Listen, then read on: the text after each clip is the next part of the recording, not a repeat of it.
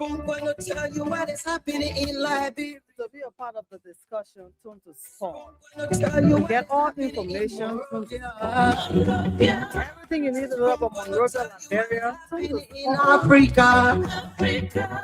We are here to inform, we are here to educate, we are here to entertain. We give you credible information, we break the news, all the events unfolding in Liberia, To get the news around Liberia, outside of Liberia, all the news updates you want to happen know right here. what's happening Phone 107.5, Fabric 101.1. for the Phone TV Live, Fabric TV Live, Super TV Live.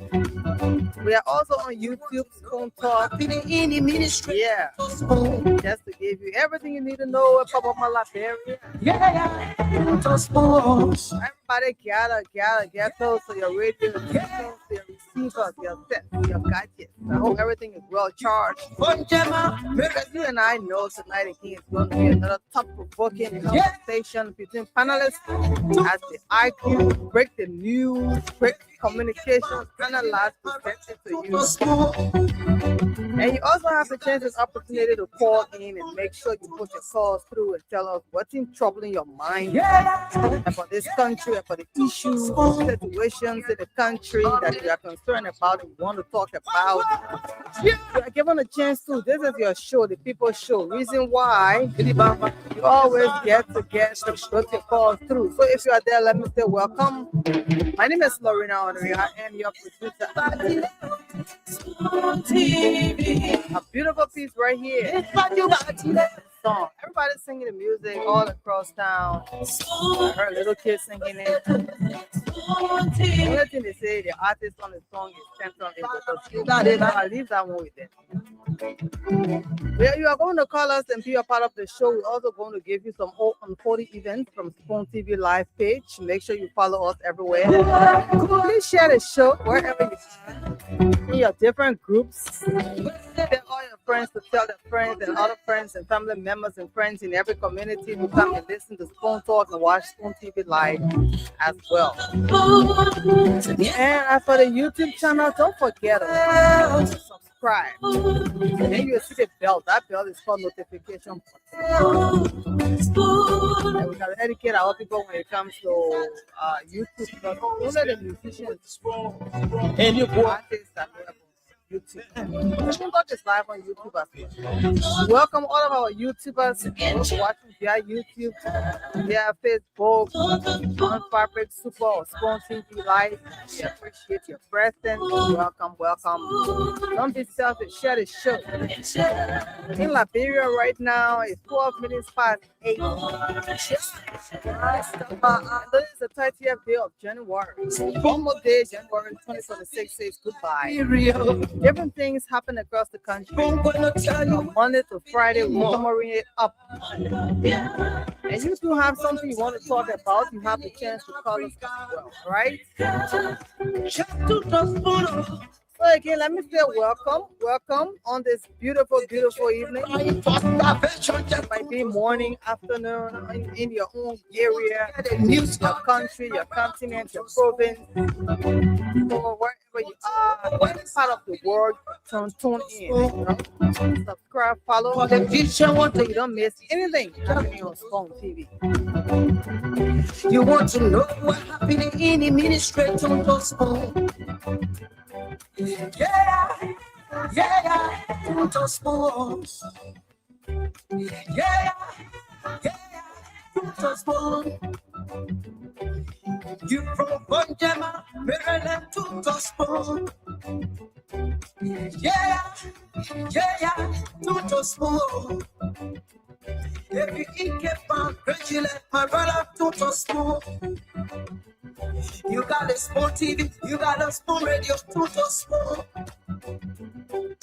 Yeah, to Spawn. You want to get a news update, to Spawn. Yeah, Rastafari. Kilibamba, kilibamba, kilibamba. Kilibamba, kilibamba, kilibamba. What I want? Yes, party. TV. Yes, party. All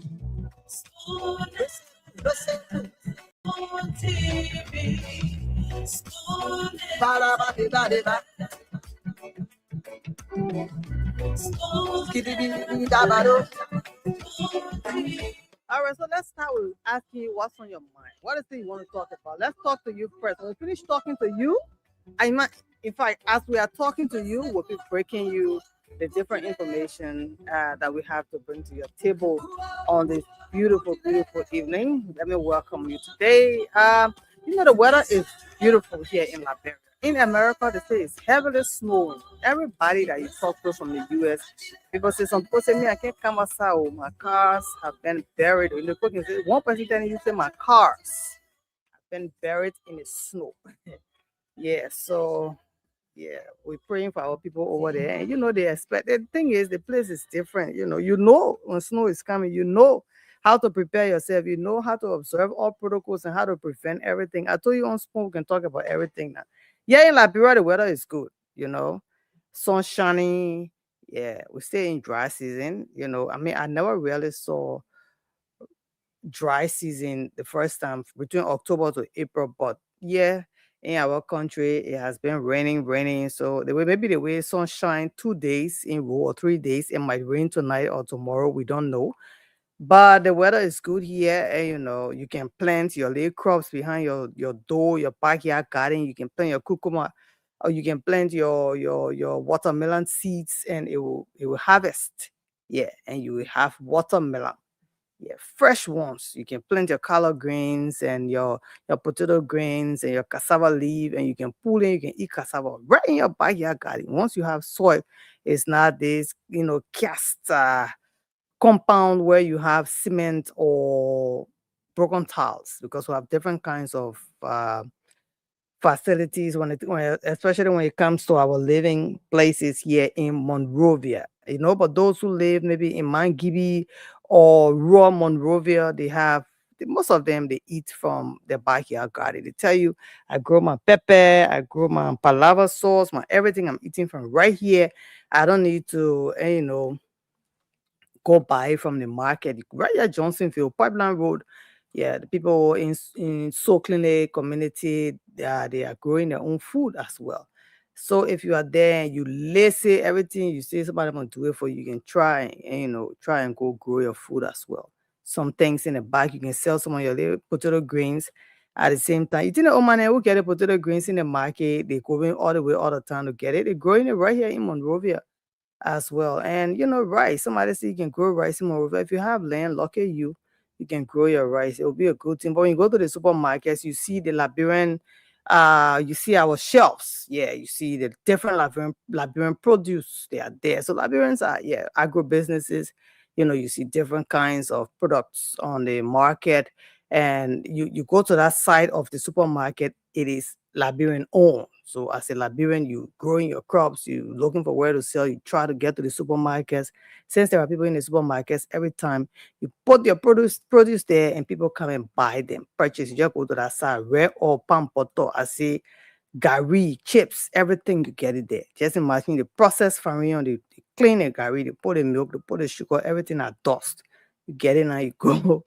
You soak it, you drink your gari, you drink gari, you drink gari. Igbo men say drink gari. All right, so just a little tease for you.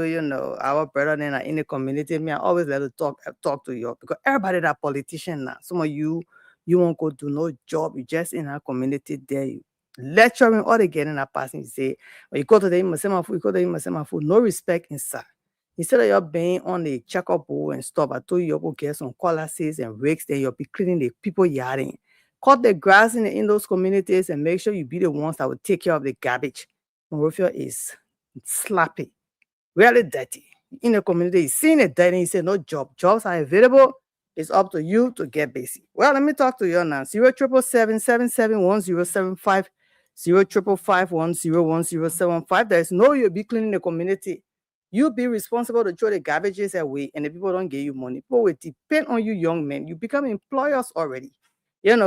Entrepreneurs. Yeah, for the community. Making sure to keep the community tidy, and people will pay you. Then people will want to give you the free food and to eat, not you demanding. Let's talk to you. We talk to the first person before we get into some of our news stories. Good evening.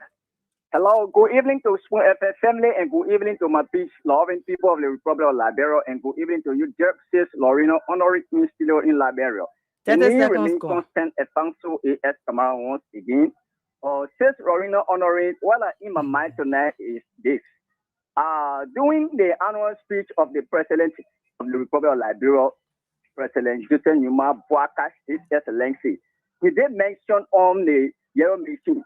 Yes, we all do respect. We agree that the yellow machine is on ships coming, but it's not something for us as a Liberian to be celebrating or to celebrate it, because it's our very taxpayer money that we order them to go and purchase those machines to bring for us for our country use. So it's not something to celebrate. But we are asking them, instead they tell us, after President Boakai has traveled to 8 towns around the world, in any surveillance or reliance to us, there is that own subscribe company and make your life better. Well, Mo Ali, the director of the water and sewer of the Republic of Liberia, nothing else he had to say when he come up to tell us more lies to irritate the Liberian people by saying that the motorcyclists today they are riding a motorbike in the various streets or the principles of Monrovia and ethnic barrels. Is they're the one that created that. Where the Pekinese go and take this motorbikes to do a way they pay. Look, Liberian people are not stupid. I'm for the express. But we set as clear one Toyota 2029, we will have alternative to be replaced with your, we say, Mr. Edison, and the Kumis, it's the only alternative. Liberians should not be compensating thingy where to be gravitating for leadership. We have a leader. Let me have a track record. Thank you, sir. Thank you very much. Economy. Thank you. 0777-771-075, 0555-101-075. Hello? Hello? Good evening. Good evening. Yeah. What's your name? Where are you calling from? Yes, my name is Daniel City for you from district number 10. Okay. Yeah. What's on your mind, sir? Yeah, this is my lesson. My my is in simple English. Mm-hmm. And Papa there, Grandma and Grandpa there, brothers and sisters. Look, the people who love power, they're just trying to fool your name, making it look at President Boakai is a maker, is a music maker. They're making believe that Boakai plays in this country. Not knowing President Boakai within 6 years. Okay. You know, everything is 6 years. Mm-hmm. That's why you have to cover. So everyone listens to the propaganda. Everyone telling the whole they're not doing nothing doing this, doing that, but you're seeing what's doing in a country. So you're not listening to them. I'm not care how they talk to you. You don't listen to them. Thank you, sir. Thank you. Thank you very much. Thank you. All right. Let's take another caller. Other people are calling. Everybody wants to say what's on their mind. Good evening. Good evening. My name is Timothy Joseph from the Soul Clinic community. Timothy, you are live on the show. What's on your mind? Yeah, actually, this particular Soul Clinic is one of the, it's not one of the, it's the biggest community in this particular TV. Oh. I had done or survey back here. There's no public clinic in the whole Soul Clinic. There's no public what? No public clinic? Yeah, there's no public clinic in the Soul Clinic, and Soul Clinic is the largest community in Israel. Wow. The one public clinic is not a Soul Clinic. Before you take treatment, you have to go to Tupelo Road. There's only one public clinic at Tupelo Road Junction there. And the Soul Clinic is very big. So we are kindly asking the government to please help us at least one public clinic for our people to be taking treatment in a particular Soul Clinic. Okay. Thank you so much. That is a very, very important one. No public clinic in Soul Clinic. My mom lives in Soul Clinic. So, yeah, I'm concerned too. You know, we do community reporting all of the time. You follow us all the time. So, we are glad that that one was brought to us. That is why we are here to provide a platform. Whatever it is that you want to talk about, call us. Let's talk about it before the CEO, Stanton A. Witherspoon, and the rest of the panelists come on. 077771075. 05551101075. Good evening. Good evening, sir, madam. Good evening, Lorena. Yes, you're live on the show. What is your name? It's Oscar Zigwen calling from Compasere, Nima County. And so you took the cup yesterday, eh? You went to celebrate. Today. We're on our way already. We're not reached Nima yet. We on our way already. But you started going last night. Yeah, no, we were celebrating in Monrovia last night. That today we're beginning Nima. Okay. So what's on your mind now? Yeah, Lorena, what my mind have to do with the economy of this country. Mm-hmm. As I always say, only we Liberians can build this country. No foreign national can build this country, no matter how can you give all the money to them. But over the year, Lorena, we have observed that most of the ministers, even down to the key officials of government, are going to Indians and Pakistanians, bringing it in this country, mostly in Ganta, in every city of Nima County, opening store for them and working for them. Yeah, Lorena, and they are working for them. They are selling the goods, wholesale and retail. Lorena, when you continue, we Liberia will go out of business. When you reach Uganda alone, Uganda has almost 13 stores. Indians and Pakistanians. And 60% of the store is owned by Liberians who are officials of government, opening the store for their people because they say they have confidence in us. So I'm called upon the government.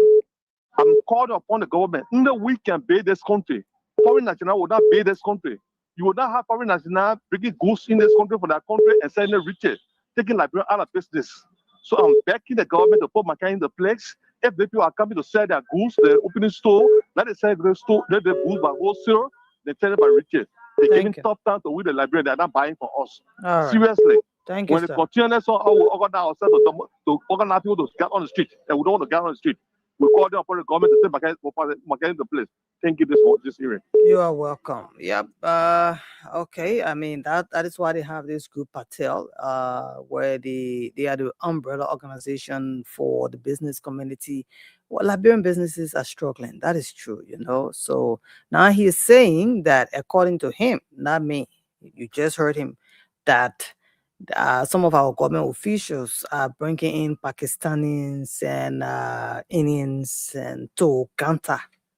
And they are giving them goods to sell. But they are selling them not just wholesale, but retail as well, which making it hard for Liberian businesses because you can't sell. I can't come to you and buy wholesale from you to go and sell retail, and then you yourself selling it retail, the prices will not be the same. For example, if I should go to get a pack of mixed coffee for $7 a pack, I know it good because I buy it all the time. And then I should go and sell it for $40 Liberian for one, and you are selling it for $25 Liberian. People will come to you to buy it $25 Liberian instead of coming to me to buy it from $40. The advantage is you're selling wholesale and selling retail at the same time. So the guy is saying they are putting them out of business, and due to that, they might gather themselves to go protest. That's why he said 077771075 05551101075. Remember, Liberians have gone outside of the country. They see how it is in the other economies of other nations. They know that the people themselves in control of the economy. So if they can't be in control of their own economy yet, then it is an issue. It is a concern. It is a challenge. Let's talk to you. Good evening. How are you doing, my sister? I'm Abraham B.A. calling from DSA Road, Raho. Father Abraham, welcome to the show. Yeah, okay. What on my mind tonight is the police officer will get on first. I'm a commercial driver. You know, they ask you what we know before, I know before, now they ask me in position. Because they ask you what I know boomer every time. If you now stand to a particular place, when you can meet you there, you're putting their people and telling you. I want to appeal to the RG, Mr. Gregory Como. Please come on Broad Street. The officer then are there, the traffic, the one in our traffic, we got here, you may me, we get or I call it PS, you may me. We got different people that they are not even except on Broad Street. They give me the commercial driver hat and they give you a hat. You take all your space from here, you see there for Broad Street, they want for you from Papa all the way Broad Street. They want for you to get them 100. Then what will care to happen there? And how can you go to school? So I'm appealing to the RG, yeah, you can say something. If I lie, yeah, you say, please, close person there, you can do investigation for us. The commercial driver will stop me the money here to my beg you. Thank you. You're welcome. The fact that you have said it and you are a commercial driver, I'm very sure that the IG will, get into the investigation. That is why we are here to provide a platform. Yeah, we open the lines, you call, you give the information. Once it is credible, it gets investigated. And of course, solutions happen. Good evening. You're live on the show. Huh? Yeah, what is your name? Thank you, Lavino. My name is Tebu Fufana, member of United Party International. Exactly. Yeah. Lavino, my issue have to do with my president, my lovely president, which is JMB. I want them, Mr. President, I want them, Mr. President, to reconcile with somebody is not false. So he focus on the country, rather the reconcile with George Bush than not even one reconcile with him. Mais who you can born, that forgot for presidency, you just issue a share on the president, now one reconcile with you. Leave it. He not the hospital for all to say if that reconcile, the country will fall or will not. You reconcile with the other people. Look at the other country, people see for the worker will put me. That put me not to see the government. No. And not to say not the opposition, no, but they just feel like the country is not to stay there. Or if you reconcile with President Walker today, meaning there will be no judgment or there will be no. So I want the president, Mr. President, I beg you. Forget about John Weir. John Weir say one person. He not money the country. He get one person, a president give it to him. They want now nobody president, nobody entitlement. Thank you. He get one nobody responsible. So the President Walker, because we tire here in the kind of year to say, you know what reconcile with the men. Even President Walker that do not, he not be fair for. Thank you, sir. Thank you very much. Who the one do favor for him by making president? So you just to step up. Well, another we are doing the we are project. They are to say that who personal money or that here who personal money is Thank you. 077771075. Mr. Fofana, you keep saying the same thing over and over. You can be it. 07751101075. Call us and let's hear what's on your mind. All of you viewing via the internet, we appreciate your presence. Thank you for being there. I know the CEO will holler up most of you, but let me see if I can just say hi to some of you right there. Since you can't call, but you are telling us where you are watching from and you are following us, and you are also sharing the show from what I gathered. So we'd like to say welcome to you, Augusto Skuma and Vinicius Junior Ba, lucky you, Melvin Nathaniel Roosevelt, Laneria, that's Laneria New Birth Political. I hope you are not trying to say Liberia. Daniel Bando, George Wayne, 1 yen, Lai Ekane, we say good evening to you. All right. Good evening, Sylvester Yema. Good evening, David Williams. Good evening, Lucille Touré. Good evening, George D. Myers Jr. Good evening to you, William W. Wulu. Good evening, Emmett Hammond. Kebe Zizi Zion. Good evening, Roland W. To. Good evening, Lucille Touré. You are still there, John K. Toli. Good evening, Bobby Zina White and Patricia and Morris. Also to you, Swaliho family or Swalahu family, Oscar Ziengbien, J. Edwin M. Saki Jr. and Daniel Tente. And also to you, Golden Trust Group. Good evening, Othello Johnson. And good evening to you, Hilton Prince. Good evening, Austin J. Jacker and Chris Dawon. Good evening. Let's take more calls. Good evening. My dear sister, Lavina, honor and good evening to you. Good evening. Thank you, Dr. My name is Mohammed M. Kane. Mr. Kane. I speak to you tonight from District 16 on the project Island, member of the Unity Party in the Legislature. My concern tonight will be particular directly on our officials of government that serve in this country, must be served in the Unity Party government. You know, for me, I don't want this government to be like the past administration. Okay, one thing the former president we have government to be defeated because his government or official of the government, according to him, after he was defeated, his minister, a past official of government, they were very mean to the people that even reside with at the time they were living in it, even community. Now it's almost looking like the same as our own official of government. So let me be very honest with you. We have most of the people number. You even the telephone. You even call some other people number. Their phone. Even when okay, the phone. Oh, my man, I pay. What you say? At the end, I call the phone off on your ear. See it? They begin the same thing back in the same government. Okay, the same thing that even led the CDC to lose election in this country. This is the same thing that making our own official government. And they will make the Unity Party to be looking all outside there to come to 2029. To be very honest with you, for me, I can't equal with Sinn Féin. Okay, thank you, sir. As a minister, when you meet to the people, like where we living with them, at the end, definitely the people there they will pay the debt back to you 2029. Okay, we know that. Yeah, I mean exactly. That's what we have heard a lot of people saying it. Yeah. People say we're just waiting for 2029. You know, people in all the countries that will be having elections in 2029. 0777-771-075, 0555-101-075. It is time for government officials to listen and get back to their people. Good evening. Thank you. Here in this report. So, first of all, I would like to speak to Santa Waterspoon.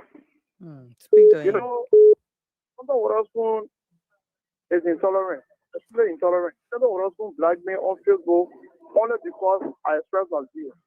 How you know he blocked you? Goes to the Unity Party. The people in Unity Party, you know, the people can behave as though they are more sophisticated than any other people on the sun here. The moment you talk, no opposition, just say cry and all asking opposition needs. And let me tell you this. You're talking about Facebook, that's not what you're doing for us. You're talking about bringing light, that's not what you're doing for us. You're talking about power water, that's not what you're doing for us. You people were hired by us to do more than even that. But the more people part about it, it's like when you're lying, then you won't share blame. You're playing better. You people are the perpetrator. Why you people are the perpetrator? For example, the last of President Joseph Imabwaka. Watch how you speaking to now. That spoon, yeah. There's a responsible network. Come again? Go ahead. Hello? Yeah, so I said the last of the president. Now what the opposition, what the people are doing, I'm listening to the deputy minister this afternoon. I'll try to make my point, but if I didn't go through. Sano was trying to share blame on the opposition. In fact, the people making it to look bad. Was there George Weah that wrote a speech for President Kwakai? Was there Alexander Bennett who wrote a speech for Kwakai? And you know the reason why people distancing themselves from that speech, especially so the public were minister? That is because the way they try to do it, to deceive the public, the people, they full of deceit.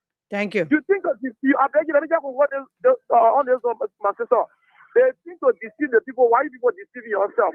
You always be deceiving yourself, thinking say when anything we say the people will believe it until we catch up with you. Now you all see a control noise to allow noise get as soon as noise get on our control. All right. You will not give you.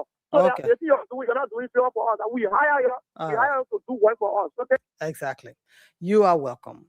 0777-771-075. Good evening. Hello. Yes, what is your name, sir? Yeah, Lorena, this is Papa Morris calling from Red Light. Papa Morris.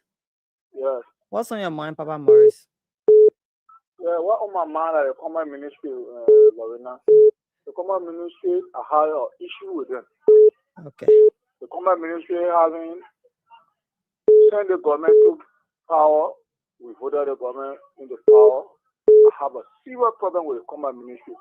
They are now working in the interest of the Liberian people. Because they are the people who can regulate prices for that matter. Because they have the agent to put the people on the fee. Because the store cannot be selling retail, and people who selling in wheelbarrow selling retail. Okay. Not a matter of they're not buying. They're buying Lorena.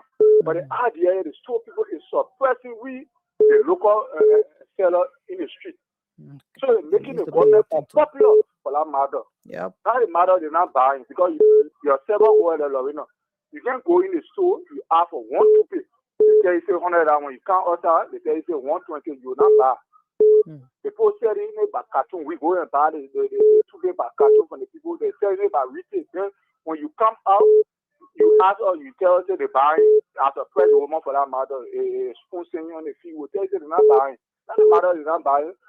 But the idea, the store people is suppressing the local seller. Okay. So the Commerce Ministry has to put their feet on the ground. At least they regulated that the store, if they're selling wholesale, let them sell wholesale. Yep. We that outside are selling retail, at least we were able to do one or two things. But it's suppressing us. And they're making the government unpopular for us, meaning the Commerce Ministry. Thank you. You see it, Lorena? Yeah, I understand, brother. I understand clearly. I'm always in the market talking to marketers. Thank you. Thank you.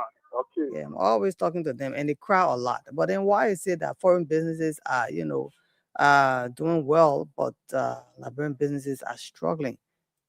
So everybody needs to survive, and the fact that we even selling the same business, having the same kind of businesses. Some people tell you that in other countries, as a foreigner, you opening factories, you won't be selling the same kinds of market. You must say selling cold, or we're selling biscuit, we're selling soft drink. No. That would be, just local business for Liberians. His Excellency President Joseph Boakai is in Ghana, and 3 hours ago, this remark was put out on the page of the E-Mansion. And he says, Your Excellency John Dramani Mahama, President of the Republic of Ghana, Your Excellency, retired Brigadier General Julius Madabio, President of the Republic of Sierra Leone, senior officials of government and representatives of international organizations. I have been informed about the recent developments in Niger. This development is a rude awakening and crude reminder of the realities that confront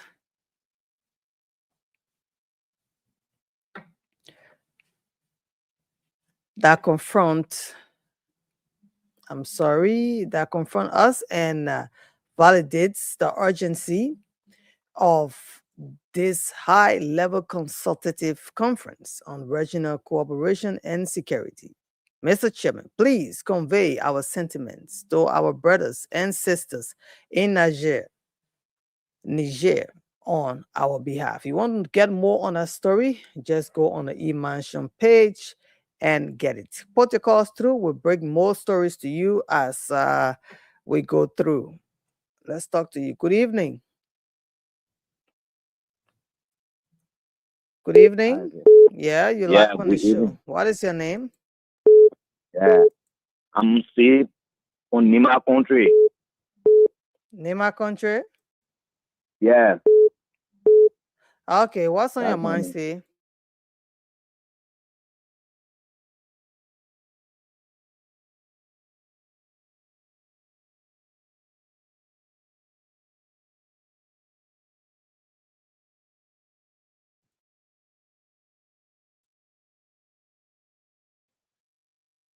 But the people are not looking up to us. During the election time, the people will come to our promotion, will run campaign for them. Will be hungry. You want them to come out of you? Now that they are in power, I want them to come back to me because the people are working. Nobody care. Whether citizens working with people or citizens not working with people in the country, the way the people are speaking up, they are not working. Where do you work, sir? So what we can go, you let the people there for a baking fuel. Let's you put it in front of the garden. That is see about me. I do public security. Okay. So you have a job. I can go. I put my situation back down. So that one I doing something. That the government see about that one. It's more job in the country. Then they see the employ the citizens that are living in the country. We're suffering, we're doing the small work. We're not benefiting nothing behind it. The people that benefiting more than all. Who people? The white people there, the people who are working with them, the private security are working with Johnny Beach, are working and I get no hospital. Okay. Yeah, no so benefit. No benefit, nothing. They break our account, 5:30 our account to just 7 o'clock, go home. I put my shushan bar down for my children to eat. That what make it, I don't want to lead a job. But we elect the people to fee for all. So, job in the country, so much more job like what we're doing, that the government hold far with the people, that they pay all good money, that will feed our family that are beyond too. So I now go to school. Maybe the private security, what we're doing, that will make it tomorrow benefit our parents to benefit. Okay. Thank you. A baking seal. My knee is safe for Nima country. A baking seal. Thank I'm you. a country man. Thank you. Yeah. Thank you, ma. Right. I tell you, the people are really, really, really crying, and they are really, really complaining. I mean, they have jobs, but they are still complaining about what they go through. Other businesses are struggling, especially. In fact, most businesses struggling are Liberian businesses. Good evening. What is your name, sir? Yeah, my name is Nuta. I call from 540, community at Peace Island. Nuta. Yeah. What's on your mind? Yeah, what on my mind is a federal call from Ravida M. Talking about Ministry of Commerce. I just want to buttress it. What I got there is true. Tell the power. That Ministry of Commerce is Doma. It's actually Doma. Nothing is going on there. There are two ministries really. One of the government. You see the Ministry of Transport. The transport now gap is down, but they say the thing. The same fare that people used to pay was gap fare off from where to go in kind of city. All over the country. So $3 we have to put a foot down. At time during the career time, even any see the Ministry of Commerce, he said that you see the these days they are not visible. You can see them. So the president very powerful on our two ministry, the Ministry of Transport and that are Ministry of Commerce. All right, transport and commerce. You say they are dormant. All right. Okay, so you heard him. I mean, citizens are calling. People are concerned about the country. The Environmental Protection Agency, EPA of Liberia, through the Climate Information System, CIS project, has launched a training program to empower women as climate ambassadors and members of disaster management committees. Speaking at the opening recently in Buchanan, EPA Executive Director Dr. Emmanuel K. Yue Yakpawulu, and climate change said climate change is already affecting Liberia through flooding, coastal erosion, and worsening disasters. He emphasized that women, though often most impacted, are key leaders in building resilient communities. So he is glad that women are being empowered as climate ambassadors. Yeah, they will move around, make sure that they are part of the disaster management committee and work alongside with the communities. These are good reports coming from our people there from the EPA. And of course, recently that workshop happened in Raw, Liberia. 077771075, 055101075. We say congratulations, Grandpassa. You have female ambassadors for climate change. Maybe they can help the farmers to stop cutting down those bushes where they shouldn't be cutting down. Good evening. Good evening. You're live on the show. How are you? Yeah, I'm Winston Double. I call from Upper Kawa. Yet during the President Sona, he made mention of school feeding program. But I can see more people still calling, doubting it, declaring it as falsehood. These are things that are very easy to be verified. I can name you about 8 schools, cluster schools that benefiting from this feeding program. Okay. I can go ahead. Go ahead, please. The Louisiana Public School, the Upper Conway Community School, okay, the Samukatan Public School, C.H. Henry Public School, Carisburg Public School, New Georgia Public School, and Harrisburg Public School, Forfeitan Public School. These are schools that are benefiting in Monserrado County too. It's very easy to be verified. People just go about force school. Don't sit down. Go and find them. Yep. I thank you very much. You're welcome. You're saying go and confirm when you hear news. Don't just sit down and say that lie. Go and find out. All right, 077771075. We're still going to take more calls until we see the CEO, and then we can start the show officially. Right now, we are just on the production stage, the beginning of it, the greetings aspect. Good evening. Sorry. Good evening. Yes, you're live on the show. What is your name? Right now, my name is Steven, and I join you from Tinga Village. Steven, from Tinga Village. What's on your mind? What on my mind had to deal with my lawmaker from District Number 1 in Bon County.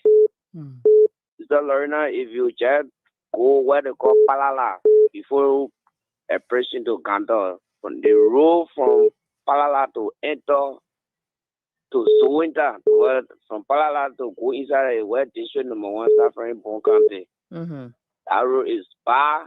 Prince Quina is my representative over there. So I really want for you, when CEO come on the show, please tell CEO, let him call Prince Quina on the show. Let him show the 2-year or the 3-year that he's not spending power. Let him tell we the District Number 1 in five district. It's the District Number 1 in Bon County. That Prince Quina tell what he had done in the district from after Unogo returned in 2024. Okay. Let me tell what he had done in that district. I want to know because they feel that just from there we keep on burying somebody there. They wrote everything is piled up. I don't see any development there. But he not capable being saying that he representing the people of District Number 1 in Bon County. Thank you very much. So I want for the CEO to caution him. Okay. Steve Quina. All right. CEO should question Steve Quina.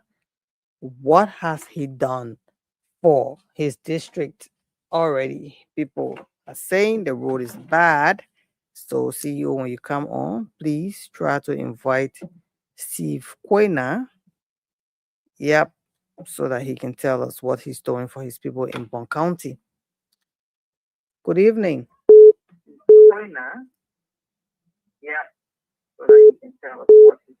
I'm hearing myself. Are you there?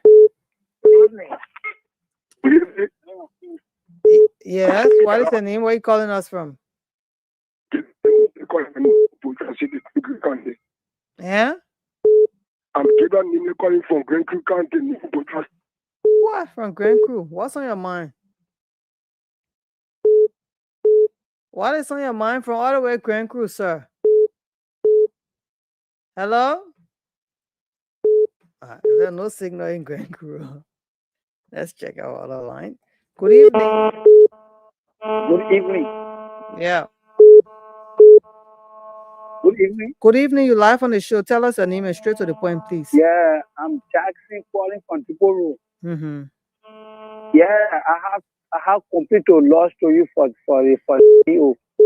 Oh, you want lodge CEO complain to me? Yeah, like some CEO did that I don't like. CEO was the one who encouraged me to vote for the United Party. Okay. And CEO is seeing that the way the United Party is treating us, insulting us to Daniel Standing on one of their sister radio stations, and started telling us how the government are even provide more than that 70,000 in discounting. I don't know what CEO, I love CEO too much to make a trust for him. I love him until anything he tell me I can go. Today, Daniel Standing when it started. Hello? Hello? It seems your credits was harmonized. I didn't cut you off. Good evening. 077771075 If you are there, we are here. Want to make sure your calls get through so that we talk about it. What is that thing that is on your mind you want to talk about? The president of Liberia is in Ghana. He said, none of us can be peaceful. We have to confirm that the president is back. None of us can be peaceful and stable if any of us is insecure and terrorized.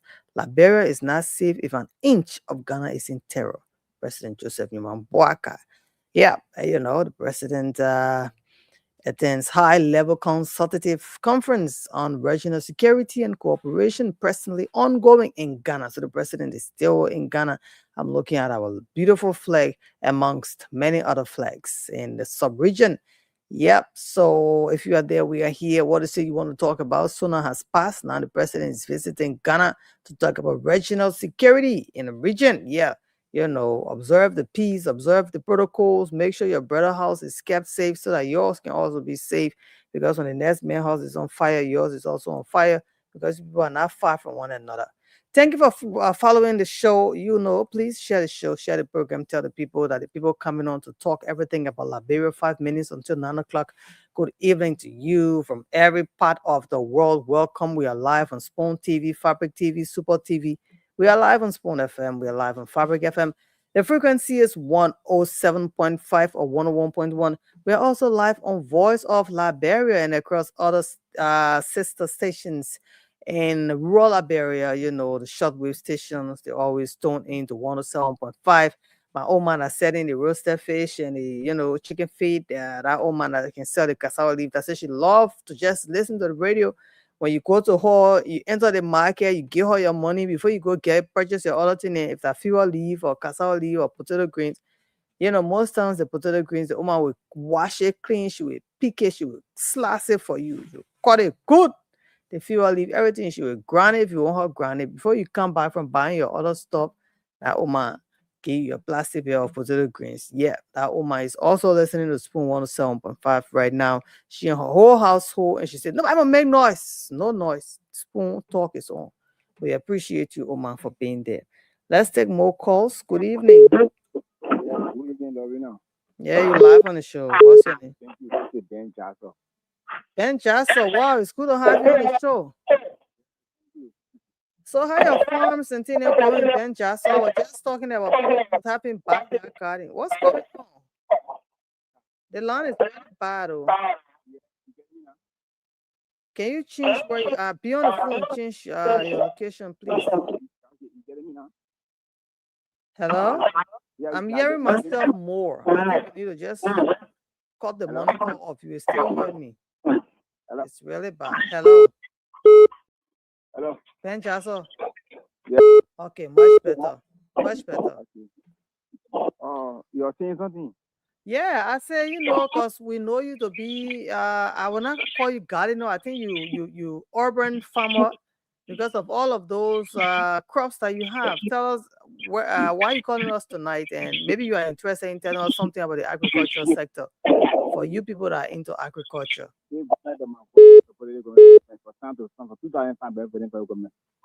Oh, you talking about the government? I think you're coming to talk about agriculture. I think they said the last of the price said that all year to be different, years are going to be different. The price of fertilizer. And the government the agriculture can be able at least when I papa better maybe in a more time all right. But because even when the market you buy 3 bags, me for 10,000 we put it on 200 and you harvest, me get nothing. So at least they should be supplying with Louisiana or Louisiana Township. Okay, so from the Louisiana Township, you want the Ministry of Agriculture to supply you people with fertilizer, right? To something for even the quick ever everything came from inside the cattle, everything came from here. You know me, yeah, the time you can hold me from here every time. But if you want to support the different, it can go to the ministry that they can be few. You go on stations, when on the stations we can call them, but nothing like that. Okay, we'll make sure to take that message. We'll make sure to take the information to them. Yeah. For you, yeah. Thank you. I'll be waiting for you. No problem. All right, Mr. Jasso. I'll make sure to take that information to the MOA. We are concerned. We were talking about, food security. We're hungry. So if you have people who are willing to farm, they say they want fertilizer, they should get it. Even you listening, watching, maybe you can, help them in a Louisiana township with some fertilizers, if you can. Good evening. Yeah, good evening. How are you? What is your name? Where are you calling us from? Yeah, my name is Joel Cooper, calling from Trinity West. What's on your mind, sir? Yeah, for me, What are those things? Let me start with my representative from district number 1. Don't stay on it long. 30 seconds. Go ahead. For me, the issue of a print when somebody is not capable of that job, he falls on a job that can happen. I will blame the people at district number 1 in Bongate. And I will also blame the man who got his a call fire for Bongate. On Primway, I'm telling this to Primway. Let me talk it loud and clear. Here comes 2032. The call for us to speak to the woman like Henry. Yeah, hello in English to get you out. There are certain people in our country. They are not there for benefit of the police. They only there to amuse yourself. They don't even care about the police. They pretend to say they like the country and they don't even like the country. I'm telling Primo is number 1. I'm not hiding my tongue. Primo is number 1. Primo in get powerful friendship. As I give it to the police. You gotta go to the police.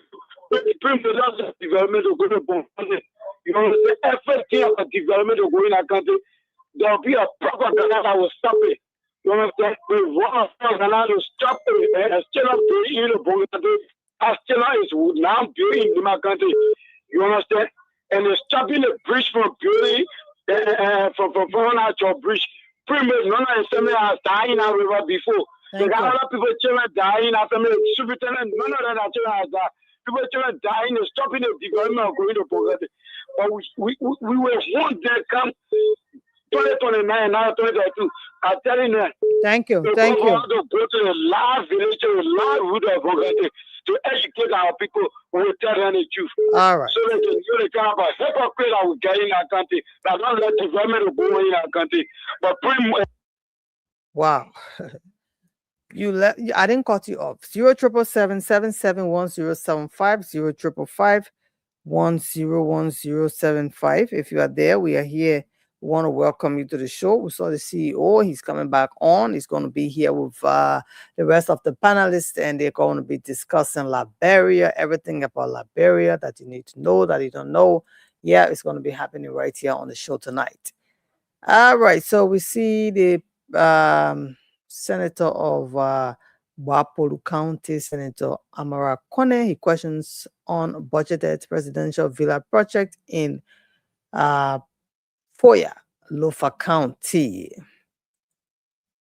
All right, so let's give you a gist of that story, and while we continue to check out for the CEO, Senator Amara Kone, chairman of the Senate Committee on Public Accounts and Audit, has raised concerns over what he described as off-budget public spending, irregular procurement practices, and the failure of reported macroeconomic stability to ease the hardships faced by ordinary Liberians under the administration of President Joseph Numa Boakai.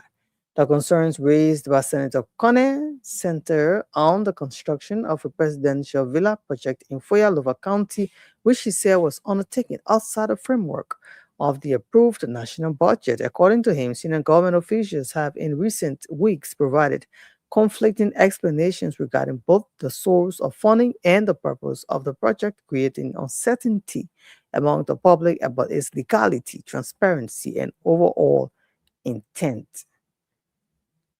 All right, it's 3 minutes past 9 o'clock. Let's say good evening to you. If you're there, we welcome you. This is Spoon Talk right here on this 30th day, the Friday, beautiful Friday evening in Monrovia, Liberia. People going about the normal businesses since day. Everything has been good. No evil report. We thank God. security system intact right here in Montserrat. But our people in the counties have been calling on our morning programs and other shows that we have on the radio. Even when you're having a lunchtime program, people call and say, we need security in the rural parts of Liberia. We can see police in the counties, except they're having elections. When they're having district elections, we see a lot of police securities. We see, security presence. You can even see soldiers, we see different people, security from the security sectors. But why is it that after elections, everybody go to jail, leave us here, we're just vulnerable by ourselves, we are not safe. So please carry the message and tell the police IG to please send enough police people to come in the counties, in the villages, across the communities. Won't see police stations. Some of them say sometimes before you get a police station from one village to another village, in fact, a police station in your district that might be serving so many communities is so huge, and you see the police station, set the police, they are not mobile and they are not even enough.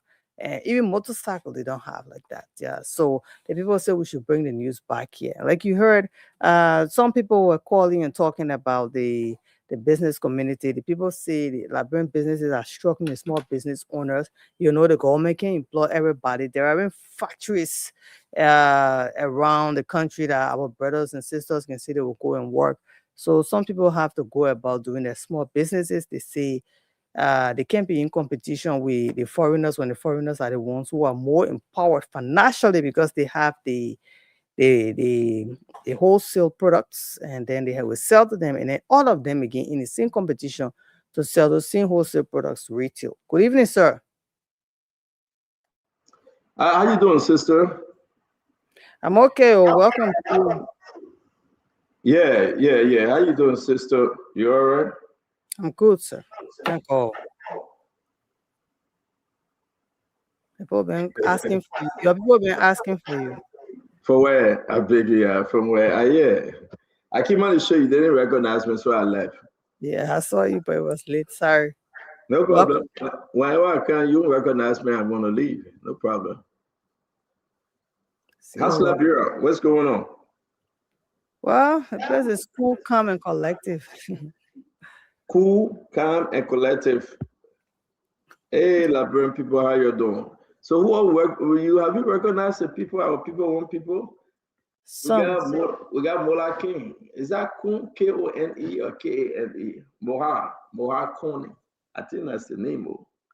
Jonathan Badia. This is Honorable Martin Gosa Zoe. Messi, Honorable. Tipo Speaker Dempster, man, where have you been? Joseph Brooks is here. Ezekiel Newman Johnson, how are you? We want to welcome all of you. We're taking it quiet on Good Friday. Well, what do you mean Good Friday? Good Friday. Yeah, okay. That's Good Friday from the Bible, right? Yeah, yes, sir. Yeah, Good Friday. Well, what makes the Friday good? It's a Good Friday. Why? Why was that Friday so good? It was the day Jesus gave his life for us. Oh, yeah? Yeah. A lot of people question why would you Hold on 1 minute. Hold on. Wait. Good Friday was the day Jesus died? Yeah. Is that what you say? Yes, sir. Let's ask. Anyway, you can't ask. See you. Huh? Yo. He doesn't know what Good Friday is. Kev, do you? Good Friday. Yeah. Yeah, Jesus died Good Friday, and on Sunday he was up. No, you see, yeah, a problem. We said, what is Good Friday? Then you tell us that Jesus was up on Good Friday. No, he was up on Sunday. But wait now, why do you say Good Friday now? Jesus died on that Friday. What made it good on that day? So Jesus died on Friday, right? Mm-hmm. That's the crucifixion. Mm-hmm. And then on Sunday, he was risen, right? And now what do people say? Oh, so why you call it Good Friday now? But why you call it Good Friday? Because he died for your sin, your evil sin. That you can. So that's what make it good. That's what make it good. That you can have a chance to have a second life, a redemption. That's what make it good. Oh, wow. Yeah, you are still crucifying him, by the way. Though he died for your sin, you are still crucifying him. And that's the problem, right? You are still crucifying him. But that's Good Friday. Act So today is a Good Friday. Act 2:38. Well, Act 2:38. Those all are baptized will know it. So go there. Go and read it. No, but that's what I'm asking you. You say Act 2:38. And for us are baptized with the holy with fire. We the Pentecost. So you baptize. You got problems though. You say Act 2:38. Why you say? Yeah, those all are baptized with fire. Repent and be baptized, every one of you, in the name of Jesus Christ, for the forgiveness of your sin, and you will receive the gift of the Holy Spirit. Repent. See, leave alone, man. We know the Bible. Kev, you are Catholic. How it is. One of the men are Catholic. He doesn't pray. If that in our traditional, because of my Catholic. But what do you mean by Catholic? Somebody pray, right? Right? Ungodly person. I don't know. You would decide what is what. Say, it said the whole thing. Say Catholic Yamade. Say Catholic Yamade. Now me tell you. Oh, but man, Facebook get thing and they will black also. You know, Facebook can speak crew and pen and all. But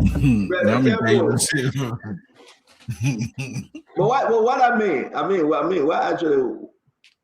Ask him, man, will tell you. Good Friday to Peter too, but Good Friday to all of you. Good Friday is April 3rd, and April 3rd is a good day in the year for me. That's the day I graduated from high school, April 3rd. Oh, and that's the day well, at the graduation ceremony, and my sister was giving birth to her third child. Good Friday on that April 3rd. So but we want to welcome all of you. It's quiet. I want to say, indeed, thank you for joining us. Lorena been holding it down. Man, I know what you call Catholic in my day, but don't be able to use words that we shouldn't use here. But somebody answer it. So what is it? Hey, look there, you see, not me. Oh, they say ungodly bastard. Let me say. All right, but Lorena, we have your face behind the microphone, Kev, so you can see you. No, I'm wondering, like you said, Facebook and black people now, you say the wrong things. Yeah, but I didn't say wrong thing. I don't know what it meant. And, this evil guy here telling me to say it. I don't know what it meant. I want to say it's good to have all of you. Binta Benete, you tired making play with me now? You following us? She said, look, Stanton and Kev, my side man. That Kev, put it on Kev. That me, Binta. That Kev telling me to say it, and I don't know what it means. Bobby's not white. So Bobby, I spoke with Alexander Colley, the political leader of RNC today, and he said he will win on the first ballot in Liberia. Alexander Colley is there. You remember the Reverend that came on the show, and he said that he dating the lady, but there's nothing happening. Want to remember that, right? Yeah, I remember the pastor very well. Yeah, and he's a stand-up bearer for RMC party. Yeah, so he said they will win first round. Yeah, he traveled all over, but he spoke Alexander Colley and the lady that Holy Mary. Yeah, right. We would believe that one. You said they can pray during they sleep in different rooms. No, he didn't say that. He didn't say that. He said they can tape out together, they sleep on the same bed, but he can't touch it. I will strike you if you say that. Today Friday, today Good Friday, I won't go there. But what the Reverend said, I mean, the Reverend said they can take out together everything. But I mean, you know what the Reverend said? I gotta bring the Reverend here though. It looks like he got to join us tonight. Let me see if I can get him. The Reverend got some great idea though. He has a lot of good idea. But the only thing I jammed the Reverend want to, when the Reverend said, he and the people can take out together and sleep on their own bed, but nothing happened. I gave her straight. I said, Holy and Reverend is his name. I started the whole justification is very funny. Yeah. Somebody asked me, somebody I was debating, you know, I always talk go against Sarah Bessel. So I said, well, we sedition, sometimes say, but no, but why don't do it? I said, why? Because Sarah gay wants you. Not true? No, I'm a very, and that's why I understand. I don't see people because the thing is, Sarah Bizo Yandi work on the president. So if you even criticize the foreign direction of the country, you're criticizing her. But sometimes one of the things that people don't understand, a lot of seditions are there. There's sometimes when I do working. No, my girlfriend doesn't work with her at all. Okay. I have no one working with her. I'm not on salary for Minister Yanti. I'm not only way you check on all the consultancy. I'm not working anywhere in Liberia. No, what kind of background you get again today? What kind of background? You get something You probably see your ego can't do anything else. The last time I remember you brought a girlfriend conversation, you put me in serious trouble. So get it right there. So how you guys? What kind of background? Everybody. The first person that started the background thing was George Lobo. John Lowe started. What kind of background is that? When John Lowe was at the McDonald's drive-through, but now I don't know which drive-through he said it from today. He would be the next minister for bread and butter. John Lowe? Yeah. No, but John Lowe said something when you were on the show. He said he would not take a job in the government if Joseph Boakai wins. You remember? He says, you will not take a job. Making more than taking I talk about John Lowe. Let me ask you a question, right? Let I agree, right? Let I agree even before working on ministry. So let I agree on something. All right. Let I agree that George Lobo doing consultancy. Is it a bad thing? No, it's a good thing. It's a very good thing. Kev, one at a time, Becky. Yes, what I have with consultancy, Chief. I think consultancy must be on the basis of merit.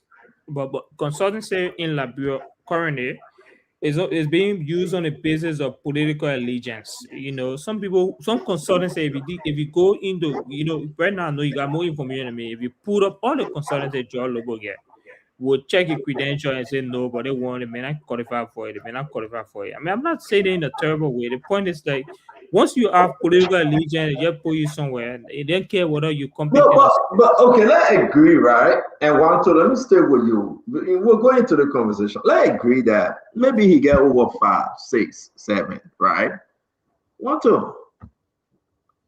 I mean, you can go hustle for your own too. But political reward is not in heaven, though. Yeah, political reward is here. President George Manuel Weah the former gave out a lot of consultancy as well. Every government would do the same because the capacity to hire Liberians. Kev will come to you. Hold on, because we know you're not yet job we are need. The capacity to hire, right? It's just few. So if you have opening international consultancy and national, it's not a bad thing. So Liberia, let's just understand, it's not a bad thing for folks to have, the little consultancy out there. You will be so disingenuous, you will be so fake if you condemn this government for giving consultancy. No, Kev, not you. We'll come to you, Kev. My argument here, my argument here is that it's not criticizing George Lobo or whoever right to have consultancy. As we speak right now, so I think a few days ago, I'm still waiting for the fact. There was some sort of internal information that said Kanye just got $87,000 out of consultancy. I'm still trying to find that fact. They said he just implemented almost $80,000 consultancy. So let me hold you there. Right? Don't let that fly. Mm-hmm. You got information like that too? No, that's not what I'm saying. I'm listening to you. Right? Let me hold you there. Let me be fair. Kanye is qualified to do a consultant, say, and get a job and work and earn money in this government. It's not a bad thing that Kanye, somebody offering, one of the ministers will offer in a consultancy. Is it a bad thing? Is that what you want us to believe? He's a counselor at law? No. And you're saying that don't give Kanye consultancy? What is your argument? Yeah, that's why it's terrible, CEO. What is terrible here is that one person, not Kanye, we're talking about Lobo first before Kanye. If the truth is to the matter is Lobo has 7 different consultancy with government, 7 different consultancy, then it's obviously true that we investigated the leverage of the consultancy, the impact of the work, even to some extent the output. So it's national. Yeah, but want to, let me go. Don't we start a conversation? I want to, you guys be unfair. Mm-hmm. You have Hussein Fadiga. You have George Lobo. Now you're calling Kanye name. We can go down the list. We get the list. People in the ministry. Listen, for me, right? I don't see it to be a problem. Do you see it to be a problem? Want to? No, I see it to be a problem. You say no. Do you see it to be a problem? Yes or no? No. Every librarian should have. But then you say no. Then let's move on. Let's leave you. You say no. My issue is you just said no. It's not a problem. Let pause and go to Kev. You just said no. Want to? No, you see, now you're playing journalism. I got to bring in Kev and Tamba because the guys coming on. We got limited time. Liberians got to listen to you. You just said no. It's not a problem. No, but see, so what's the issue? You said no political reward in heaven. My disagreement is that consultancy must be based on competence. So my disagreement is not just. But you don't know whether they are qualified for the position. Who determines the qualification? Do you know the criteria that comes with the consultancy? Do you know what's offered to them? Because the consultancy is done on a political allegiance, we have no information to who's. My brother, 1 Every government will have a political consultancy. You know that. Do you have the information on Kanye consultancy, on George Lobo consultancy? Do you have something to share with us tonight on Fadiga? You have access to the information. You have access to it. No. That's why you're going back to the phone to take information. Kev, what's your problem? I want to be fair, right? We can play the politics all day. Political reward is not in heaven. If they gave that consultancy in Georgia government, Madam City government, everybody will run with consultancy. We know that. But don't sit on the show like it's a bad thing. When these people, who do you want them to get a consultancy to? To the Indians and the Lebanese? And the other group out there, can these people assume they don't have a government job consult in this environment? How wicked are you guys going to be? I'm not talking to you, Wanto and Kev Hassan, but yes, indeed, I'm talking to y'all. That wickedness. How can CDC be so wicked just because they won't put my, listen, Joe know what I'm my friend, but if they gain 100 and you qualify for it, you're making money, God bless him. So can I come in? CDC government, he wasn't making it. If another government come up, he would not make it. Give him, once they are qualified, if you want consultancy, tell us. We'll put your name down on the list. Okay, can I come in now? Yeah, go ahead, Kev. What Wanto is saying, simple. Wanto is saying that you help Joe Lobo when he asks you for school fee, that he pay it. We're not saying that. We're not talking about qualified. He qualified. We are not talking That's about why he's saying. So don't go there with us. No, don't do He that. qualified. Don't go there with us. You see, that's a level you guys can go. I can be so. Don't you were the one that he was asking to help him. That you were asking to help him so he can go in late school. He didn't finish it. The way election, he go there from teller and he want to be something at finance ministry. That's what I want to talking about. He could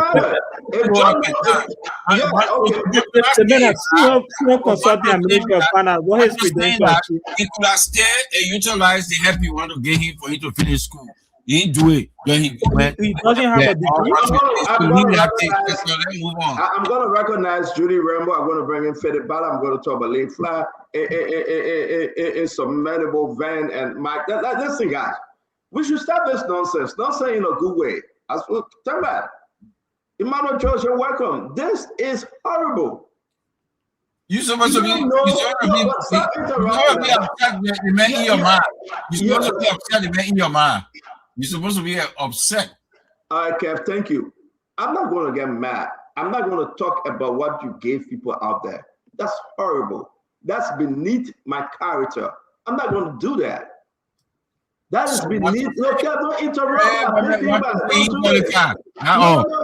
Don't do them, man. Stop. I always tell you, stop taking that Latin before you come on the show. That beneath my character. That beneath me. They suffer, some of you guys that suffer. They give them small consultancy because they are not fit within that ring to get a job yet. And you're going to get mad? Are you kidding me? And you told me what you did for John Noble? Don't tell me that. Okay. I can't. Sometimes I really try my best to respect you, man. Sometimes I do. Yeah, don't do that. Don't do that. Okay. Don't talk about what you do for people, man.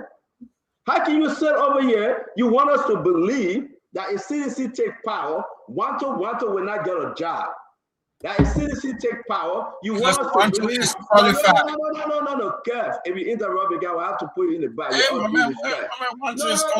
gotta go to the other people. What a disgrace. People that suffer for Unity Party government. You come here to tell us that there is no job left. Fadiga, they gain consultancy. They make it in 1,800. That problem? Who don't know Fadiga? Who don't know Josh Noble? Can you come on the show? If they give Kanye something to eat, that problem, he's qualified. How dare you come up and make mention of Kanye name 12212? I mean, you guys are a disgrace to the society. I think not to be frank. And you guys will be the same people running behind Joria, Alexander Cummings, Musa Belete, and any one of them if they take power tomorrow. You'll be bringing your girlfriend, your boyfriend, your mate, your this, that, whatever. They don't do this, man. Whenever I come on the show, I come in peace. Political reward are on earth. So can you get political reward, CEO? Yeah, thank you, CEO. Know that he got political reward. I'm fine with that. Listen, what you want from Kanye? Kanye say, I respect Jose Iman Bwaka agenda. I support the president. That's what he said. He did it for political reward, right? You want some? Come talk to me. I will call somebody who will give you consultancy too. No, CEO, man. I don't think I'm interested in consultancy. Let me get my chance now. CEO called me twice. You interrupted. So sorry. I just wanted CEO to confirm Kanye got political reward, but thank God the one that Joey didn't give him, we give it to him. I do agree with Stanton that political reward is not in heaven; it's here on earth. And this is why I have seen people hang their hat while the sun is shining. They switch political parties when they feel that they don't have their interest in this group or in this party is no longer being protected or it's not there. So they will switch parties. And you should respect people for that. But Wanto, you as a young man, let me tell you, my brother, never allow your support for a political party or political leader to dilute your patriotism as a Liberian. Never allow that. And here's why I'm telling you this. You see, politics in Liberia, I don't want to school you on, I know you are a highly educated man. And this is not schooling. This is just me sharing my insight. Politics in Liberia seems to be a zero-sum game. which means when one political party wins, that political party takes everything, all the ministerial position, they take it. I can go back to former President Madam Ellen Johnson Sirleaf, who tried to integrate and incorporate. So what we are saying is a consultancy part. Maybe you didn't hear us. Let me remind you, we don't want to do too long because we got 2 more minutes. I just coming to you. The name Kanyo, the name George Noble, they are naming Fadika and other people. Right. The argument here is it a crime that the government gave them consultancy? Yeah, and that was the context I was laying to you. I agree. But look, these people are Liberians, first and foremost. And that's the point I'm trying to make. It doesn't matter which political party they were before, or even if they would have been members of the opposition party. As long as you are a Liberian, you should be given the same opportunities, whether you are a member of the United Party, political party or not. If there are opportunities and we want a Liberia that we want, doesn't matter whether it's Kev Hassan, and Kev Hassan, I don't know his qualification, but as long as these people have the qualification and the regular skill set and the knowledge, and they are available to provide services to their government, to Liberia, they should be given the opportunity. And I don't know if you're out there, we're going to welcome Dr. Richardson, our brother Emmanuel George, Tamba 12212, Kev Hassan. If you're out there, you got to just tell us what I'm saying is wrong. I want to be fair with the discussion. You got to understand where you find yourself today. Emmanuel George, let's hear you. Is it a bad thing to give these guys a consultancy? That CDC that were giving consultancy $150,000 to people, we got the list. This government even have to pay them, the Justice Department, everybody that was placed on consultancy. Also, Twerking, he started paying them because Joel couldn't pay them all and he left office. Hundreds of thousands of dollars. But today, they are condemning the people that they get. Emmanuel George, I don't know what you talk to us. I mean, we need to stop this. We do. We need to stop that. That'd be fair, man. Emmanuel, talk to us. About consultancy with Kanyo there and Lobo? Yeah, it's not a problem. You see, I have no problem with that. Wait, look. At the end of the day, people forget to know that we are all Liberians. And at the end of the day, they fail to realize that the only country we can benefit from is Liberia. So if you have smart Liberians and they have gone through the process, my emphasis is through the process, and they qualify, I see nothing wrong with that. There's nothing, I'm not going to get in those kind of argument as to saying because the person, but the part that may be challenging is that if I have to become a sycophant or have to be jumping from one political party to the other political party because of consultancy position, that's where I have my problem. But no one should be denied the opportunity of getting a contract from the government of the Republic of Liberia based on religions, based on ethnic group, based on political affiliation. Nobody should be denied that who is qualified for that, because we are all Liberians and we have the right apply. If I'm qualified, fine. Look, Stanton, if the government hire me today for a consultancy contract, I go to Liberia as an ASC partisan, and the work that I'm being hired for comes out successfully, who will take the credit? Will it be the ASC or the United Party? That's where many people fail to understand this thing. Who will take the credit of the success? You're right, brother Joe. I like what you just said. Liberia need to it's only fair. Liberia benefit when these guys are qualified. But to cherry pick and say, Joe, Lobo ain't get this. Why you giving them Fadika? Let me tell you something. Let's talk the issues. CDC are always crippled their own argument that Rich is saying. That good, unique argument. They got problem. I'm not bidding on seditions. You know how many people sedition have on a consultancy that Rich is saying? I can tell you guys tonight. Hey man, talk to me, Dr. Richardson. First, I want to say hello to everyone. Hi, Dr. George. Lorena, I hope you kept my outfit. Hi, Mr. Agalas. Hi, Wanto. Hello, Kev Oh, Hassan. yeah. Hello, Stanton. And it's good to also be here today. And I want to say hi to the Liberian people who are listening to us. The question is, should Liberians get a job if they qualify for it? And I believe that Stanton and the panelists, if they do qualify for the job, I'm hearing a.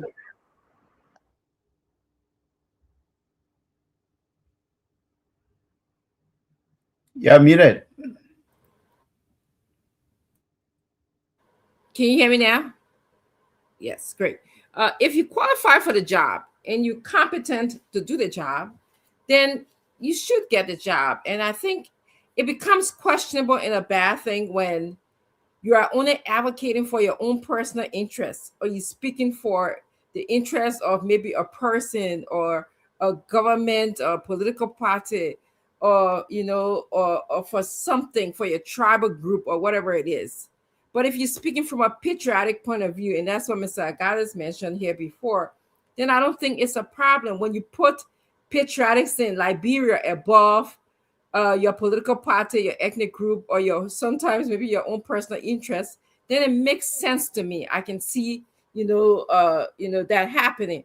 But when you just giving somebody a job, or you just making an assignment because that person is your friend, or because that person is your cousin, or because that person is your tribal person, or because you guys belong to the same political party, I do have some serious problems with that. As it stands now, Stanton and the rest of the world, I pay my dues in this country. I'm retiring. I don't need to be attached to a political party in order for me to succeed anymore, or to collect more material things. I pay my dues. I'm at the highest heights of my political career. I'm looking to retire now. So, what I'm doing for Liberia is because I want to see a better Liberia. I'm not here. I am a member of the CMC, and one of the primary reasons that I joined that political party because it aligns with the goal of wanting development in Liberia for so long. Our country has been stuck where it is, and CMC is developmental oriented. I see what the political leader is doing, and that is why I'm aligned to that political party at this point in my life. Thank you. Thank you very much. Folks, it's 9:30 in Liberia, 4:30 Eastern Time, that Richard saying. And all of you, I'm kind of like, I'm getting afraid of, some opposition political party. I'm not going to call their name because I don't want to be direct to make anybody feedback. I told you guys yesterday, I'm trying to change. I'm trying to, be more religious with my faith.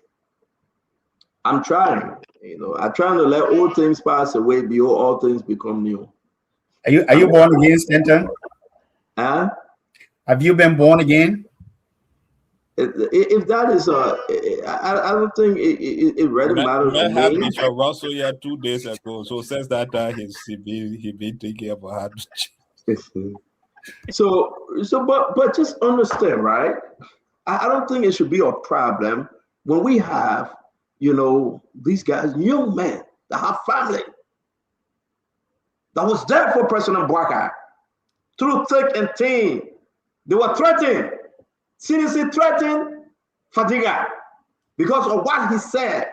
Though it wasn't nice, right? And CDC went after him. Even when he was given the job to go to where the place over there, France, they reported him. The people denied him. Let's just say, let's be fair, because he said something which was inappropriate, against the former president. We understand. But he's a young man, he gotta eat. Josh Lobo, he was hungry. He left everything. He wanted to help his Uncle Joe. Kayo Barbara, all through the election, he fought for Kev Hassan, spiritual godfather, President Weah. He fought. He went through the thick and thin. They rejected him. They turned their back on him. He saw the light. He saw the shepherd. And he heard the voice of the shepherd. Come unto me as you are. I will take you just as you are. Kanye came and he accepted Kanye. No, discrimination, no hard feelings. He said, come on, you're sedition, come on. You ANC, come on. You CMC, come on. And President Baga told him. So if they get the man consultant and say, what's wrong with him, my people? What's wrong with him?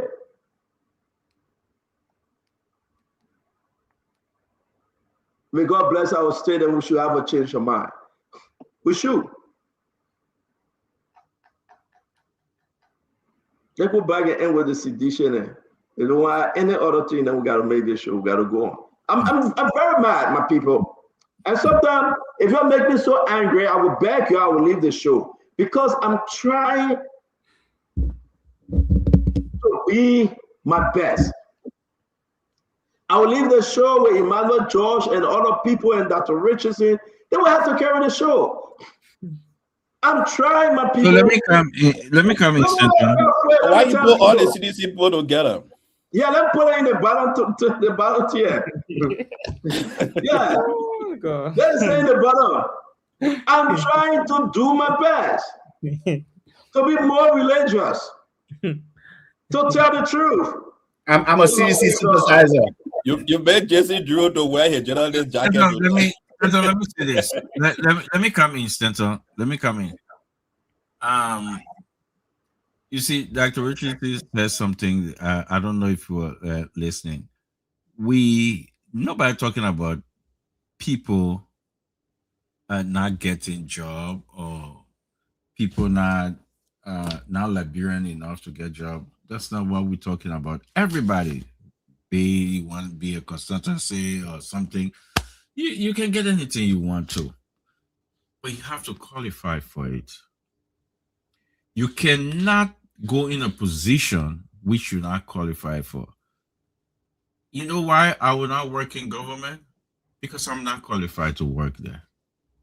You know why I will not work in our government, our government? Because I'm not qualified. So I will not let George Weah put me in a position that I'm not qualified for. That's not my area. You know, sometimes, let me finish now. Give me a chance. Let me finish. I can put my finger up, bro. I said nothing. Put my finger up. Let me finish. But if you're going to give Joe Lobo a position that he's not qualified, that's what Wanto talking about. Exactly. I told President Weah 101. I said, Chief, I don't want anything because I'm not. He's not going to put me somewhere that I will not serve the Liberia. You were not what, Kev? You were not qualified? No, I'm not. I am not. But you got consultancy? Never. Very honest man. Very honest man. See, No, guys. Let's get finish. We got to go on. I beg you, Kev, hurry up and finish. I will say this again. CDC win 2029, you're not going to see me in government because that's not. And I go back to Dr. Roger. Say if you're advocating, it got to be from your heart for the Liberian people. You're not going to see me working any government because that's not what I was built for. That's not my era. So I will not. Everything I do is for the Liberian people, not because of job. I don't want it. I said it before when we started Spoon. People run around with figure. Nobody. No, I have my two original people on this platform. They know I never get anything from CDC. They know that. So that's what Wanto is talking about. So if your political or your reward from Jerusalem or somewhere, no. Your reward is to see the Liberia become a better place for people to live. That's you finished? That's my vision, not job. Thank you very much. Worship you. No, because we're going to do the show now. We're not going to sit there and listen to everything you just said. But guys, let me just say this.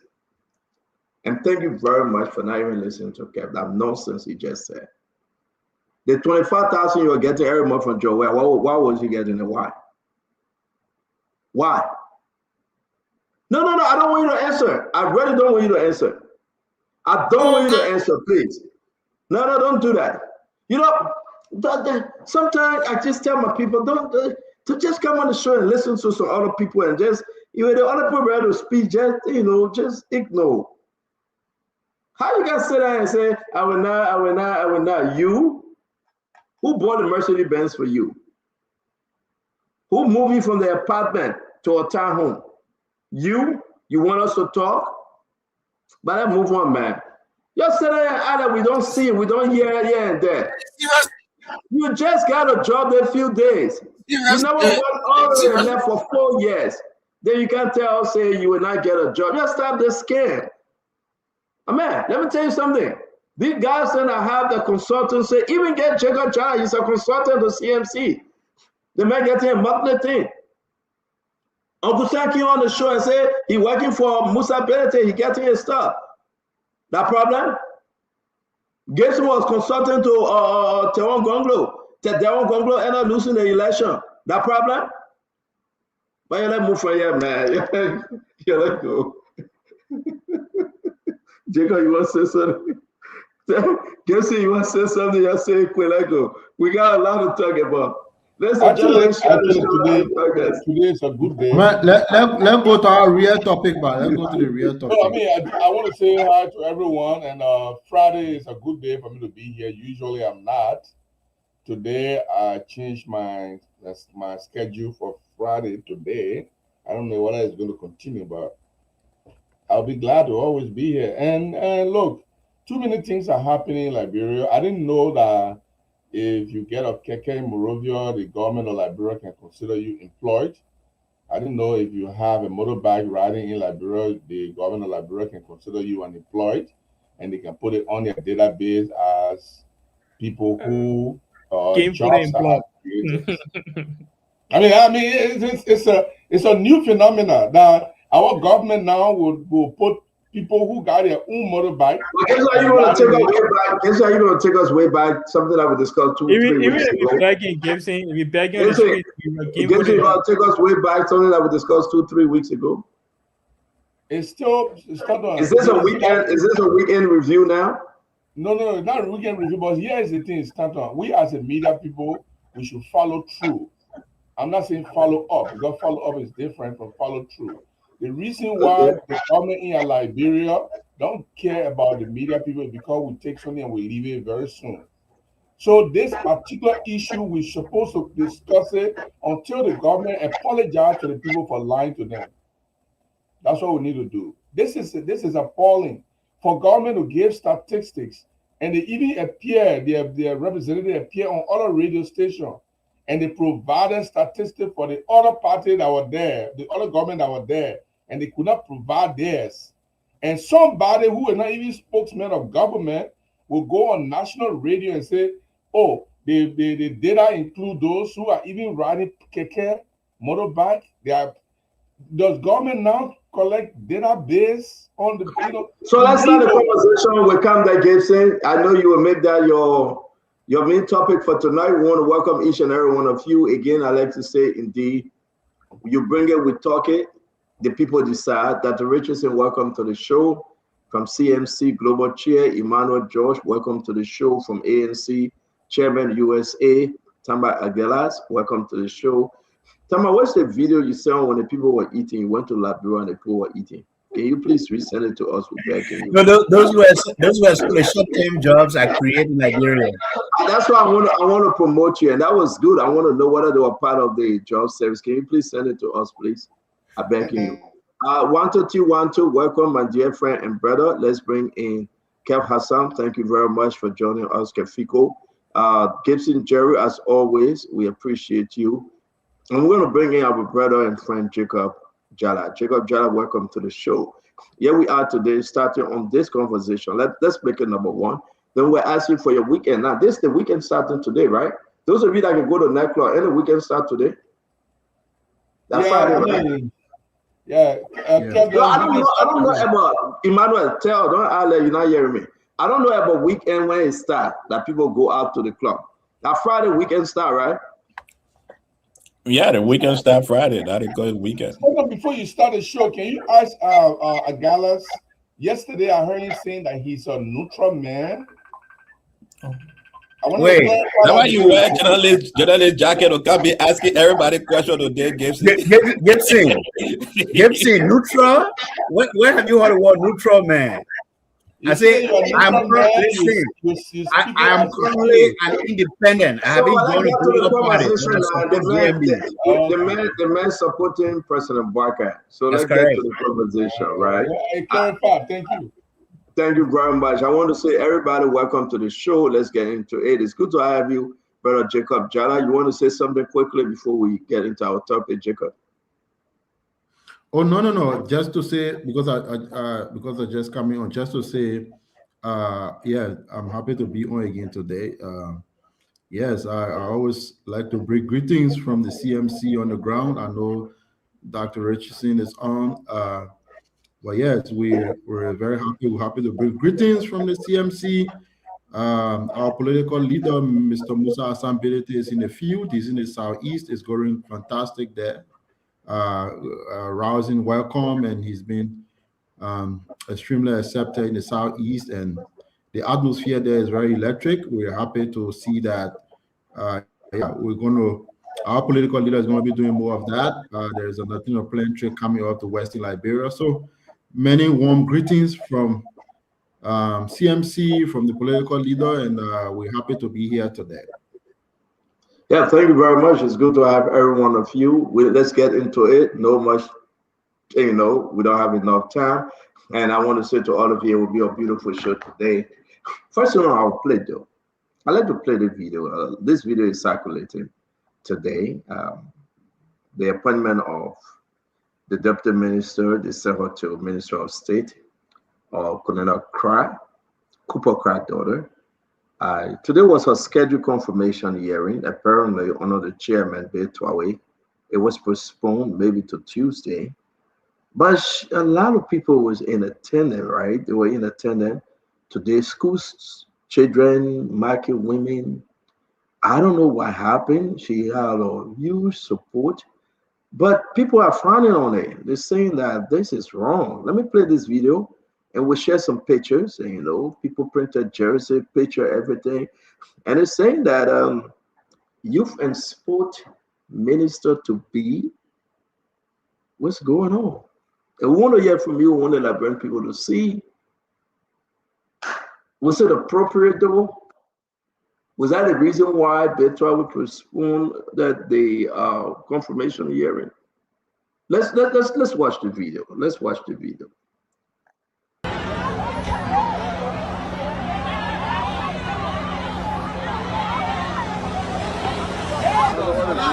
We have few students here at the grounds of the Capitol building.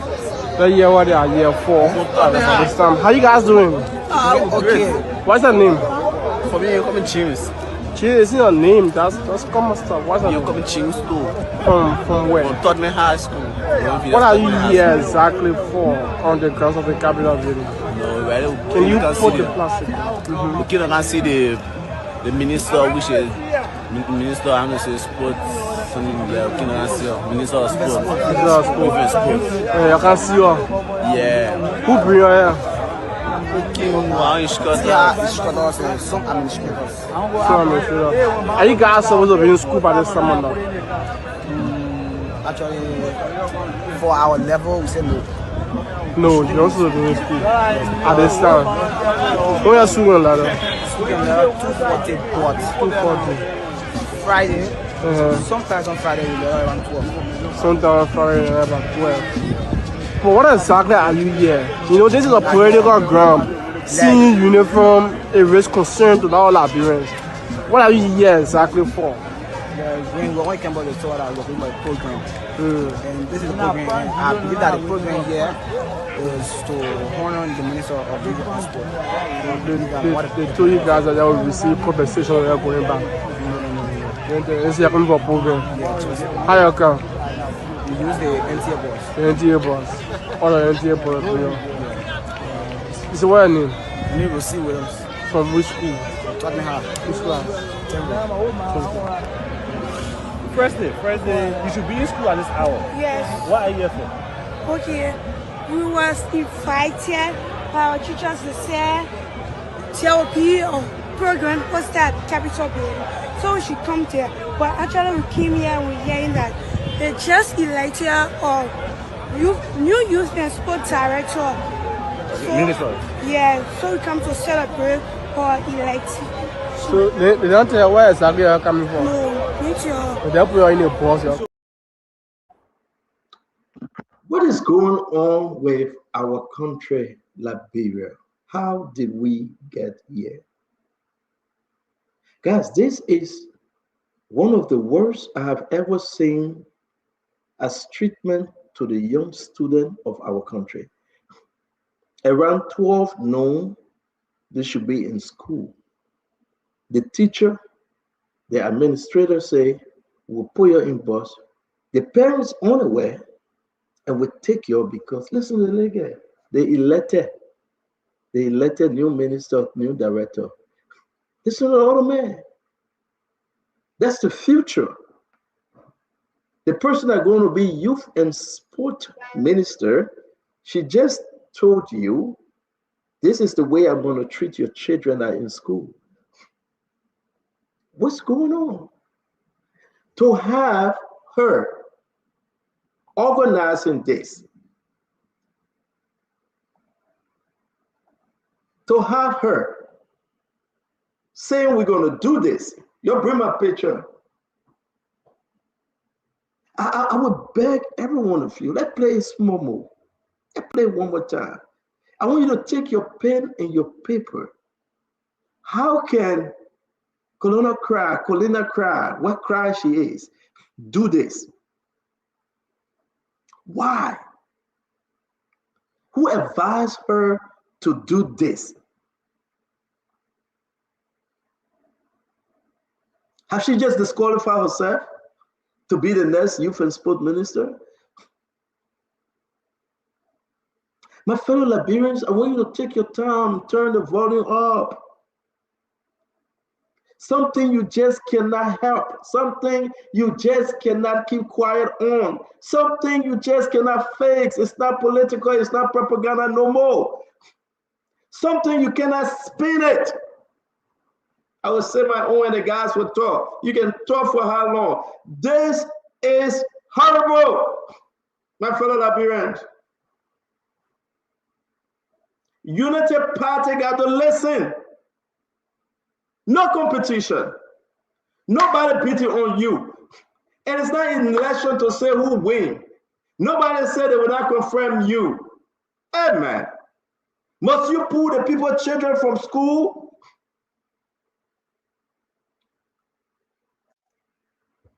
Must you take the babies, 9th grade, 7th grade, 8th grade, 10th grade, put them in bus and they don't know where they are going? They don't know why they're going where they are going. Hey, Lord.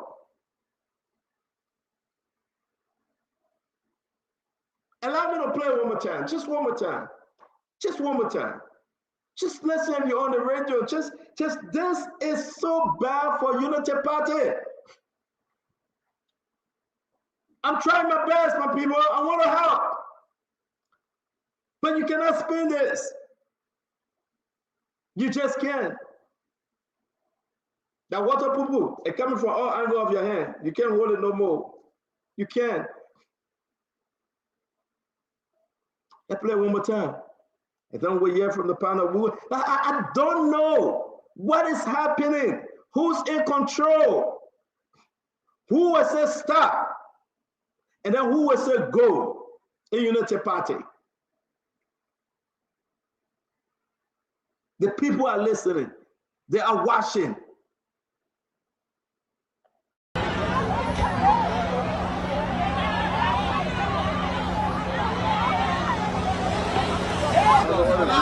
We have few students here at the grounds of the Capitol building.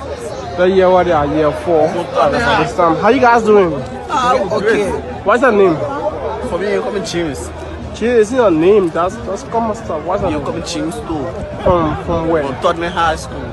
What are you here exactly for on the grounds of the Capitol building? No, well, can you can put see the plastic? We can see the minister, which is Minister of Sports. Minister of Sports. Yeah, you can see her. Yeah. Who bring her here? Are you guys supposed to be in school by this summer now? Actually, for our level, we say no. No, you're not supposed to be in school at this time. What are you student ladder? Student ladder 240 what? 240. Friday. Sometimes on Friday we learn around 12. Sometimes on Friday we learn about 12. But what exactly are you here? You know, this is a political ground. Seeing uniform, a raise concern to all Liberians. What are you here exactly for? When we came about the store, I was looking for a program. And this is a program. And I believe that the program here is to honor the Minister of Youth and Sport. They told you guys that they will receive compensation when they're going back. It's a coming for a program. How you come? We use the NTA bus. The NTA bus. All the NTA bus. So what are your name? My name is C. Williams. From which school? Tottenham High. Which class? President, you should be in school at this hour. Yes. What are you here for? Okay. We was invited by our teachers to say TLP program was that Capitol building. So we should come there. But actually we came here and we're hearing that they just elected new youth and sports director. Minister. Yeah, so we come to celebrate for election. So they don't tell you where exactly you're coming from? No, not your. They put you in a bus.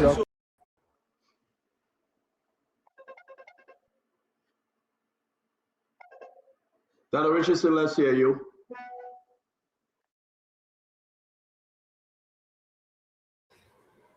So, Liberians and Stanton, this saddens me a lot when it comes to the education of our children. I do not support the concept of those children being at a nomination hearing. They should be in school. As we know, education is a challenge in our country. We have one of the highest dropout rates, or children are just not in school. Infrastructures are dilapidated, as you know, you saw recently.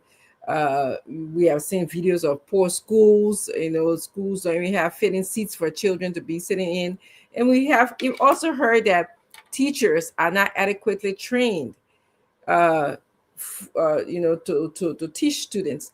And yet, and still, we are taking these students out of school. It's like almost like having them line up for government officials to come, and they didn't even seem to know why they were there. You know, one of them, they don't even know the correct pronunciation of the ministry that they were supposed to be there for. They didn't know who they were there for. Some of them seemed confused. They said they got out of school at 12 o'clock as high school students. And some of them said, oh no, we stay in school. So there was a lot of confusion. I will support the concept of us taking our children out of this whole political debacle of our country. They don't need that. Our education system is already challenged. We need to focus on making sure that the children stay in school, they get properly educated and in the right facility, not having them go to support a nominee. I don't know who organized this. I don't know how it was organized. And this has nothing to do with whether Mrs. Qua is qualified or not, but this is wrong. It should not be happening. That's what I have to add. Thank you. Emmanuel, let's hear you. My brother Emmanuel George, let's hear you on this. Stanton. A few years ago, I used to be an educational consultant for a company in Dallas that took that we ran 256 field trips every year, taking students for what we call educational tours. People took students to the capital, the Texas capital in Austin. We spent a year with the curriculum developing it in line with the TICS of the Texas educational standards. We developed them together. From the time we got on the vehicle, from the time I meet the parents, get everybody organized, get on the vehicle, we had curricular activities that we had to do from point A to point Z and back to point A. That you pick students to the Capitol building, they had no idea as to what they're doing there. That's problem number one. I think those teachers should be fired. Because it's not an educational exercise right now, because the students, first of all, they don't even know the reason they are at the Capitol building. And that is an important educational center that students who have learned, if you have a curriculum for them, taking them to that facility, to that place. Second thing is that did they have consent from the parents to take their children from school to the Capitol building in that bus? Because anything could happen in between. Did they have parental consent? You see, we play with serious things in Liberia until it becomes serious, because we don't sue each other in our country. That's why everything we play we think is fun.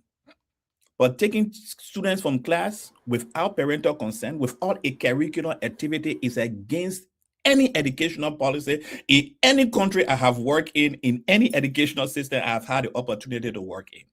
And I'm very sure that the Liberian educational system also have that. Now, I don't know if this have happened often, because I don't think I have any historical account or knowledge account of anybody who have been appointed to a will and pleasure position, taking crowd of students. Because the president can wake up tomorrow morning. Let me just tell my sister, the president can wake up tomorrow morning and pull that appointment. Until you pass confirmation, you still continue. Will and pleasure position is not a position for you to be jubilating. It is based on how the president feels, how much respect the president has for you. So for you on your day of hearing to start amassing people, and the last thing that it shows me, there is a level of self-esteem challenge happening in this conversation. There is a level of confidence that you need crowd to show that you qualify for a position that you have to talk one-on-one with your fellow Liberians. You don't need that. So I hope the Honorable Minister of Destiny will understand what we are saying here. She may be qualified as a lawyer to run that ministry, although we don't have any record of her activities in developmental sports and youth development, except for an NGO she was running. But the president have confidence in her. Just the confidence of Mr. President alone should be the crowd that should take you in that room to have conversation with the lawmakers. I think it's wrong to take students out of school. I think it's wrong to mobilize a crowd to go for a hearing. In fact, most of the people in that crowd will not even enter the hearing room. So why are they doing that? Causing noise in the premises of the Capitol? I think it's wrong. And I think the minister in her next hearing may listen to us and stop taking students from school. She's the Minister of Youth and Sports, right? Minister of Youth and Sports. And you have a country where our youth are highly unemployed. Our youth are challenged with at literacy level, and you remove them from school for your confirmation. Thank you. I want us to squeeze time in to go to the phone line. Ladies and gentlemen, I really want to hear from you. Let's bring in Tama. Tama, let's hear you, though.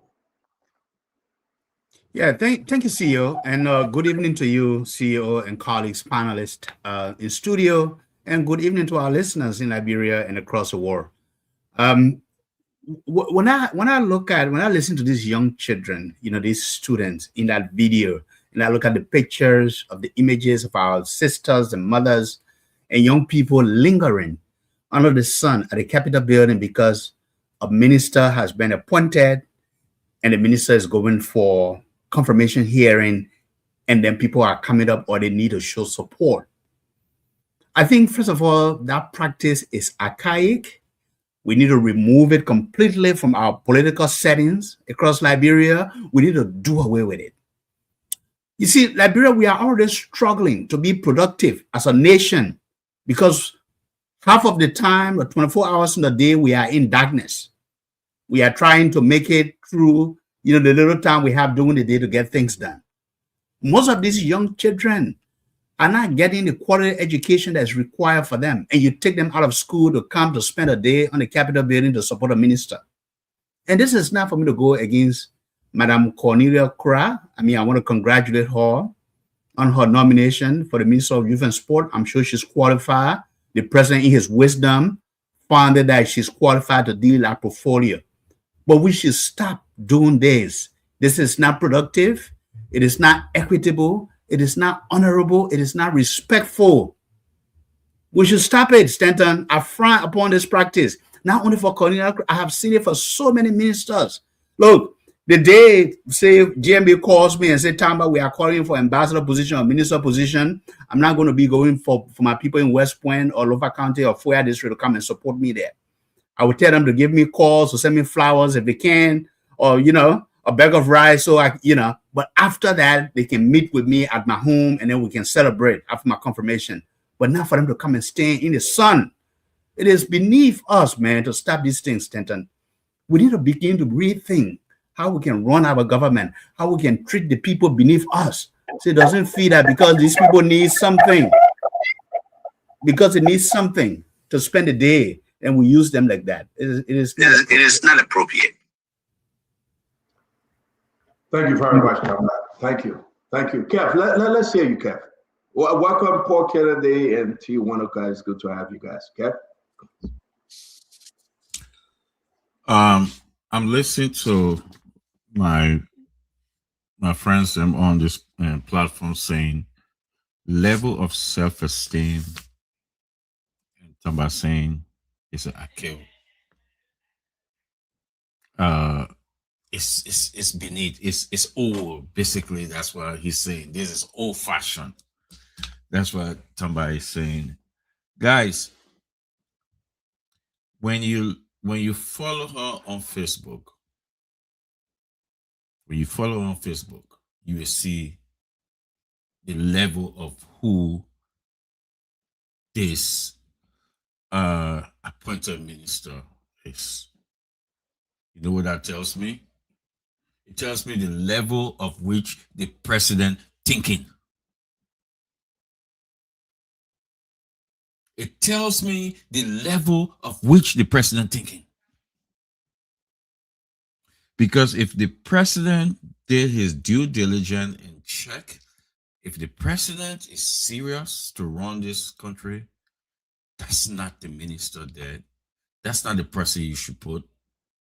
What you see today is what you're going to get. That's who she is. She's not a minister material. She is not a deputy minister material. Follow her on Facebook. You will see. Some people say, oh, she's a lawyer. That's not enough. It's how you carry yourself. So I'm not blaming her. I'm blaming who appointed her. The president. You tell me that the president cannot just check and see who I'm putting in a responsible position? No, she's not.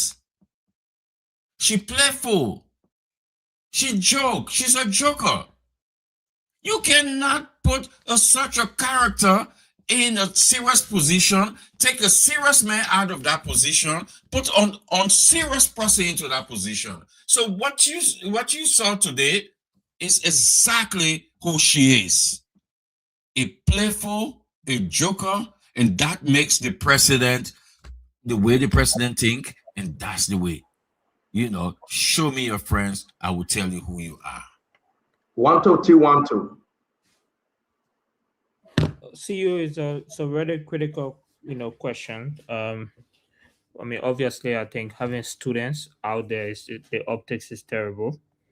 But the other thing also is, you know, I do believe that there's a very huge tax that Cornelio is inheriting, and I've been on it right now. First of all, the government is not even looking at it. The government transitioned the entire data of the unemployment crisis in Liberia, and they came back and said, "Oh, the data is fake." There is stunted unemployment. There is a lack of vocational and technical skills for young people. There is lack of basic opportunities for young people. The biggest issue in that country is young people feel that this government is not understanding the level of challenges they are going through. And there is also unfair practices as well, CEO. The last time the government, implored an opportunity about providing data, they call that digital skill training program. 10,000 young people, that was the estimate. In fact, they said they were going to learn basic computer skills. At the end of the day, they will have 7 days training program on a blackboard. So that there is exceptional layers of challenges in our country that will take a lot to be able to mitigate it. And in as honest as possible, that uptake in itself is not a good thing. Whether unintentionally or intentionally. Hopefully, I think it should be ratified.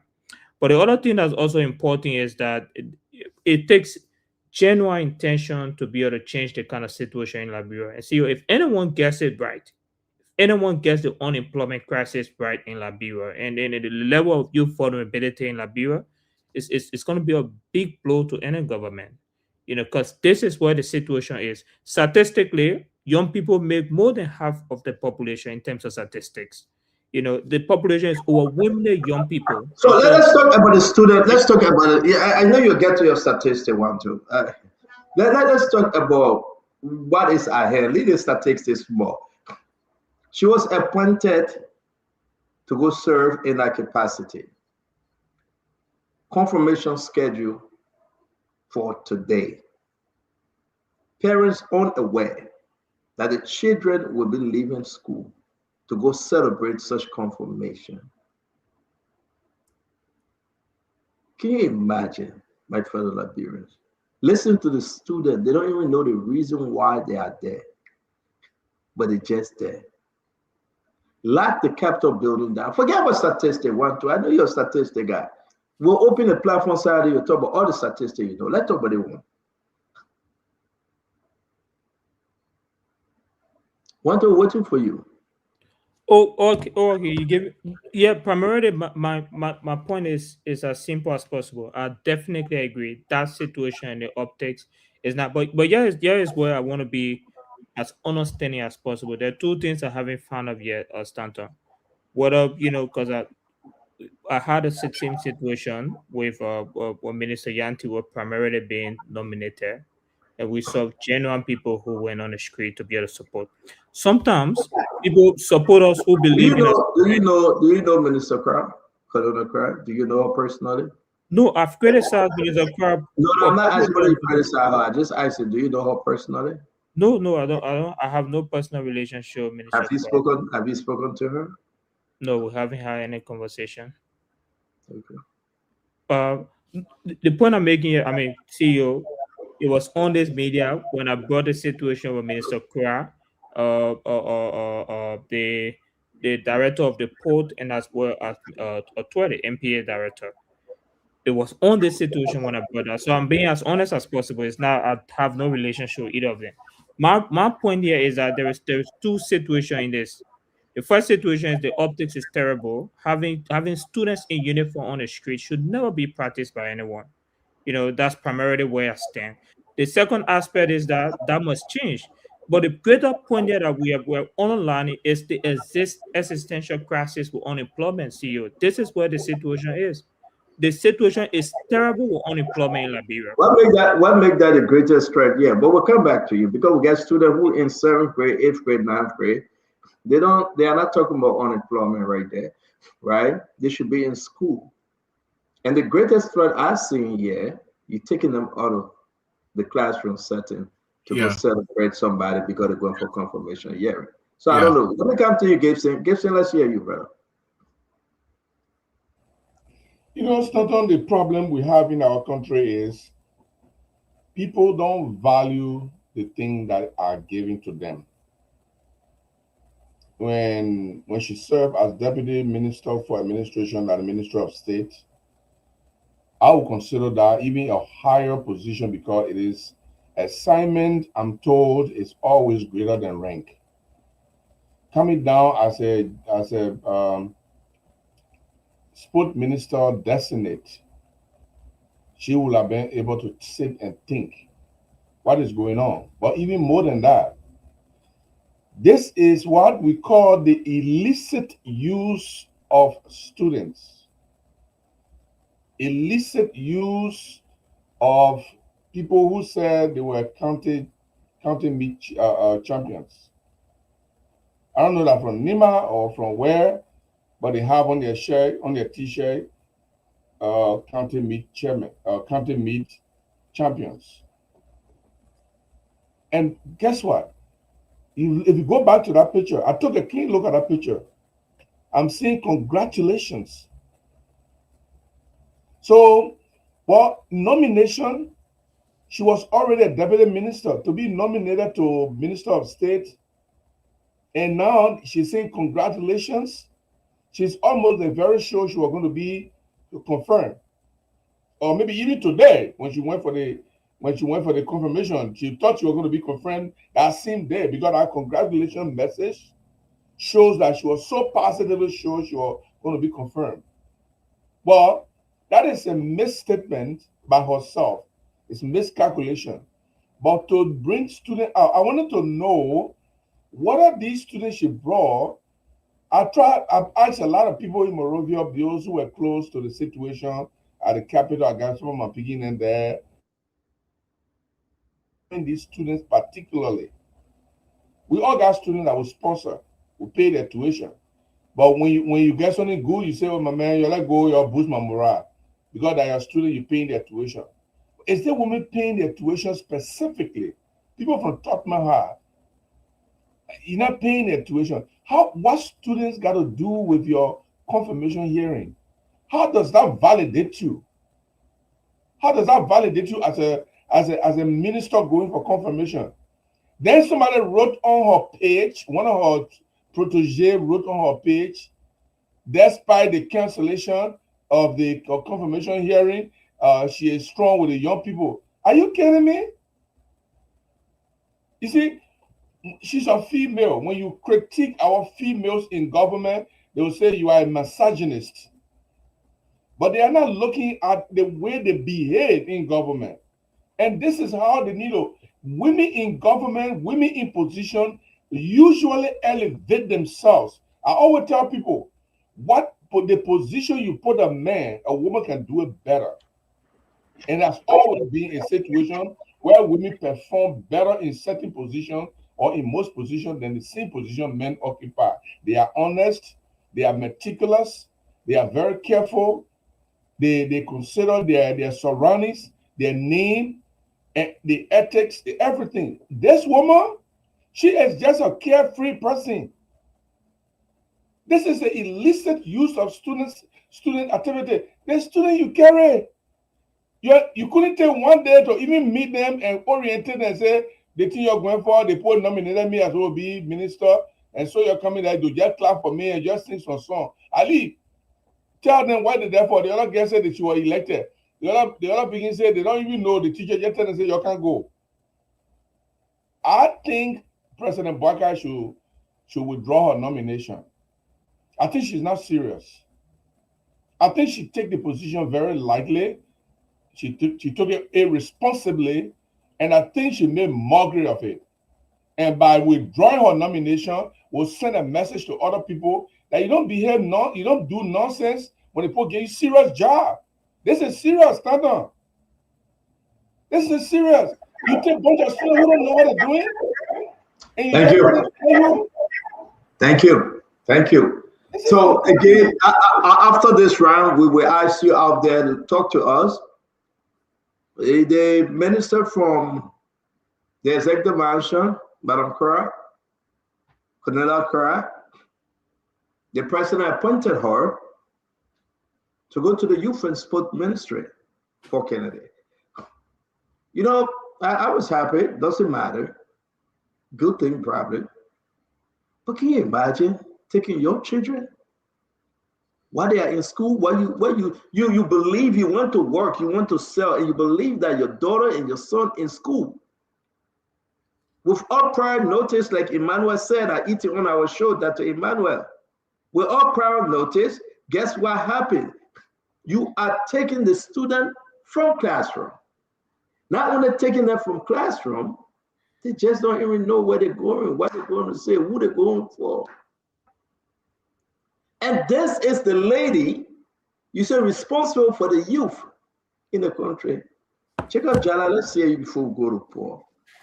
How can we defend this? How can we fix this? Is it normal? Is it okay? Is it a good thing that people will go ahead and do what they want to do? What really happened here, Jacob?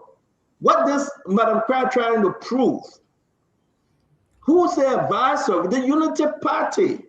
How bad it is for the party now that would pull children out of the classroom to go satisfy the desire, and they must celebrate this one lady. What's going on in the mind of the party leadership?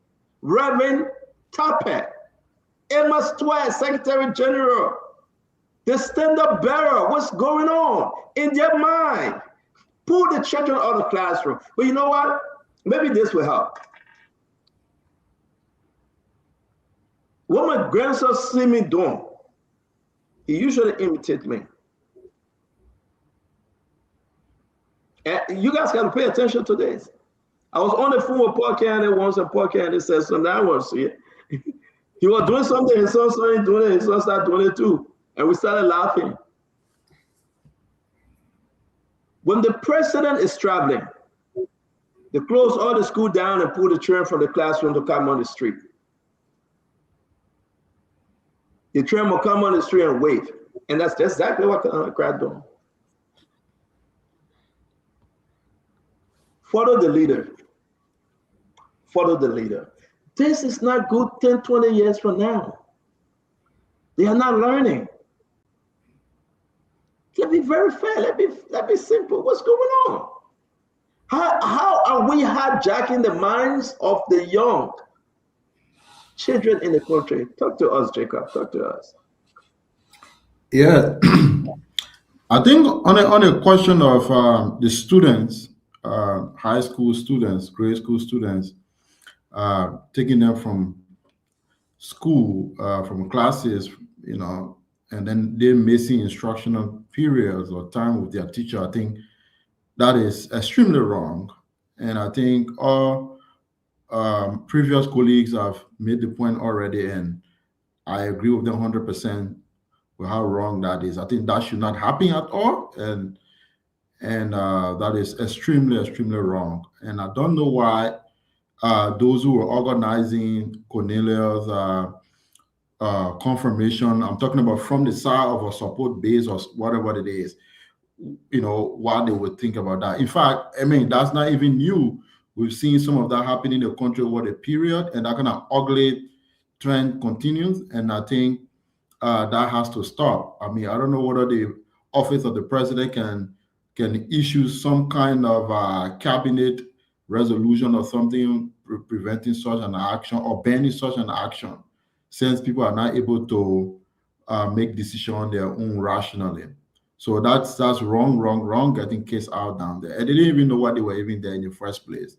And I think that's also a little bit criminal, because you can't go take, kids from school and then bring them beyond politicians, and that's so wrong. Some of them, they would not allow for their children to leave school to come down there, but they would take other people's children and bring them to such an event. I think that's extremely selfish, and that is so wrong. That's one. Two, I don't know. I don't know why we have all, we had the Capitol building so packed with quite a lot of people. I mean, that's not a political rally. Somebody was appointed to one government position, and they were going for a confirmation hearing. They will appear before the Senate committee to ask basic questions. So I don't know what that show of support is coming from. You know, there's not a parliamentary election, not legislative elections, and then people mobilizing people and coming down there as if to say, you know, if they put more crowd, then they can get more vote.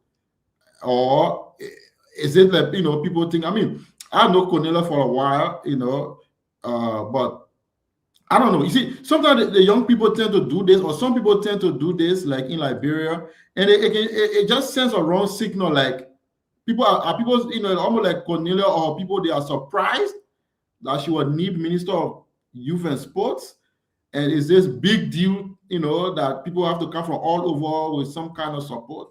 I mean, just being a Minister of Youth and Sports, I don't see it to be any big deal. We've had many youth Minister of Youth and Sports, and the youth problems still continue across the country. Young people are still miserable. Children are out of school. You know, kids are suffering. Just like naming Cornelia as Minister of Youth and Sport, it's not going to solve the problem.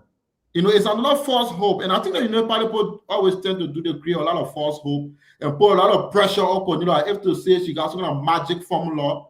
When she got confirmed Minister of Youth and Sport, and all the young people problem, 2 million young people problem in the country, or 3 million young people country will be solved. You know, don't create false hope. You know, the Ministry of Youth and Sports and Cornelia is not going to solve the young people problem at Ministry of Youth and Sports. You know, it's the same thing they with LEC. You know, the managing director created a lot of false hope. Now we're dealing with that. We have to get realistic, you know, and then we have to stop this action where people appear to be very surprised that they're getting a particular government post, and everybody have to come start supporting them, and here and there. We've even voted Liberian presidents have come and gone over the last 20 years, and they've not solved the country problem. What makes us think that one little Minister of Youth and Sport is going to solve the country? It's so childish from my point of view, to be honest. Thank you, Paul. Thank you, Stanton. Our man, look at Kev. How you doing? How you doing, my brother? Like, you and Stanton, what happened when they were all appointed? Y'all called me here that whole night. I didn't sleep. Y'all harassed me. Man, don't let us say what you say in the back, man. That continues. Stanton, please mute this guy, man. Stanton, can you put Kev in the back? So yeah, you're celebrating in the background. Good evening, colleagues, and on the panel, and Dr. Richardson. It's always good seeing you, and to the Liberian people. I think what happened today was that Dr. Richardson is younger these days. I don't know what she's using. Jeru, can you stop embarrassing me? Can you stop that? But stand on all joke aside, I think what happened today is a political coercion. It's a strategy that people use when they don't have the confidence in their ability to acquire certain kind of things, so they bring people to put political pressure. So they say, all right, let's flood the Capitol building, and then the Senate will be under pressure to confront me. That's a simple trick. Why do we even have this woman appointed as Minister of Youth and Sports when her father is the Minister of Labor? I keep asking this question and nobody answering me. Andrew Kwendi, who is the Deputy Minister of Sports now, is one of the best. That guy has an impeccable sports and youth development record. Why couldn't you, making the Minister of Sports, if you wanted to send a Councillor Cole Bangalo to go and improve LRRC? Why bring an inexperienced minister who has nothing to do with youth development, a junior minister, to come bring them to the Minister of Youth and Sports Development? What are we trying to accomplish? I asked the question. There are 5.7 million people in Liberia. If you do the calculation for 5 persons per household, you got 1.2 million households. Why do you continue to appoint ministers from one household when you have the remaining 1.2 million? Why? Where is the inclusivity here? How are we including? There are United Partisans that are qualified to hold that position, that they are denying the position and giving it to one household, the man and his daughter. United Party people can see something wrong with that. Dr. Clarence Moniba do that to me when I'm in London, when he's in government, I will resign, walk away.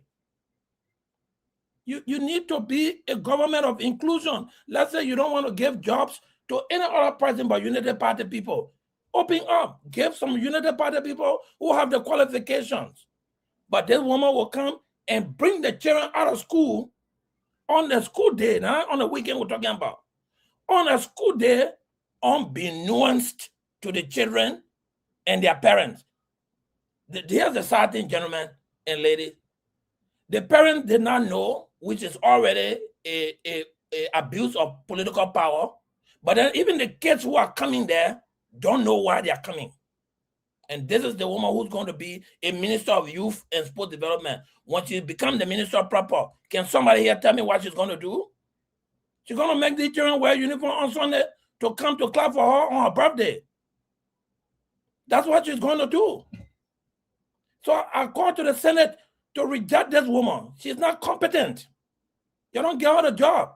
She's going to use our tax resources to exploit our kids. She already started doing it. You don't get her the position yet. She's dragging the children out of the classroom when they already lied and said they can feed them 3 times a day. Those children eating school meals, according to the SONA, when the children are not getting enough food. Then the next thing that they are doing is taking them out of the classroom because they want to continue to keep them uneducated so their children can continue to live out on the children. What kind of cruelness is that? So I don't think that they should confront her. Let them take the job from her, and maybe they can send her back to the Ministry of States and Presidential Affairs. Let her continue to be around Omen Baka and carry her bag around. Thank you. T. Yeah, thank you, Stan. And it's a pleasure to be back here with everybody. I want to say a couple of things. I'm very happy for Colina. Very, very happy for her. And for Paul to continue to sound like she should be punished for her father being a very successful man.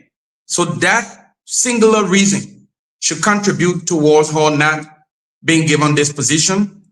That is wrong, and that's disinformation.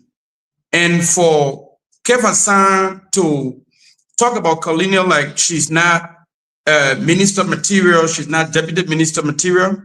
When you, a man, come on a show that has thousands and maybe a few 100,000 people watching, talk about a young lady and you just separate her from her qualification. You separate her from the idea that she has a master's degree. You separate her from the idea that she is a lawyer. You separate her from the idea that she's a representation of young people's confidence. Many of the young people who went out there today, a lot of you guys have forgotten to know that it was arrangement between student leadership and the institution to go and see for themselves what inspiration looks like. Sending a clear and unequivocal message to young girls that if you dream, that if you study, that if you work hard, you can be another Colina. That was the message that the schools and the student leadership tried to send. So to take a few minutes or even an hour or two from the student, you cannot blame Colina for that. That is so wrong. That is so, maybe I would say it is so unacademic because you try to relate it to the idea that students are supposed to be in school and therefore they are out there. What if it was an event they planned that to be an outing that is scheduled to give the students an experience that they've never had before?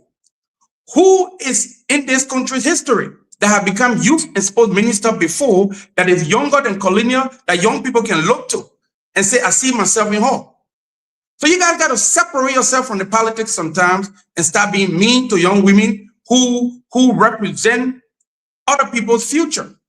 What people want to be like in the future. That's what Colina represents.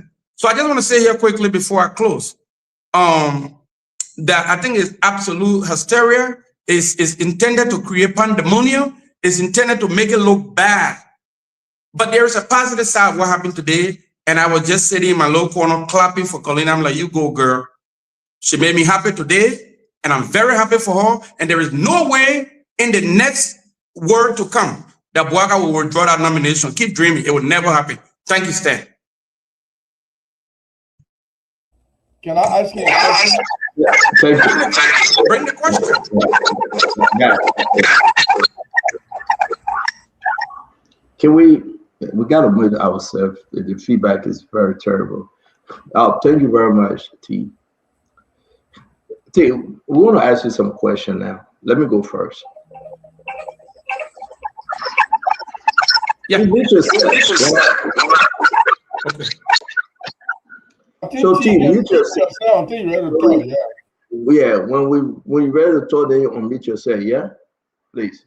Can you tell the folks watching what are the parents would notify that the children were going out there to celebrate Colonel Cry? I cannot say for sure that I have evidence or that I have verified that the parents were notified. Just like I cannot verify that the parents were not notified. Thank you. My next question. Will you be happy if your child were speaking from the Capitol building unknown to you? Why do you think that she's in the classroom, but she was out there, put in a van, in a bus, and she was taken to the Capitol building unknown to you?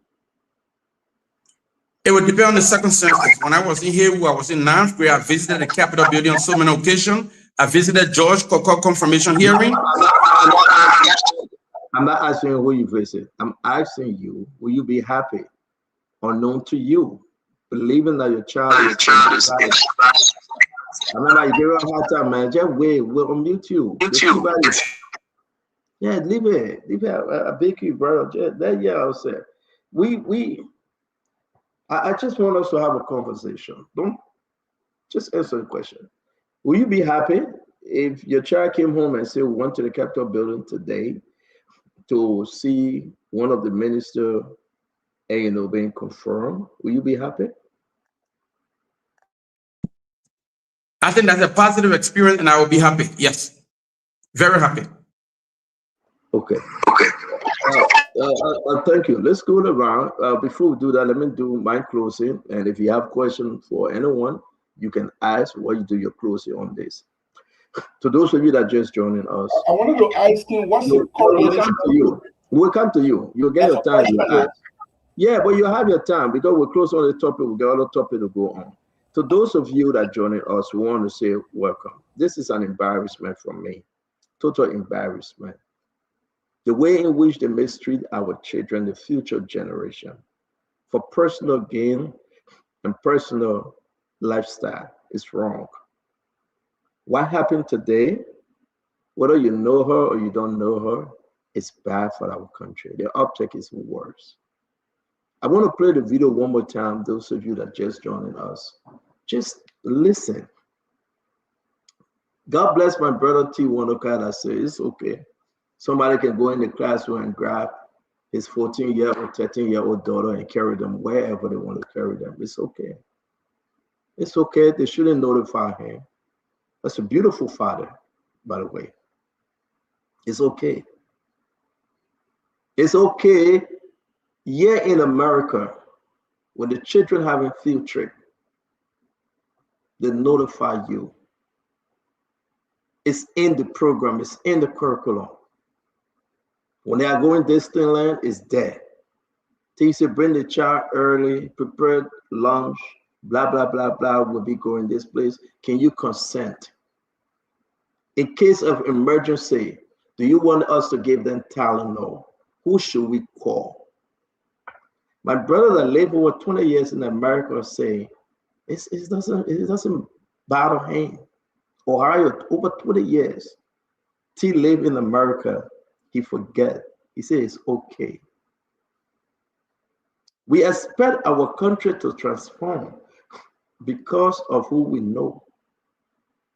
This is an embarrassment, folks.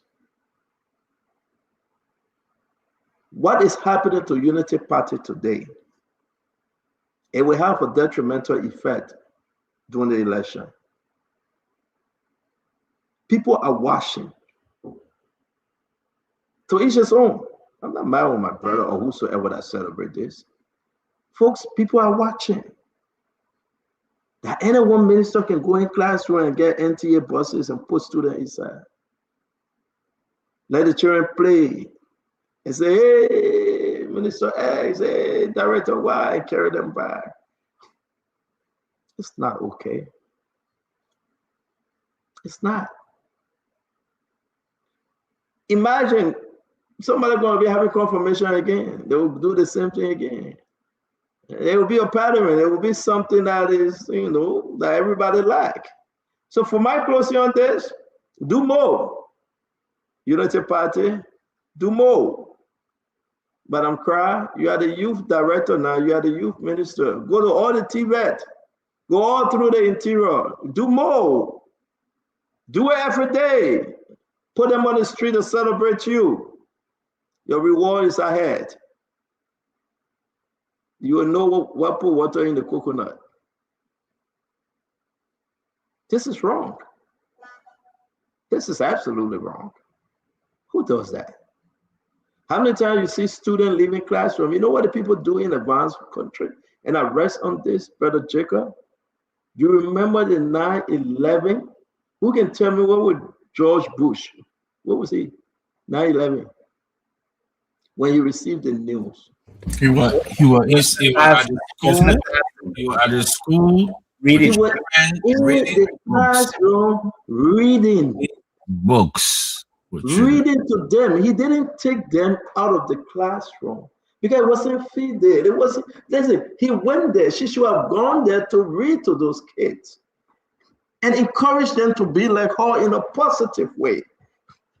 The president gave me a job. I serve him well. The president sent me to Ministry of Youth and Sport. I've come to tell you, the young people, the young girls, the young boys, you can do better. Let me read to you. This is my life. Not to work with teachers and staff and say, we get your son here, put the children in the bus and carry them. Dr. Richardson.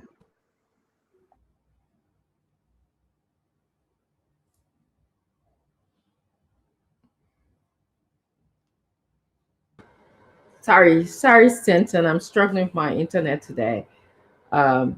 So if using the occasion when our lawmakers were supposed to be working, I find and I know that nominating an appointee is work, okay, at the Capitol building. If you want to use that occasion to state that is sending a message to girls to be whatever they want to be, or want to say that, you know, students can have big dream, you know, let your dreams scare you. That's the wrong way to send that message to young people, because it wasn't planned properly. You don't just take students without telling them, you know, where they're going, what occasion or event, and put them on a bus to go to the Capitol building. If they were told where they were going, there was lesson, you know, curriculum surrounding this matter of nomination, then I can understand this. But it didn't seem that way. And if we're going to move our country forward, this beloved country that we call Liberia, if we're going to move the education system forward, then we need to start planning these things effectively. Looking at taking these children to witness the nomination of Cornelia Kra as a lesson plan. But these children told us that they were just invited by their teachers.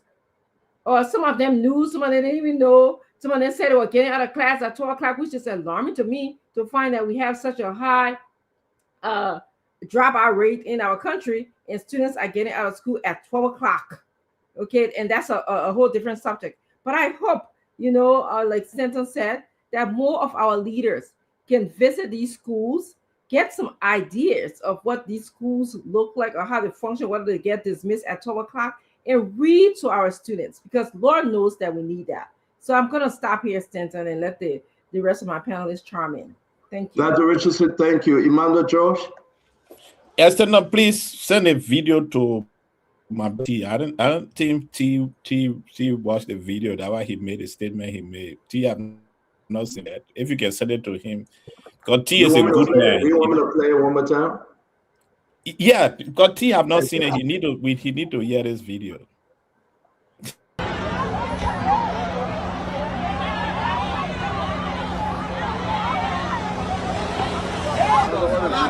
We have few students here at the grounds of the Capitol building. The year what they are year 4 at this time. How you guys doing? Okay. What's your name? For me, you're coming James. James, it's your name. That's common stuff. What's your You're name? coming James too. From where? From Tottenham High School. What are you here exactly for on the grounds of the Capitol building? No, well, Can you can put see the plastic? You can see the minister, which is Minister of Sports. Minister of Sports. Minister of Sports. You can see her. Yeah. Who bring her here? Some administrators. Are you guys supposed to be in school by this summer now? Actually, for our level, we say no. No, you're not supposed to be in school at this time. When you're school like that? School 240 but 240. Friday. Sometimes on Friday we learn around 12. Sometimes on Friday we learn about 12. But what exactly are you here? You know, this is a political ground. Seeing uniform, a raise concern to all Liberians. What are you here exactly for? When we came about the tour, I was working on a program. And this is a program. I believe that the program here is to honor the Minister of Youth and Sport. They told you guys that they will receive compensation when they're going back. It's a program. How you come? We use the NTA bus. The NTA bus. All the NTA bus for you. So what your name? My name is C. Williams. From which school? Tottenham High. Which class? President, you should be in school at this hour. Yes. What are you here for? Okay. We was invited by our teachers to say there will be a program hosted at Capitol building. So we should come there. But actually we came here and we're hearing that they just elected a new youth and sport director. Minister. Yeah, so we come to celebrate our election. So they don't tell you where exactly you're coming from? No, not sure. They'll put you in a bus. Stanton, thank you very much. T, I hope you, when you come to talk again, you will understand what we say. Look, first of all, there is no standards that is being followed to take the students to the capital. Second of all, there is something fundamentally wrong with the teaching system of Tottenham High. Now, Tottenham High used to be a respectable or public institution. What I'm saying is if you listen to that young lady, she has no idea that a minister is appointed by the president. She's talking about the minister being elected. So there's something, since we told civics from our school, there's a problem. And I hope those who are advocating that civics be returned to the curriculum understand this thing.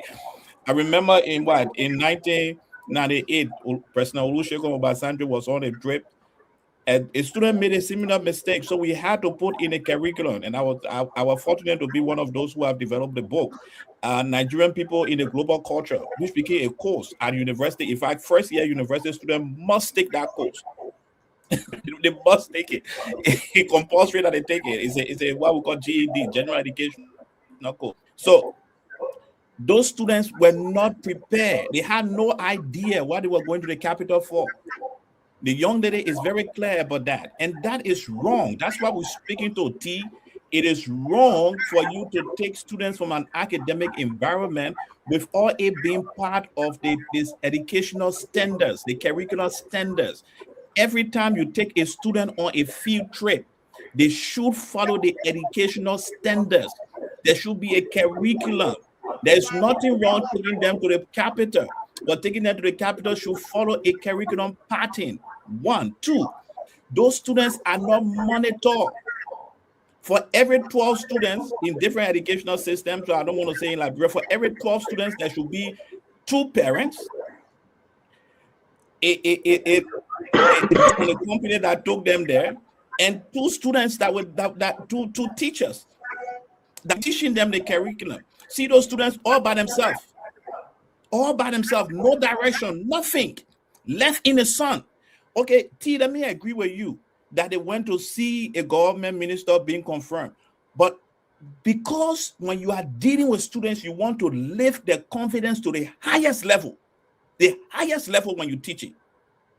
So a good teacher would never leave students in the sun. Those students should have been placed in an office space, seated, and conversation taking place. But you take a group of students, you refuse to lift their confidence level. They are in the street. A journalist is interviewing them. They're having a sachet water. You know, and they are drinking sachet water. No tea. The whole the optics is not good for Tottenham High School. And this is not because we want to criticize. Yeah. I have been blessed by the Almighty God to have been. And Emmanuel, to also add to that, I have been teaching since I was 15 years old, and I've been blessed to teach at every level of the academics, every level. So I'm passionate about this because it's my you field. even see that the journalists even get permission to speak to those kids. And you cannot defend that, T. You cannot defend that. At every level, when we take students out of the classroom, we are developing their confidence level. Those kids are the future leaders of the Republic of Liberia. Thank you. Yeah. Thank you. Jacob, you were saying something? Go ahead, Jacob. Yeah, no, I was saying even like Emmanuel talked about the guardians and the leadership. I mean, who took them there in the first place? And they just kind of put those kids there, just dash there and just carry on. Because the journalists, they want to grant interview to underage kids, so kids, high schoolers, they should get permission in the first place to grant an interview to those children, right? And start putting on camera and asking them questions. But nobody is there to provide kind of leadership. The people who took these kids there, I can tell you that I live in Liberia and will be around. They took small things. And the fact of the matter, though there are people who recruit them, they take small things and they just put a children on the bus, take them to that place there, and then they just carry on the business, and then kids are not even protected and all of that. So we you know, it's I know politics, you know, people want to get job and they get appointments, fine. But I don't think they and I think that's the reason probably the committee even postponed the hearing, because the place was chaotic, you know, and that's not somewhere people are having election or having political rally, you know. So it was very disorderly, and I think those who are around Cornelia, and I think encouraging her, and maybe she needs some wisdom, people around, you know, more wisdom to everything that is going on, rather than many of the young people around who are so excited and exuberant because she's appointed as Minister of Youth and Sport. You have to be able to get a little bit of some wisdom around, wise counsel, and say, look, this is not the right way to do it. You know, you guys need to calm down and then get too excited and then, you know, follow the rules. And I think, yeah, that's my take on it for now. Thank you, Jacob. Thank you, guys. Kev, let's hear you. Can we just use for the 1 minute, please, to close on this? We have to move to the other subject. Kev, let's hear you. Senator, you said something, right? You said, if Cornelia cry, go to the students, talk to them, go in the classroom, ask for permission, go in the classroom, and explain to them, and say, look at me now, I was one of you guys, right? And I think that was brilliant of you. I wish they could think. But let me say this, Senator. They lied to the children. The little girl said they told them they were coming for a program. They lied to the children. And let me say this clearly, and I will say it clearly. It's abuse and kidnapping. That's what they did to the children. They abused them, they kidnapped them. Because they lied to them. They told them that we're coming for a program. Stanton is there. You can play, everybody listen. We're coming for a program. So they thought they were coming for some other program. They knew they were coming to support Cornelia Cry. And somebody, I think that Jacob, you said it right. They gave the teacher their money, the principal money, and say, bring your student. When you take student of classroom, no other word you should use is abuse and kidnapping. No other word. You know. I don't know many people here in the children, but I've seen and Stanton with his children, Dr. Richardson with the children, my brother Paul Kennedy. I witnessed life with his daughter, well-landed a woman from Maryland University. I see how he speaks to them.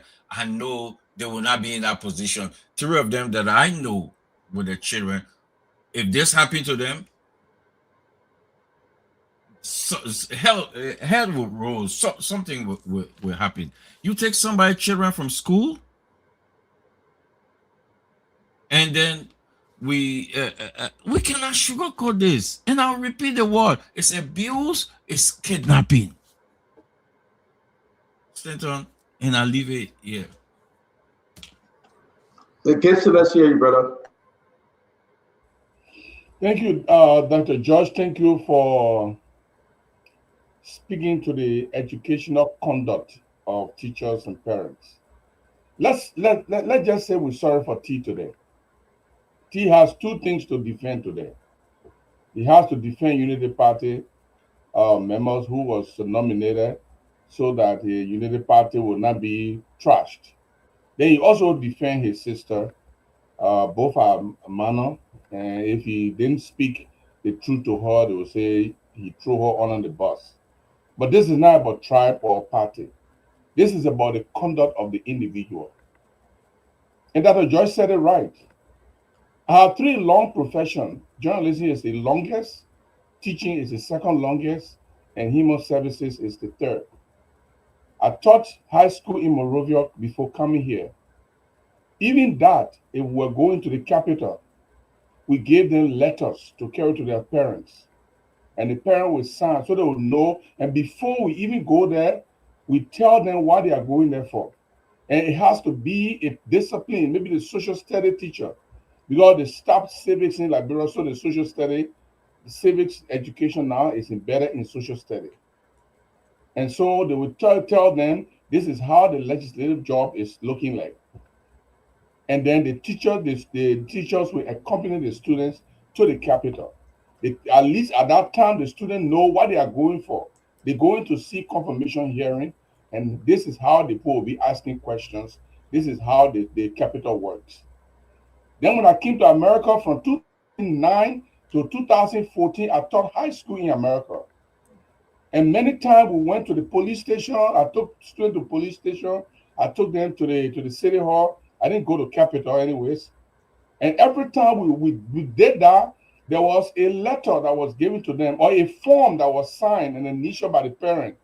They say, yes, I allow my student to go. I mean, in America, it's more organized. In this case, Colonel Creel does not believe that the parent deserves respect. She connived with the teachers, and also the big, and Dr. George, thank you, the big disgrace go to Tubman High. They are the one who let themselves to be used by Madame Creel. This is very reprehensible. Look, if you want to take students, that's fine. But to the point where even the students do not understand why they are there, it's a defeat to the whole purpose. Even if she were taking it and said, look, these students, we all have been a student like that before, and I want you guys to give me support. They're going to confirm me, and so you'll come and sing some song and let them understand why they are there. And start to study. You take children from school when they're supposed to be learning the ABC and 1, 2, 3 and whatever it is. And you took them to the capital. And Dr. John said they are wandering. No control, no supervision, no teacher to direct them. Even the journalists who came to interview them who are going through the teacher. And ask the teacher and say, can I talk to your student? And the teacher will be standing right there. And the teacher will tell the journalist why he brought his student. Nobody there, no control, no supervision. Councilor Creel is not even around to talk to the student. There's no indication that she met them on the ground of the Capitol, put them together and say, yo, thank you for coming. He gave me a new job. That's why I told the teacher then to bring here, but today it canceled, so we'll come back next time. But the reason why we are here is so and so and so. She didn't even talk to the student.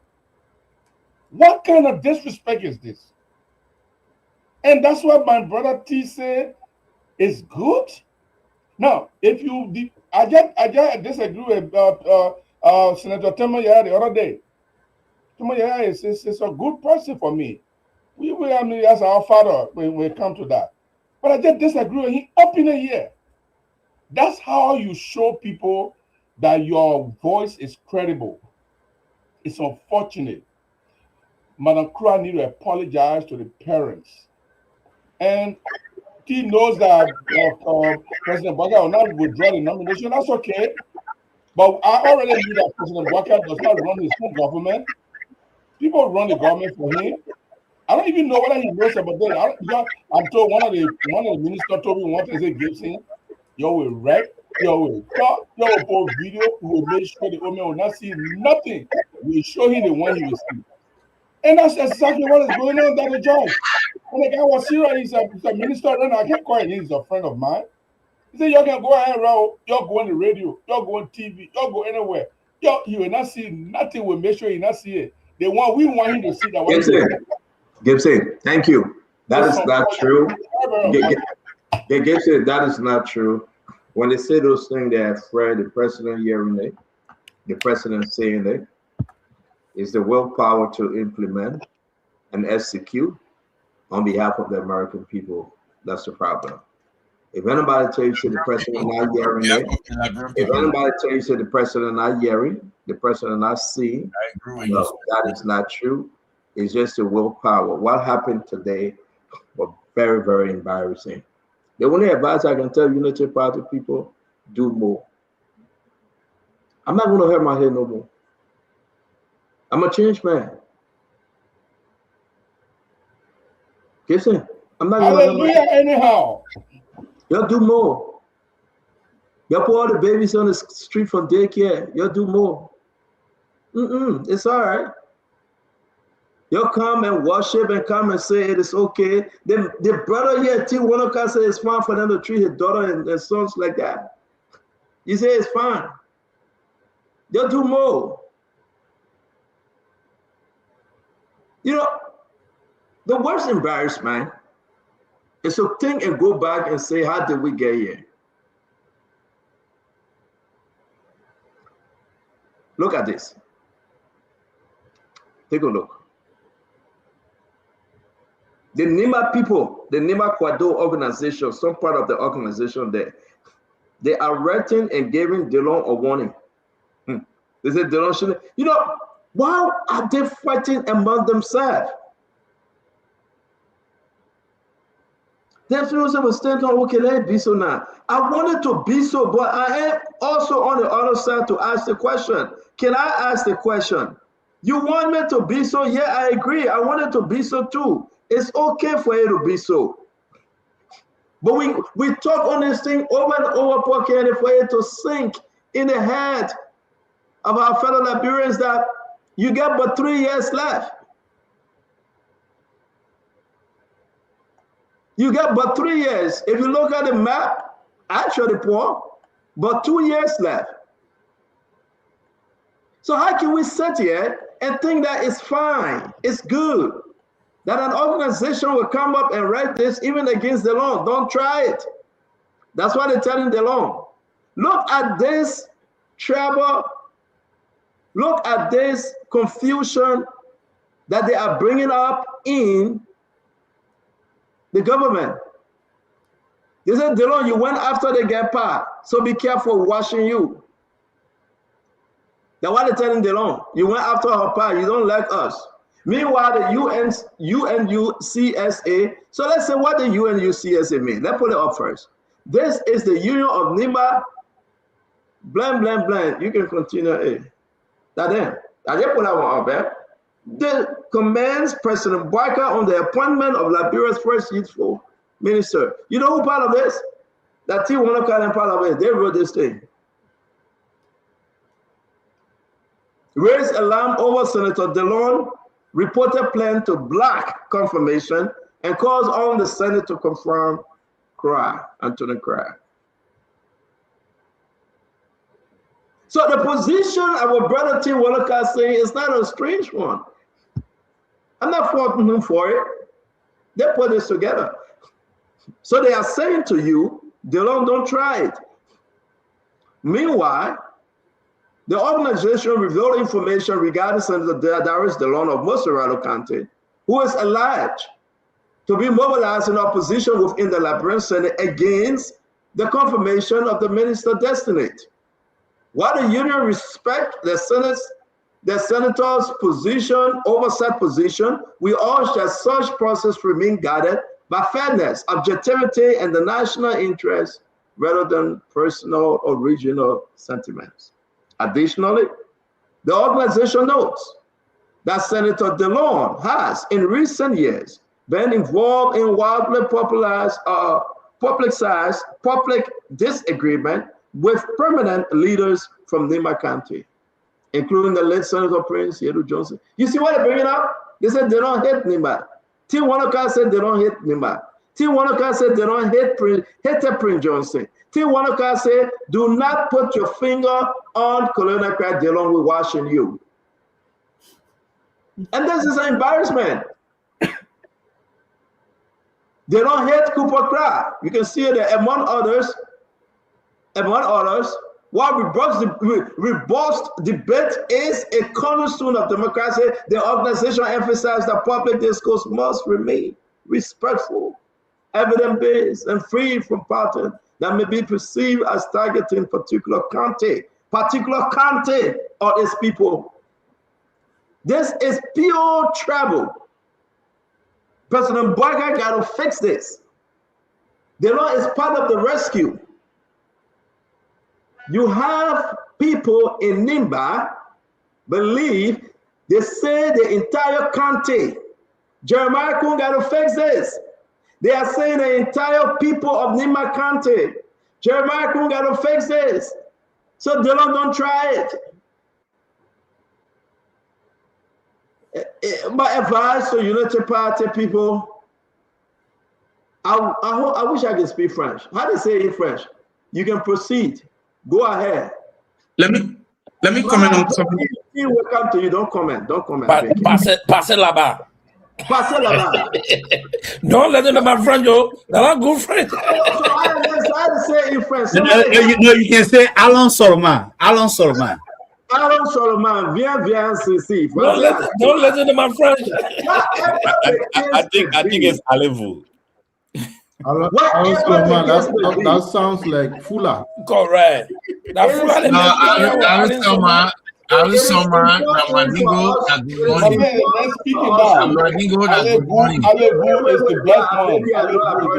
It is important for us to note that we are treading on the dangerous ground. We are talking about Nimba here. The people making the argument against a certain Senator Darius DeLong, that he hate Nimbadians, that he hate Nimba County. That guess what happened? They are putting it on the record that he doesn't like the Cooper Craig family. Carry on. March us towards 2029. The Liberian people are watching. Carry on.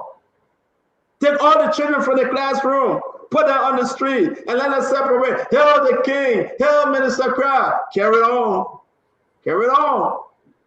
Carry on. Let's see you poor candidate, Tamba Gelas, and then we'll wrap this up. So, Stano, you're right. I think, and I've always said this, I do not think in any way this kind of statement reflect even what we should be talking about. The statement in itself is extremely tribalistic, and as a Nimbadian, I don't think anybody should be making such a statement. I don't know the source of it, but it's a dangerous precedent because public hearing in the Senate is a hallmark of preparation. I think it doesn't even reflect. I don't know who's advising, but I don't even know the source for this. But what I will say is that it has no reflection of the candidate, and it has no reflection of even Senator DeLong. People should allow the process to go through, and the candidate is competent enough to speak for herself. DeLong is very independent enough to have a rational judgment. It comes back to what I would say. We must be able to ascribe for an informative, independent Senate. We should also ascribe for the process where, the objectivity of a Senate confirmation hearing is to give a space for the nominee to provide her plans. We should not be hindered by any kind of, a statement as such. The other thing I also think that is wrong, and I criticize students being on the street today was wrong. It should never be the case. That should never ever happen. And I think these are cases and scenarios that should be looked at. The statistics of child street in Liberia, or children on the street in Liberia, I think I shared the statistic with you. It's terrible. It's extremely horrible. The Ministry of Gender, the last intervention they had on that was specifically just going on the street and giving children some popcorn to eat, and they said that was an intervention. So there is staggering systemic issue all across Liberia, and we obviously don't need to add up to it. So for me, this is wrong. And we all should be able to criticize this entire statement. I think in our public discourse, tribalism should not be in any part of our public discourse. And then we should not use tribalism as a space to people we disagree with. And we should not even use it as a space in such a procedure, because at the end of the day, it creates more heated conversation. And it also looks terrible on the nominee, and it also looks terrible on the process and the procedure that exists. So I'm very optimistic to see how this process goes. I'm also very interested in knowing the policies that will be in place, because this is a big issue in Liberia, Stanton. If this government will fail and the government will go down unemployment. This government biggest failure is unemployment. And President Weah will be elected in 2029, inaugurated on 2030, because this government will fail on the basic fundamental issue. I know you usually don't let me to end on the note, but let me just get 30 seconds. Thank you very much. It was just 1 minute. Watch we'll come back on the other side. Just 1 minute. I beg you. When you have your first point, when you have your first round, you decide to go to statistics. Kennedy, let's go ahead, my brother. Yeah, Stanton. This is a practice of voter trucking. You go and grab the children, put them in a bus, and carry them, get them registration card to go and vote for you. If Cornelia Crowd can do that to a confirmation hearing, the day she intends to be a representative in Nima or Montserrat, I can guarantee you she will truck the children there without their family people knowing. And Kev Hassan was correct. Had it been my child in that school today, then we're talking about carrying them to court tomorrow for kidnap and abuse. You cannot carry my child out of the school premises to a national function without my consent.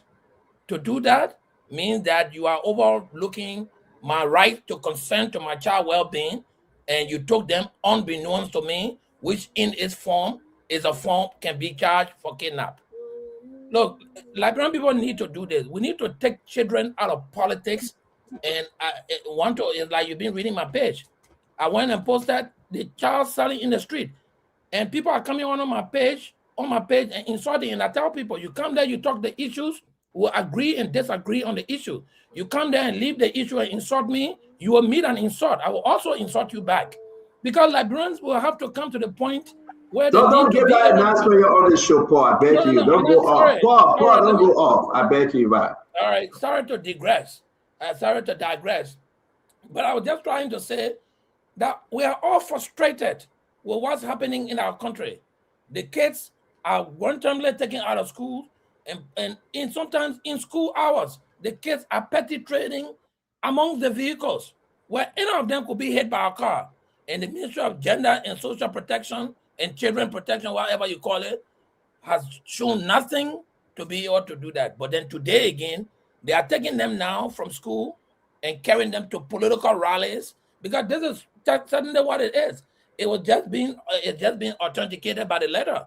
The letter is putting political pressure on the senators. You see what I'm talking about? This group, the student group, was intended to put political pressure on the senators, Stanton. And in addition to that, then you have now a union from, I think it's a university of students, also trying to put a pressure on the senator. Why would anybody do that in our democracy? So I think it is unbecoming. This is not a good idea. Somebody needs to talk about it. The students' rights were violated, and the minister needs to apologize. And maybe I think they should not even confront her because she will abuse her power in the office. Well, thank you very much, Paul Kennedy. Thelma, let's hear you. Yeah, thank you, CEO. I understand the outrage tonight on the show, on what Cornelia Kura and her supporters did to try to bring children in the street or on the Capitol building to support her. But it doesn't mean that what was done wrong yesterday, if this practice has been accepted in our society in the past. We have seen this practice in previous government, during the CDC-led government. We saw so why should we talk about it? That's what and that's what point I'm saying, right? The point here is, Stanton, someone shouldn't say, oh, because someone did it yesterday, so it's right to do it today. That's the point I'm making. Because you see, in abroad, we have these false equivalencies. And I've heard talk show hosts and panelists, and I've heard commentators saying, oh, these people did it yesterday, so why can't these people do it today? When something was wrong yesterday, the past government did it. Hey, your people did it, Gibson. Your people did it. Your brothers and sisters who were in government did it. We're running against Baker. Exactly. So, let me just make my point, Gibson. Look, Cornelia Kura, look, I don't know the nepotism here. GMB is from Lofa County. Cooper Kura and his daughter are from Nima County.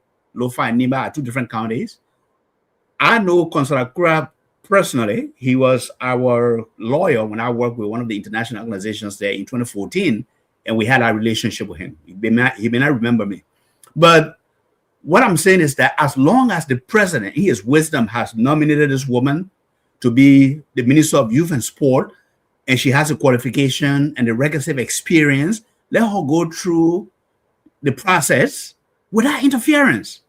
Whether it's Dillon, Senator Dillon, whether it's anyone else, they shouldn't interfere. The president has already seen in his wisdom to nominate her, for the position. And look, Paul, and I understand your frustration, but this is where I think, there's room for improvement, but I think she's qualified. That's why the president appointed her. But the practice of bringing people in the street and the Capitol building, including school children, to support you on your day of hearing, confirmation hearing, shouldn't be encouraged. It should be discouraged in our society. Period. Before bringing tea, let me say this. The president appointing her that the president business. I'm not going to ask the president say rescind the appointment. I won't do that. But Paul is right. I mean, he got his own opinion to give. Is she qualified? It's up to the president. This time I will be different. President Baga can appoint Tom, Dick, and Harry. That President Baga business.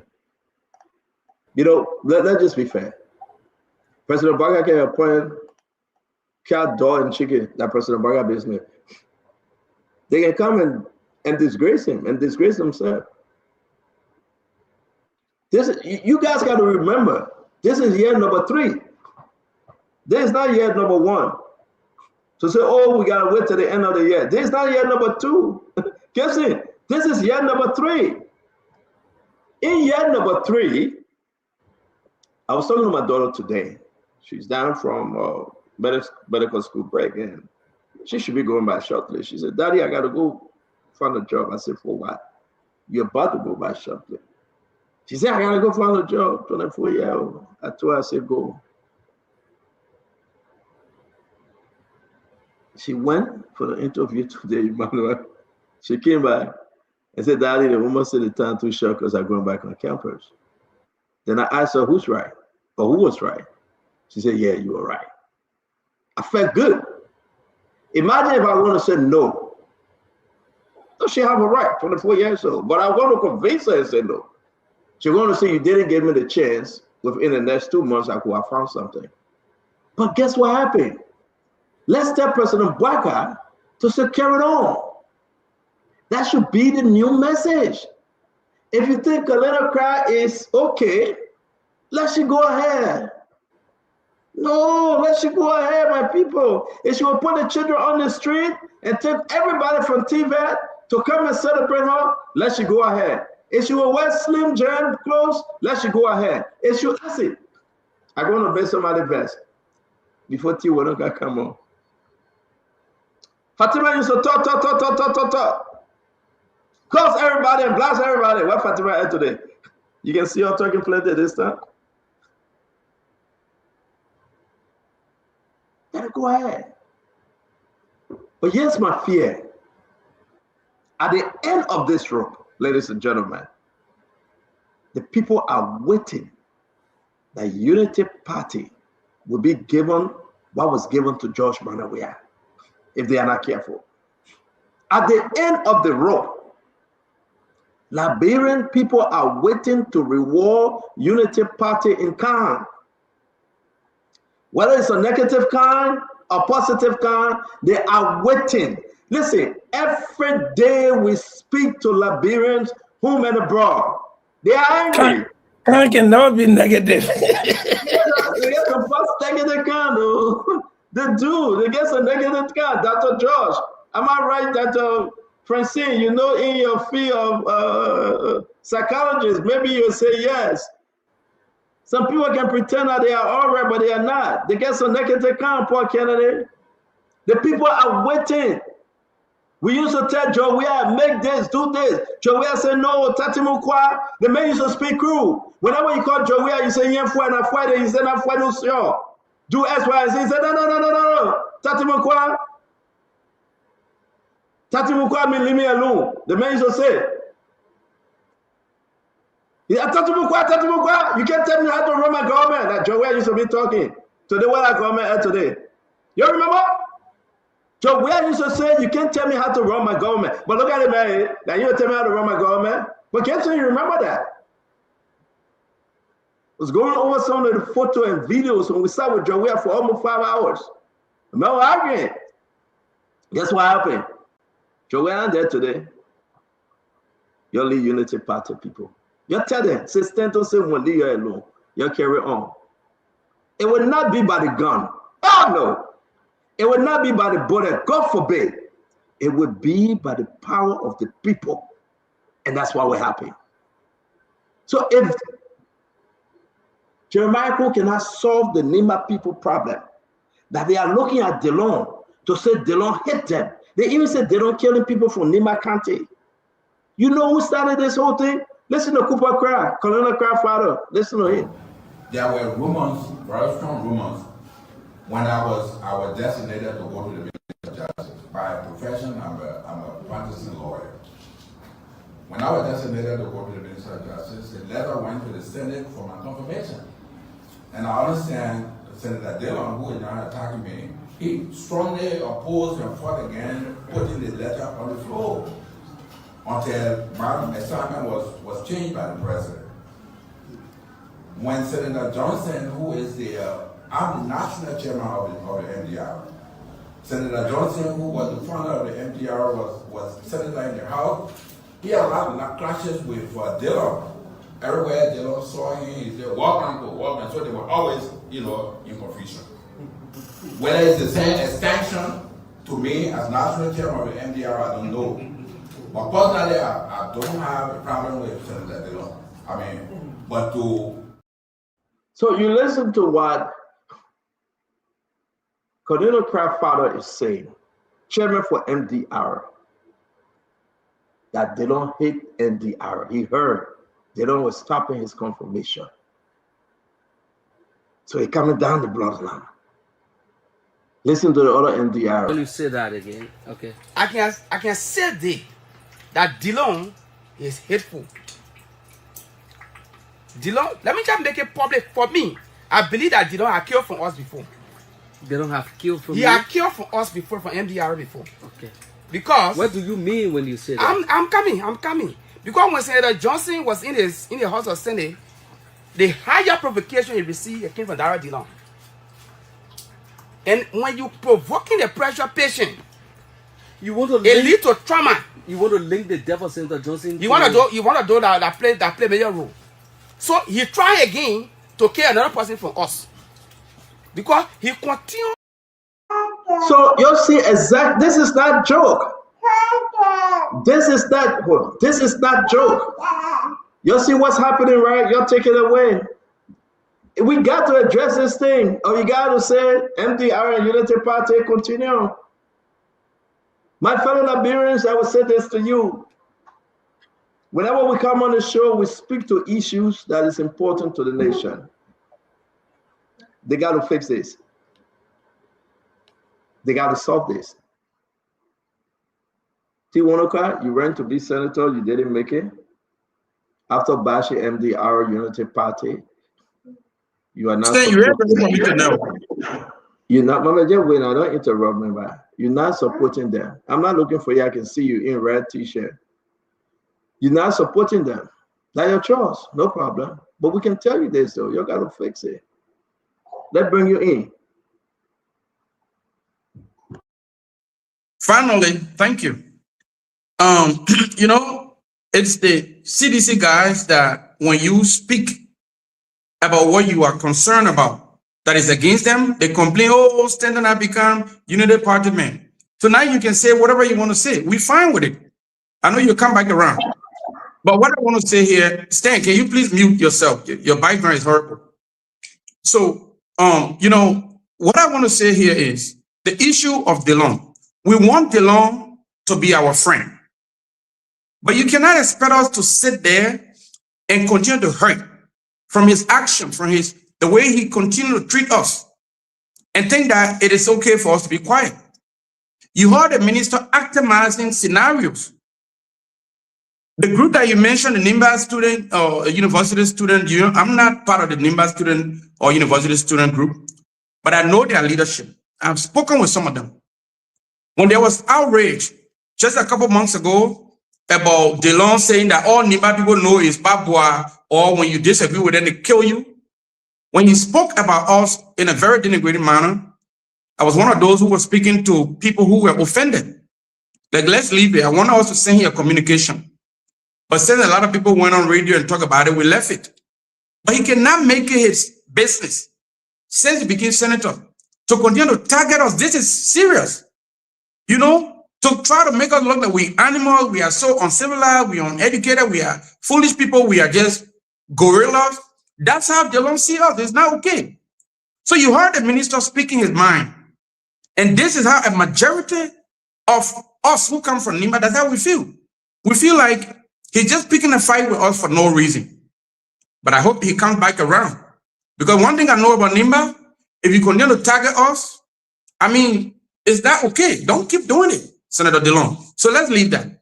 The issue about Colonel, when we listened to the students, you grab a moment, Stan. You grab a moment from, you know, an occasion that took place over a period of maybe a few hours, and you play a clip that lasted just less than 30 seconds.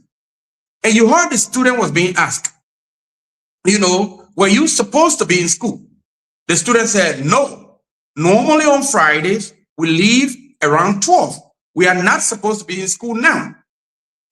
And then you also heard the student say their instructors invited them. You did not hear them say, Colina invited us. So for me, it was a beautiful moment for the students to be invited to come and witness history. In this country, and those of you who talk about you were teachers before in this country, I started teaching high school all across Painesville since 1998. I taught for 10 years straight. I have seen students be invited to help teachers on their farm. I've seen students be invited to go and lay bricks. They said are practical. I don't support that. Something like that is not educational. It don't advance the interest of the student. But to go for once in a moment, once in your lifetime, to Capitol building, to witness a Senate confirmation process, to call it kidnapping, I think that's absolute hysteria.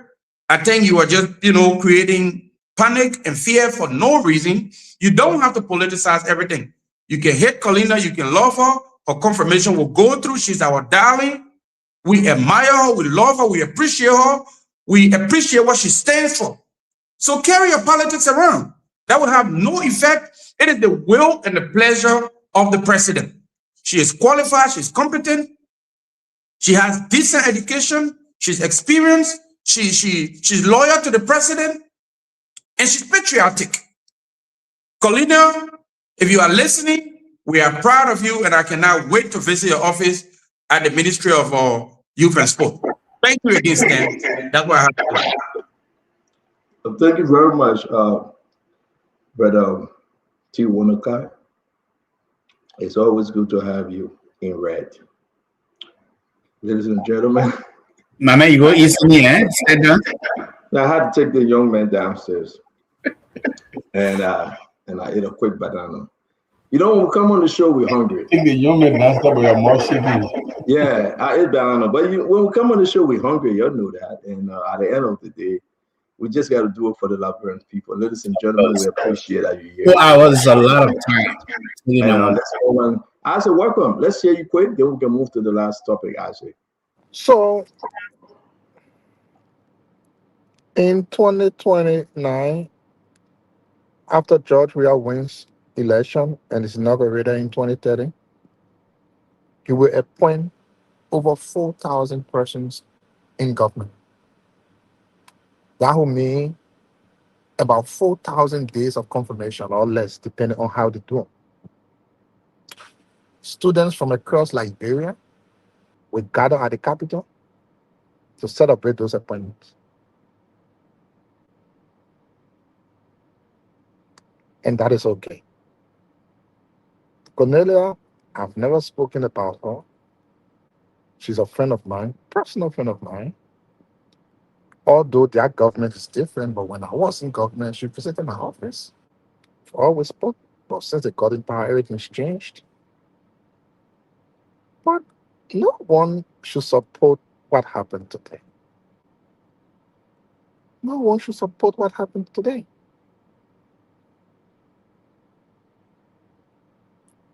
A student is telling someone that they shouldn't have been in class at midday. And for some reason, somebody else who should know better than that student is quoting the student as a justification why they are not in class. Can you imagine? It's almost like your son went to school, he didn't want to sit in school, so he left and then he came and said, oh, Papa, on Tuesday, we can't do anything better. Then you using that as a justification to say, oh yeah, you're supposed to be in school. When has schools started being closed 12 o'clock or dismissed 12 o'clock on Friday? Why? Which calendar is that? Is it Ministry of Education or Ministry of Rescue? It was wrong. It was wrong, people. Let's forget it.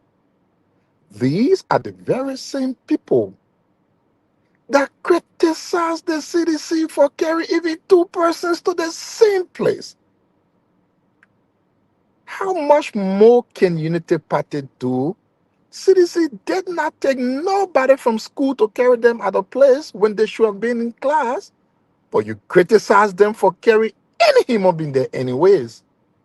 But for you took the children off classes, and according to your justification, on Friday, they can't do anything much in school, so they're supposed to be out 12 o'clock. That's the justification you're giving. I'm sure I'm looking at Dr. Richardson as an instructor, as a teacher, as an educator. I'm sure you are so pissed. I'm sure you are so mad in hearing a justification that students shouldn't have been in class at midday because on Friday they can't do anything. I'm sure you are pissed the hell. But I'm sorry. Don't be so pissed. This is the Liberia we have today. Again, I will always say, this is not a country we should be getting. If you have 4,000 person take students there, each time there is confirmation, do you know how many times the student will not be in class 12 o'clock on Friday? Man, I thought we were doing things better. I thought we should be doing things better. Youth and sports is a challenged place. Again, the beam of people make, the actuality is different. We will be right here. Oh, that thing necessary. I don't think that's the best way. Somebody told me today, and it is true. Ellen Johnson Unity Party was so matured. I think President Bwaka's United Party is very immature. You can see the insults from ministers on Facebook, all kinds of things. You never saw those things Elaine Unity Party time. I think Elaine Unity Party was matured. I really think so. You only see students getting in buses, going at the place there in uniform. But you are justifying that the students say, oh, on Friday we can't do anything, we can leave school 12 o'clock. That's it. Who gave you that schedule? Ministry of Education? Have you seen anything say schools should not be in classroom 12 o'clock on Friday? When we were in government, the children started bringing up this Friday beach thing. So we had to bring a program that will make sure the children will not be going to that because we want them to be in school. But today it has reversed, my understanding. 12 o'clock on Friday, all schools they miss because why? They got nothing to teach. Amen. Now, people, how are we facing it? You know, that already saying, I want to leave it to you because you are the educator here, you are the teacher. I'm sure you are pissed. I can see from your eyes, I know how you feel to hear what you hear in that 12 o'clock, today you do nothing, so it's all to be home. It is sad, man. Mama, talk your own. Leave that Richardson out of it. You're not that Richardson. You are mouthpiece. She listening to me. I know how angry she is. I know how passionate she is for education. To see this is bad. Thanks to all of you. We got to move on.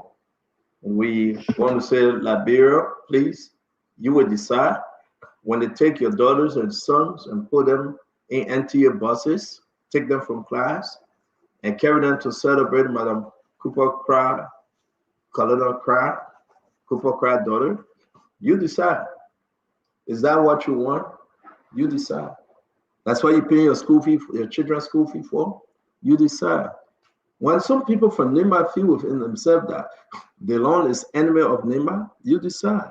When some people feel that DeLon, you know, all this allegation on him that he just hit the Cry family, you decide. I pray to God, like I said on the show, Dr. Richardson, I'm a changed man. And we move on. We move on. I don't know how long I will keep this. My mind is boarding Port Kennedy to talk, but I don't know. Let me exercise it. Let me try it. I also like to bring to your attention this, which is so important, right? Yesterday we discussed this issue about the Justice Ministry. You remember? Emmanuel, you remember, right? That they have secured $20 billion, I believe, to build the Justice Complex. But I woke up this morning and they said, I don't know, maybe you can read better. You'll read this for us. You'll read this for us. And, you know, I believe you can read better. Y'all please help me. And this is why I say, what's in black and again? Wishes to clarify, the Minister of Justice wishes to clarify recent public concern regarding claims that 20 million United States dollars has been allocated in the national budget for the construction of the Justice Complex. The ministry informed the public that no such allocation has been approved or captured in the current national budget as claimed. Rather, the government of Liberia has demonstrated all they wanted, blah, blah, blah. Let me just stop there. Are they sincere? Is that exactly what they say? Yeah, is what was posted by the Minister of Justice. Councilor 12 further disclosed that an initial allocation of $20 billion, stop laughing, Emmanuel, has already been approved in the national budget to kickstart the construction. So which is which?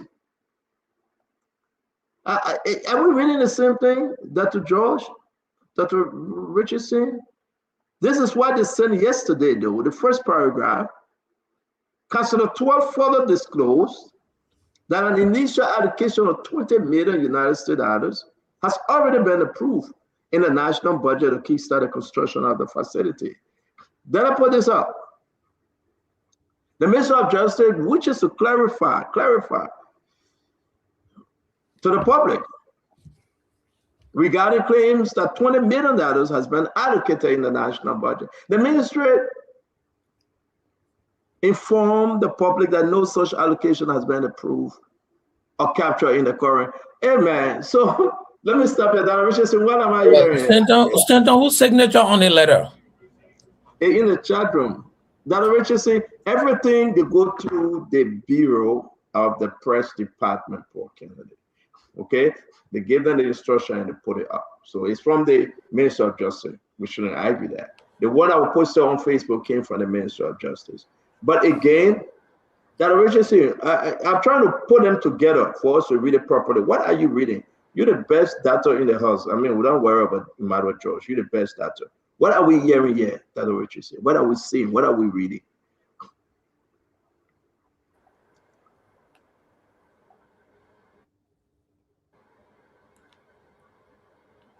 It's not me.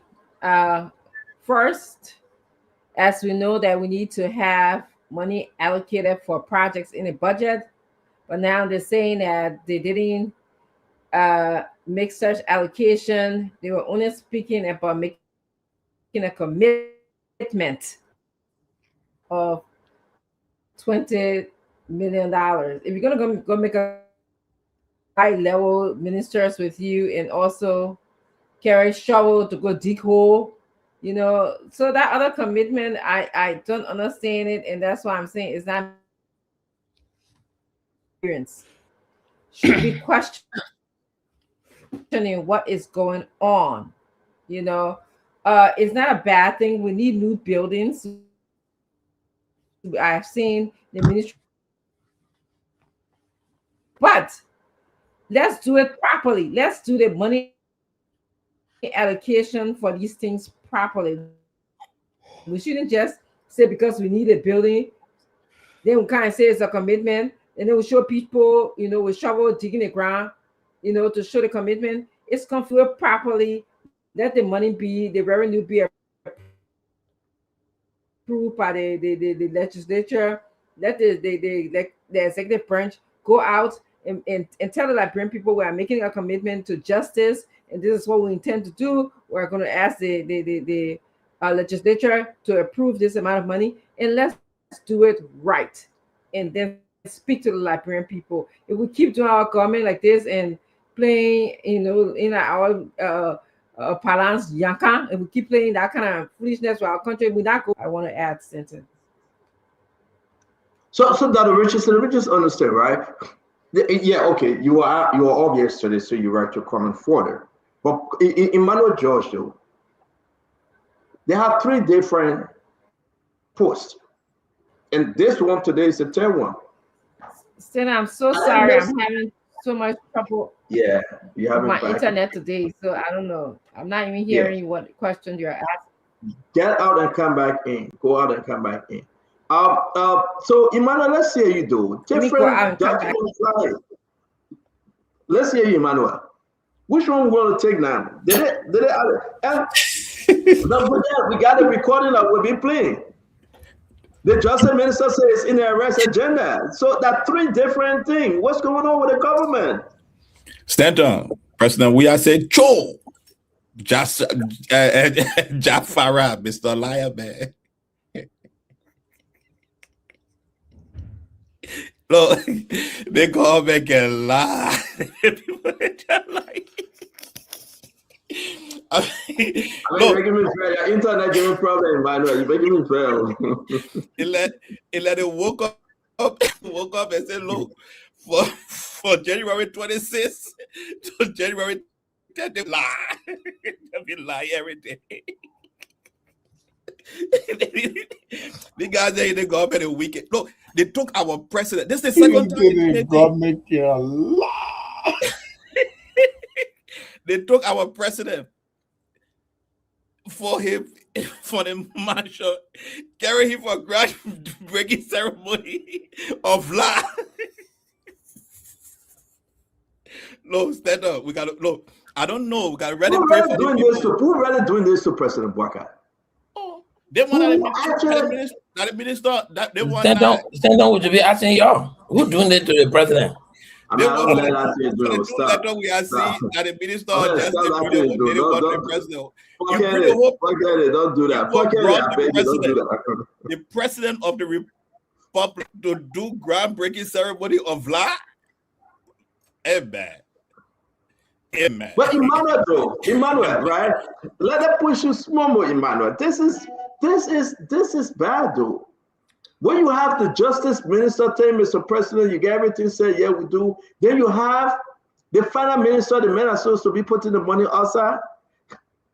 When will we, you know what, again, like I said, I'm a changed man. Please tell them to continue. We in some serious problem, yeah. Serious. Who will not know it's serious? You brought a president to a groundbreaking ceremony. What you do, you had nobody to bet it. For what reason? Look, we the Liberian people have to see through this Unity Party-led government. Since Monday, they have been lying to us. Every day of this week, a lying day. Every day of this week have been a lying day. And that's why I went to the president. We are some lying man. This is serious. We may have fun with it and joke with it, but it's serious. To have a government that spent 5 days, 5 working days on our money, the taxpayer money, because we pay their salary, the whole week just lying. And not to say it's in hiding, because the minister said yesterday in the budget, today he said, no, it's not in the budget.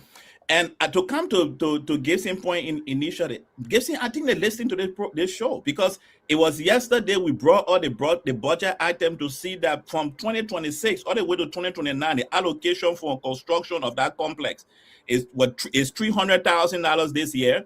I think next year is $200,000. The following year is about $250,000 or something. There's no way they will build that building, that complex, because it's not allocated in the budget. It's not allocated in the budget. And they listened to us last night, realized the level of it to the president. Look, this is disgraceful. I don't know why the president now is finding it difficult to remove some of these people. It started with Mamaka Bedete bringing the president in front of the international community, had the president, everybody clapping, only to find out that it was a lie. Then yesterday now, the Minister of Justice took the president to dig ground for a building that he told the president that was in the budget. When we found out that today, not in the budget. Somebody have to take responsibility for this in our government. And that's why Liberian people start thinking about serious leader. Because any government led by Mr. Alexander Benedict Cummings will not be making these elementary mistakes. 5 days of a week, this government have been lying for Monday. They took the president to give a State of the Nation address. And they embedded the address with lies. The next day they try to roll it around. No. This is serious. It's very serious, my man. Look, this is what happens when you have 42 years of experience. When you have 42 years of experience, and it's time for you to retire, and you don't retire on time, because other people will be leading this government, and they will be making this mistake over and over and over and over and over. Well, what do you mean a time for you to retire and you retire on time? What kind of bad saying is that? Gibson, let's come to you. No, we gotta go to Gibson. We gotta go to Gibson.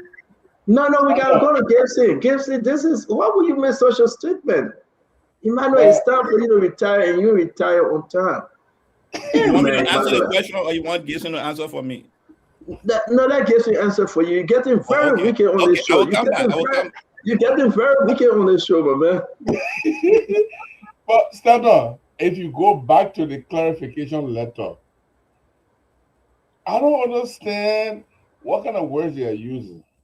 The one I got here from the chat room, the first paragraph says, the Ministry of Justice wishes to clarify recent public concerns regarding claims. Who claim?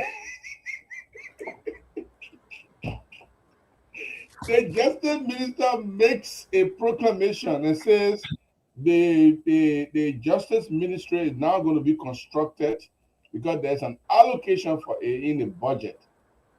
They come back and say there were claims. Who making a claim? Just the minister making the claims. Now I ask, who wrote the letter? Look, the people can lie. Look, Dr. Josh, I don't know. I think you are the best person now we gotta be looking up to describe the Unity Party government. This is disgraceful. This is disgraceful.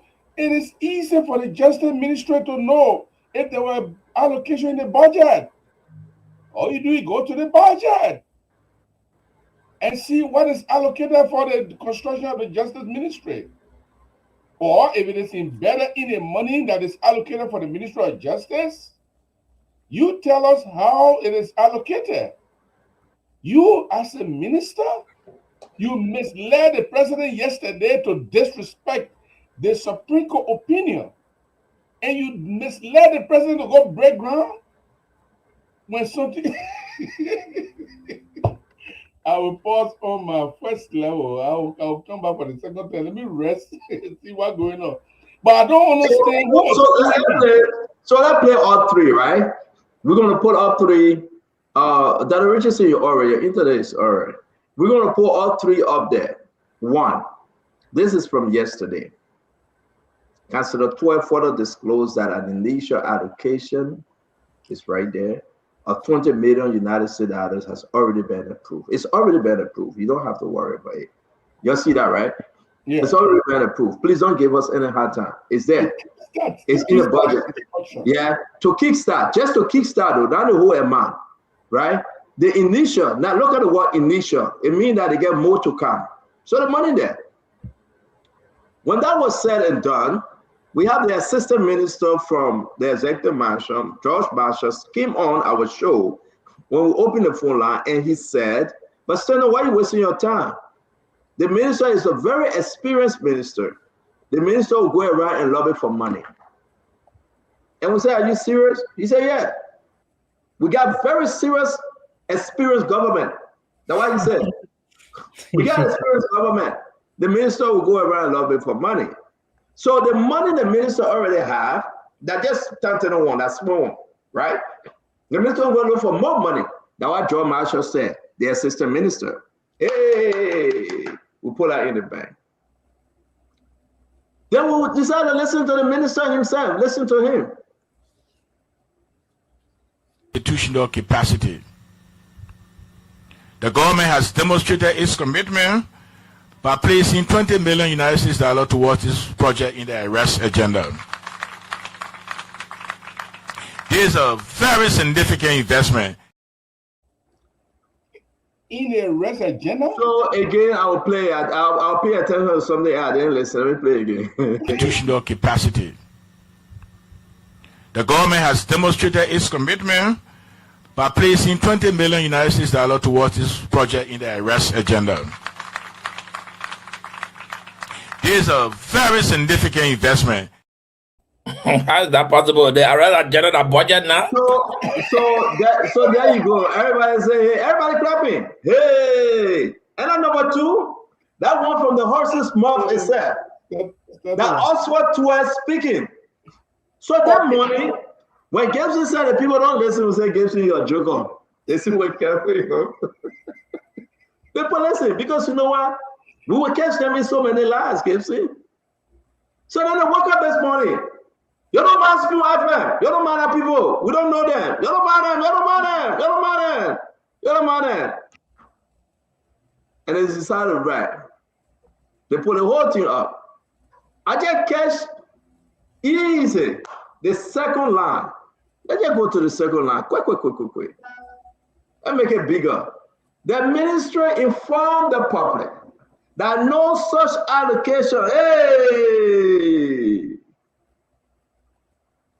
no such allocation, Oswald Tuer. Let's go back to Oswald Tuer. What happened here? Institutional capacity.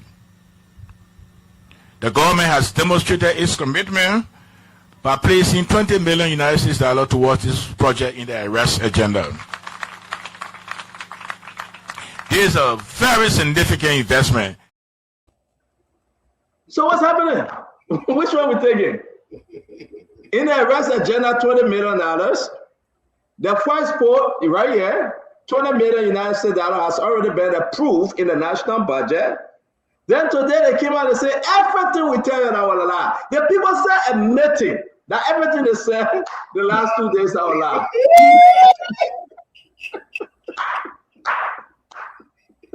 That's what you bad. Listen, it's not easy. It's hard to lie. You lie one time, you lie two times, it can make it. It had to lie. The people themselves came back. You saw Jeremy Pierre saying the Sona was a lie. You saw that, right? When he talked about public way, he confessed. God is working on behalf of the Liberian people. These people will confess their sin one by one. They will. Working for CDC. They don't use right. They don't use right everywhere. Oh,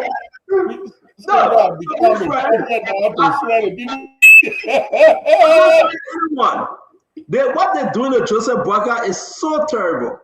And I know Asa will take different position when I say that. But it is so terrible because you understand the old man want to see goodness in Liberia. The old man want to see everything. He doing everything he can. But then you have the people saying, no, Papa, you on your own. Anything that thing you do that your business, Papa, will not make it, will not give you what you're asking for. And then at the end of the day, ladies and gentlemen, boys and girls, we'll go to the three side. Tell me which side you on before we bring Paul Kennedy, Asa, do the rest of them. Yesterday, in the morning when we woke up, Oswald Twist said he further disclosed an initial allocation of 20 million United States that has already been approved. He said that to kickstart, if they make kickstart, just the initial amount already there. President Boakai, yes. Your Honor, President Boakai, Gafwai and myself came to tell you we have allocated $20 million in the budget. We will fund it through national security. It's about time, sir, for you to go and tell the Liberian people and tell that Spoon Network and tell them everything we are saying here is true. And, and tell them, we just want you to tell them that everything you are saying here is true. We're ready right now to go and start the project. President Boakai said, we get the money. Yes, sir, we do. We have the money, $20 million. President Boakai said, you'll get my kosu. Let's go there. Gafwan, you sure we get the money? Gafwan said, yes, sir. We get the money, sir. The money is available and we can assure you that we'll be bringing in more money. This is just the initial start, Mr. President. The public say, you're sure? Yes, we are sure. All right, so let's go. Everything fine, kickstart, jumpstart, bam, they went. Yesterday. Today, people got to understand, when they feel with the program, they're ready to impress President Boakai, listen to us. Capacity. The government has demonstrated its commitment by placing $20 million United States dollars towards this project in the arrest agenda. This is a very significant investment. You see, when Liberia men ready to lie, certain words they can use. And I got to be frank with you. When the ministers and the government ready to lie, like Oswald Twist, Oswald Twist was lying. And you know what happened? Listen to the last word. This is very significant. Listen. Just pay attention to every word. Just listen. Institutional capacity. The government has demonstrated its commitment by placing $20 million United States dollars towards this project in the arrest agenda. This is a very significant investment. So you see, this is a very significant investment. And everybody clapping. Hey, guess what happened? President Boakai was happy. Look at President Boakai smiling. $20 million in the budget. He's smiling. They're going to build it. Just initial. Look at Gafwan. Fake like hell. You ain't shovel in your hand. Lying to President Boakai. Hey, Papa Boakai. Somebody there hold your head. He said, Papa, you fall out inside. You can't make it no more. And guess what happened though? They came back when the Papa was still looking. Quick. They came back, Paul Kennedy. They administrate informed the public.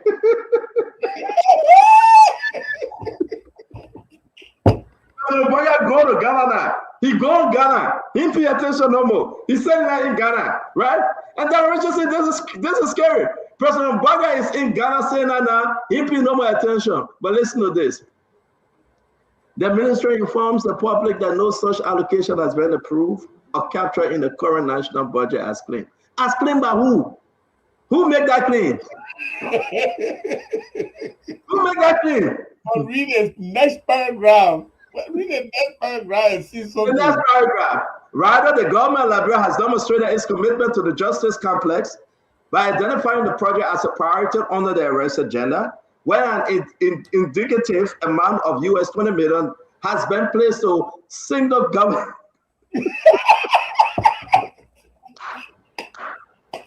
Government intend and long-term planning. Where that amount have been placed?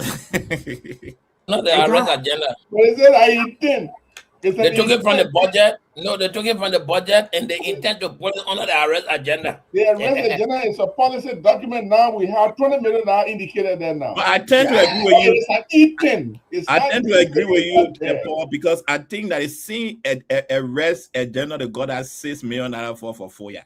There seems to be a parallel budget. The minister just confessed it to us. We need to start looking at this critical. Paul, come on real quick. After Paul, you should come on. Then we'll go to Tamba. Let's close up on. Look, Stanton, there's not much to talk in this. I mean, the letters are clear. You can see the clear contradictions between what the minister is saying and what's actually happening. But what saddens me most is that in this whole parody of it, they take the old man, put him in the car and speedway into Kagata. Get in trouble. I mean, they are moving the old man around to my Jeru. You watch the State of the Union. They tell her friend, he say, you're give my heart.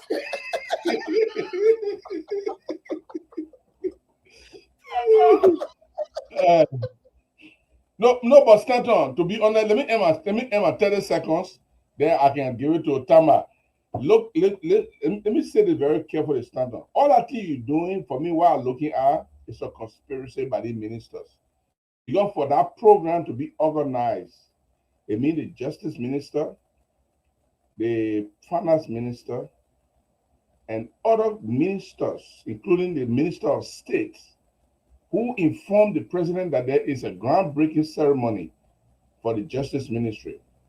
They formed a cahoot with the intention to deceive the president of Liberia, by extension for the president to deceive the Liberian people. This is a travesty. And the justice minister continued to deceive the president. I don't know what the president see in him. I will let him go. So we can announce, and just to take it away, then we'll bring in Tamba and Isaac, because we got to close. I got to go pray. I got Bible study. It's very important for you to listen. The deputy minister that should have overseen this thing, the Solicitor General, they didn't see any of them to that program. Like Gibson said, these things were organized and put together by Gafan and the Justice Minister to collect Joseph Human Barker for them to eat money. If you look in the budget, they don't have no money right now. Nothing. So right now, I can announce. You remember yesterday we talked about the 350,000 that will place the line in the budget. You remember that? I thought it was 250K. Okay, brother, that's 350. That's the money they going after. They will build a fence around that place. That's the money they want to use. And I will tell you this, though. There's no blueprint. Right now we're speaking. They're trying to put together a blueprint. They work with, I will keep the name of the contractor for now, because I know people are angry, right? No blueprint. Ask why Augustine Fire they didn't attend. Ask. They're building the justice complex, but it's a 4-act. I don't want to go into, and it's terrible that we have the justice minister and the finance minister like this, and call shot around the old man. Our country is in problem, and that's what is happening. There's no blueprint. They're going to take that money that is available, because Gafan makes sure that he has made that money available, and everybody got to eat to build fence. They're using that money to put fence, and then they will go for the next government and say we initiate it, and the next government will say that Unity Party project. The same way CDC saying everything that Joya project. We are in trouble. But here's my advice. Please tell Unity Party to carry on. That's my advice. Paul, you don't have to laugh. That's my advice. Please tell Unity Party to carry on. You're doing a good job, Unity Party. Please carry on. Time will tell. Tamba. Yes, CEO. Thank you. Look, we may joke on the show, and it's a Friday. It's been a long week. Gibson, it's always a pleasure to crack jokes, right? But when it comes to the seriousness of the matter, when it comes to our country, sometimes we have to reflect upon it. And this is why I tell people, look, I do support President Joseph Boakai, but I don't support incompetence in government. I don't support, and I have spoken about this in a prior show. When people are running around circles around the presidency, CEO, it's troubling. When the Justice Ministry posted that press release yesterday, Stanton, and we had a discussion on the show, I went on our page, I commented, and I asked them, and I put a quote. And then this morning they came out with a new post. And I'm like, okay, I agree with the post. But why wouldn't you at least acknowledge that the minister misspoke, even though he said 20 million in the arrest agenda, but the press release did say 20 million in the budget. Look, I don't eat crab with shame. I wash my hand, I'll put my fingers in it, and I will dip it and I'll eat it. It doesn't matter whether it's my uncle who is president today. When people are doing the wrong things in the government, we should say it. If Minister Oscar Twe, based on the advice he's given the president so far, some of it has been dubious and questionable. Then he's coming up, bringing the president to break ground and putting out a statement and retracting that statement, and now coming out and say people are trying to play with the page, with the official Facebook page of the ministry. I think that's dishonesty. Whether it's him, whether it's people reporting to him, it's incompetence, it's dishonesty. And these are things that are wrong with Liberia, Stanton. These are things that are wrong with our country. When people are in position of power, they feel that they can do no wrong. They feel that they can walk on ice. They feel that they can spin the truth to fit them. We should stop that, man. It doesn't matter who is president today. And this is why sometimes when I come down hard on my brothers on the other side, because I say the truth, my truth that I know, I will say it, even if my uncle is president. So look, I think the minister is wrong. You should say the truth. If they misspoke and they put out a wrong statement, they should acknowledge it and correct it. That's responsibility. That's responsible government. Stop bringing embarrassment to the presidency of GMB. Stop bringing embarrassment to this old man who has honesty, who has proven that he wants to move this country forward. GMB, Kisinacho Diomte. GMB, thank you. Gisianto Youngdays, thank you. Asik, I don't know whether they got cursing us or he's saying something I won't understand. No. I would never curse. Yeah, but I think he's saying that Kisianjo Yande, I think that Chinese is speaking. No. What I'm saying, it's all right. It's all right. I can translate. No, don't translate. Keep it like that. Let JBA. I enjoy the kissy. It's a direct statement to the president. Kissy not your diamte. Give me chon. Isaac, are you us? You can lie to win an election. You cannot lie to govern a country. Someone told me this could be the greatest court to have ever been awakened in Unity Party government. Look, my people, let me say this. When Unity Party was first in power from 2006 to 2017, Unity Party was basically being spoon-fed by the international community. The governments in the government, the officials, I would say, in the government, did not take any decision at their own accord. They did not come with any policy from their own thinking. So we could not have measured what exactly Unity Party knew. But today, because the onus is upon they themselves, we are seeing the actual Unity Party. And I would say Unity Party is limited. Unity Party does not have the knowledge, does not have the know-how to run a country. Like what we've always said, this is a government that can't come up with a single project, start to think about the project, develop it, look for money, implement it. Not a single.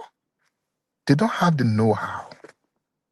The first Unity Party we had was a Unity Party basically taken over by the international community. The only thing they were doing was just signing people, that's all. The money can be signed. But to sit down, plan, take a decision, and make an impact, they don't have the know-how. And let's not forget, Richard Cohn, who happens to be the regime speaker, went to JFK and told them he will put 20 million in the budget. Don't forget. Unity Party can lie. Unity Party can lie. Unity Party can lie. How many more lies can we count? And I will say to the Liberian people, don't believe me. But as time goes by, day by day, you will get to see it. Thank you. Oh. I mean, we gotta go back. Thank you, man. Your internet is not active. Your internet is behaving bad. I sent you a video. I sent you a video of the people forcing the old man to sign, and he was shaking his head. This is not what I wanted. I sent you that video. Send it in the studio, though. I said, finish up now. Waiting for you. I thought you said I was done. So as I was saying, how many more lies can we name? Should we talk about the 5 billion from HPS? Should we talk about the 3 billion from China? How many more things should we talk about? The Ayolo buses from Ghana? Like Unity Party can lie. And let me just give this little piece of advice from my own experience in government. You cannot lie on the economy. If Unity Party would just relax, stop trying to impress. Whenever you try to impress some lies, let me interrupt you. Senator McGill that started the post online he's on. You remember that Senator McGill started this when he was questioning the source of the $20 million. Senator, welcome to Spoon Talk.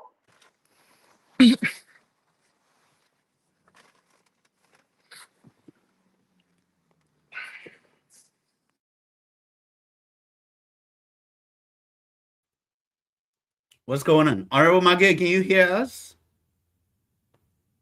You guys can hear us, right? No, once Stanton go, the man will go. It's Stanton's phone. Okay. You're probably trying to connect. Stanton trying to buy good internet, man. Well, you're called Elon Musk, man. He has Starlink. Starlink is the best right now for the international market. And it's recommended highly for Liberia. You know, by the way, I have the broadband internet cable passing in front of my house in Monrovia. I need to connect with Patrick Hona. Hona, I reached out to you earlier. I would love to speak with you about accessing broadband internet in Monrovia. I would love to have that service provided to the public. That's something we should talk about. Look, we have the broadband cable that has been brought to Liberia. It's not in use yet, right? It's not used. The fiber optic. The fiber optics, yes. Yes. So we call it broadband. They've not done the. I'm not sure they have the finishing port to start distributing it to homes. They just ran the cable. That thing. My man, they have rented cable. All you need now is an equipment to set it up and connect it.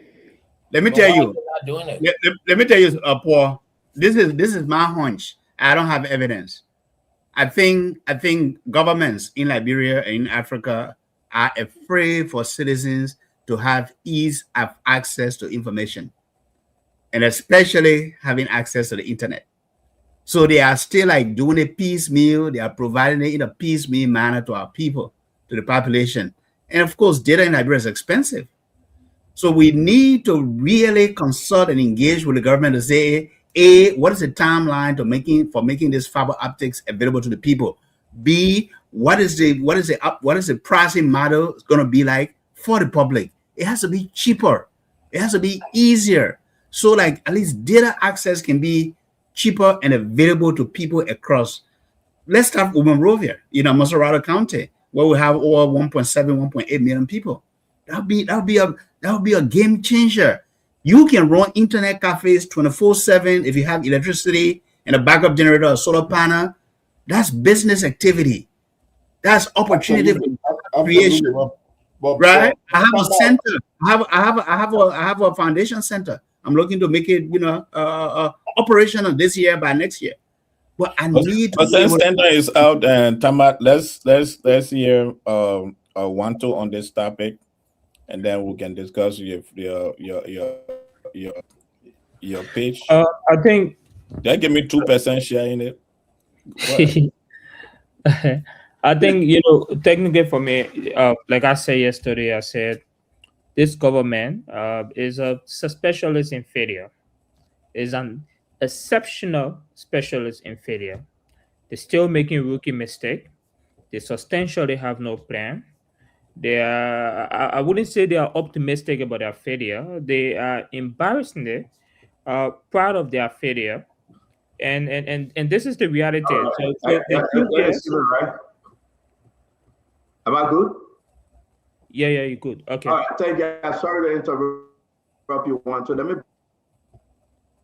bring in Senator McGill from McGill County. Senator, thank you. Thank you, Stanton, for the opportunity to speak. We got listening to a lot of people, and some people who can't even read, and we don't know what we're saying. But Stanton, this is firstly the initiative to, I don't know whether it's a rebuilding or it's a new, it's a continuation of the old complex that the government initiated during the DOTA, and they want to continue. I don't know. We don't know. But as senators of the Republic, now for my giving for the Republic, we have a responsibility to begin to ask the necessary questions. When I saw the groundbreaking ceremony, which is a very big initiative for the country and the government, and the amount of money that was announced, I was a bit surprised, because that's not just a small initiative by the government. It's a very important initiative.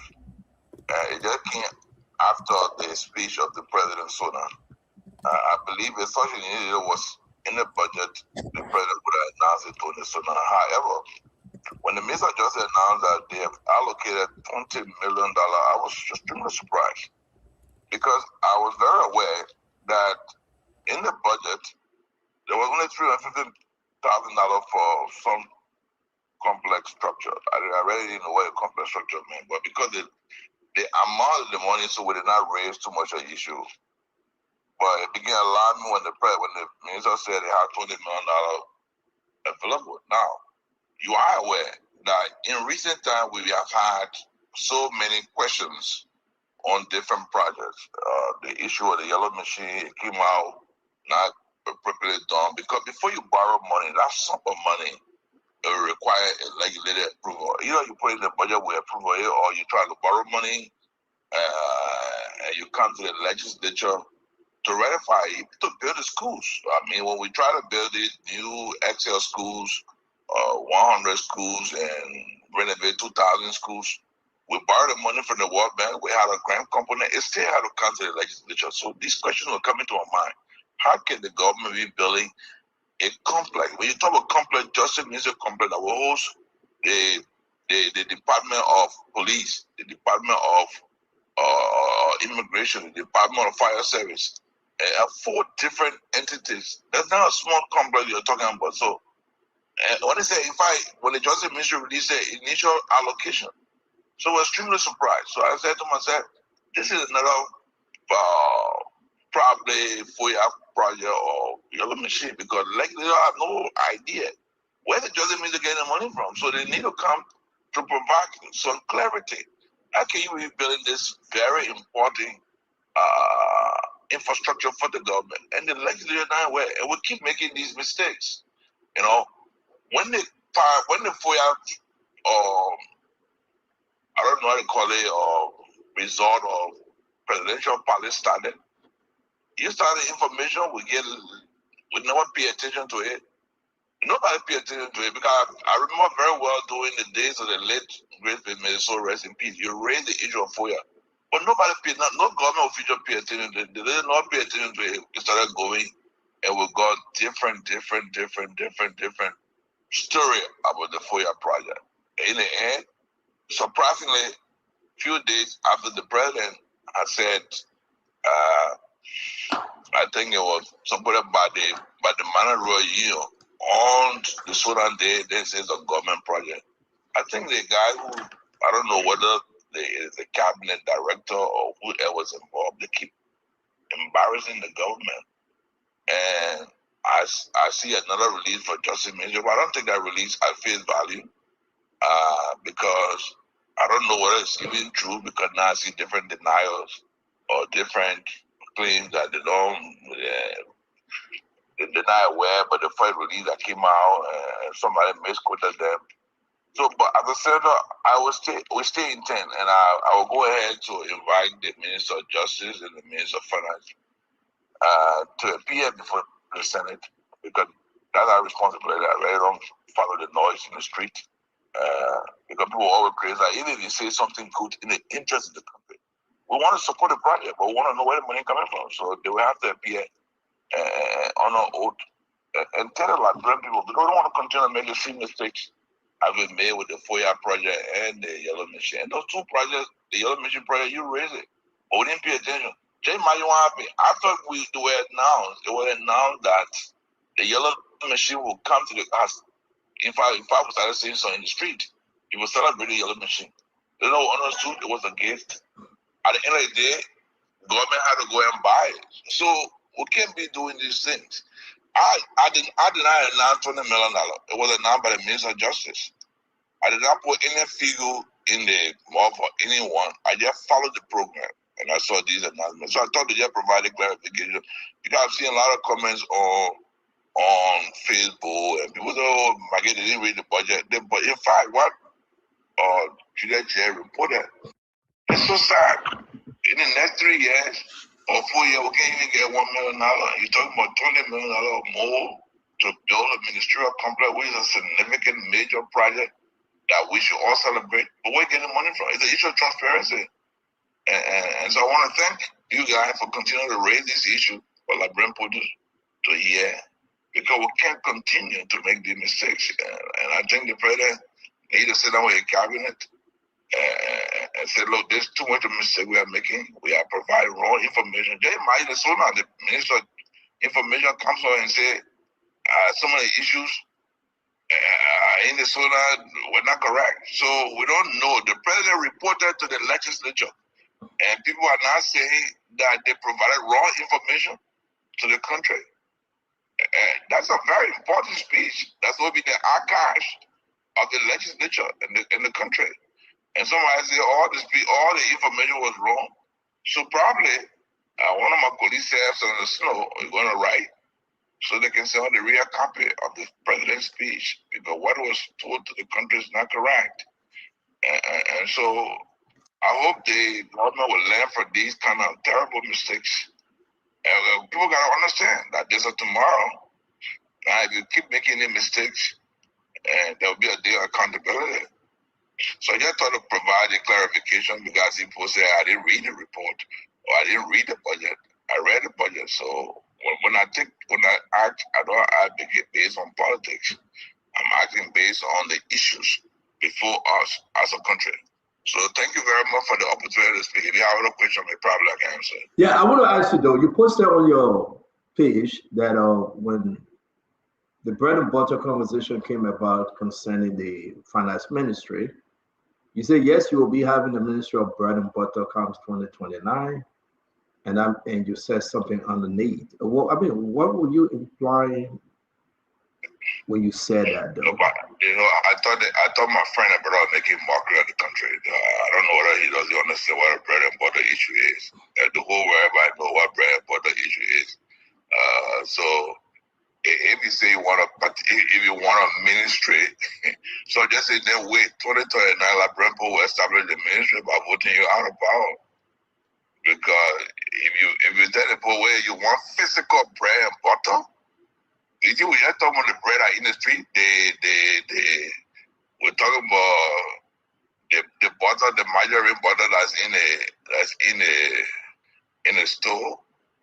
We're talking about people's livelihood, people's table issue.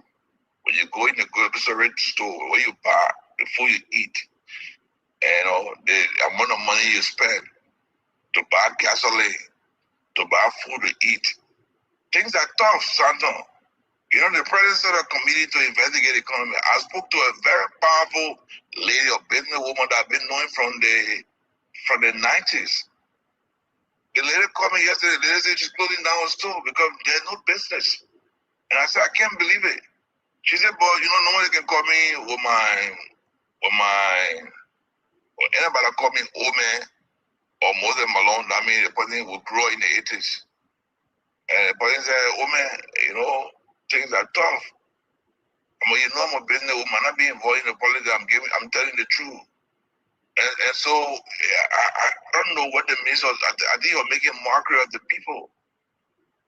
And so that's why I said, man, they say you want bread and butter ministry, we'll create a ministry on October 28th on election day.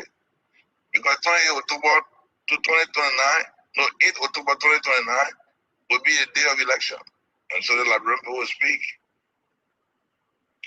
Do you think that, my last question, Senator, thank you for joining us, Senator McGill. Do you think the situation we are faced with now, the Justice Minister came up and clarified and said there is no $20 million, though you're going to call them, though, I mean, from one clarification to another, the government is confessing, the government is clarifying. McGill, how far would this go? Well, I think the government, the government is confessing because it can be clarifying. Because I don't know what is a clarification. Because the first thing, I really don't know which is which. Because it could be whether it's another mistake, or whether it's a clarification. I really don't know. But this is just terrible. This should be unacceptable to the president. And the president should not be accepting this from the government. Just a major speech was delivered to the country, to the whole world. The president is a constitutional speech. And the people, the government is saying the speech was not correct. And most of the things that was told in the speech were inaccurate information. That is sad, Stanton. It's sad. We always say that the government lied to come to power. If the government is admitting that it's continuing to lie, you don't think it's a potential problem. It is a potential problem for the government. The government should be worried about these things. And so, even the clarification, I don't believe it because of Facebook thing now. Because what I saw live on television, which are now called television, which is on Facebook live, people say denied. I don't know what it is. The Minister of Justice are denying whether the press release was issued. That press release is correct. I said, no, I don't believe that. And so the way we believe is to call the two senior ministers. And don't get me wrong, Stanton. I fully support the building of the ministry. But the way it's going to be built, we'd like to know where the money is coming from. We don't want to have another story like like the Yellow Machine or the Foya presidential complex. Thank you very much, Senator McGill. We're out of time. We appreciate you. It's very, very late on your end. Likewise, on our end, have a good morning to you. And thank you very much, Senator. Thank you for the opportunity. Yes, sir. Thank you. Let's close the show, guys. I think we did already, right?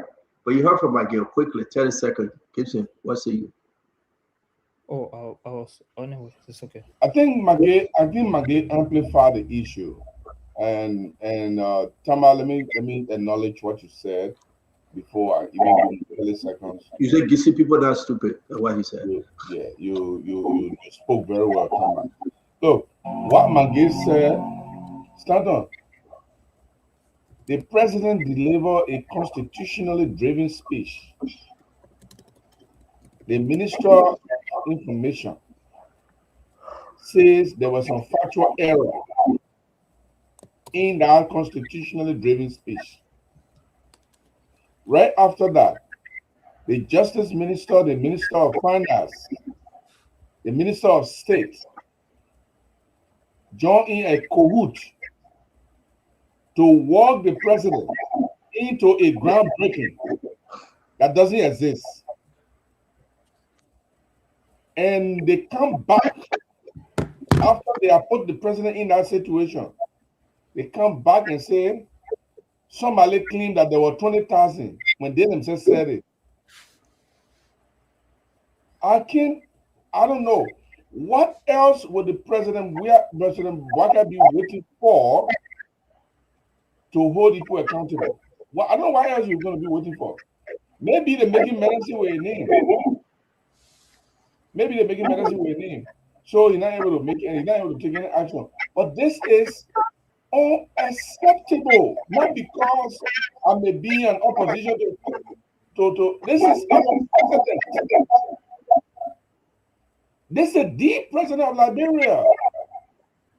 Whether we like it or not, they walk the omen into groundbreaking. That video I sent you, it was the signing ceremony. There was a signing of the document. They forcing the woman to sign, the woman shaking her head, not happy. Still, they turn this shit around for the woman to sign. What kind of cajole is this? The woman is old, but the woman is not stupid. Thank you very much. If they think President Bouakai will not take action, I can bet my neck that President Bouakai. Say President Bouakai can listen to the show now. There, I'm a little bit happy. But if you are not listening to the show, then they will take the part they want him to listen to. Then they show it to him. The other one they leave it. But I swear to God, I never seen such a cajoling before, where the ministers put together a program and lie that there was some money available and no money available. They come back and say somebody claimed that there's a $20,000 available when they're the one that said it. I can't imagine the veracity of the fraud. This ingenious and this is an elder abuse to top it up. This is an elder abuse. Thank you, guys. I beg you want to that close, and we can go by. We'll keep the other closing for the ball. We gotta go, right?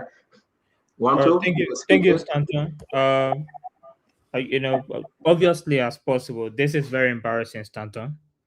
The Justice Minister should not even be having his job by tomorrow.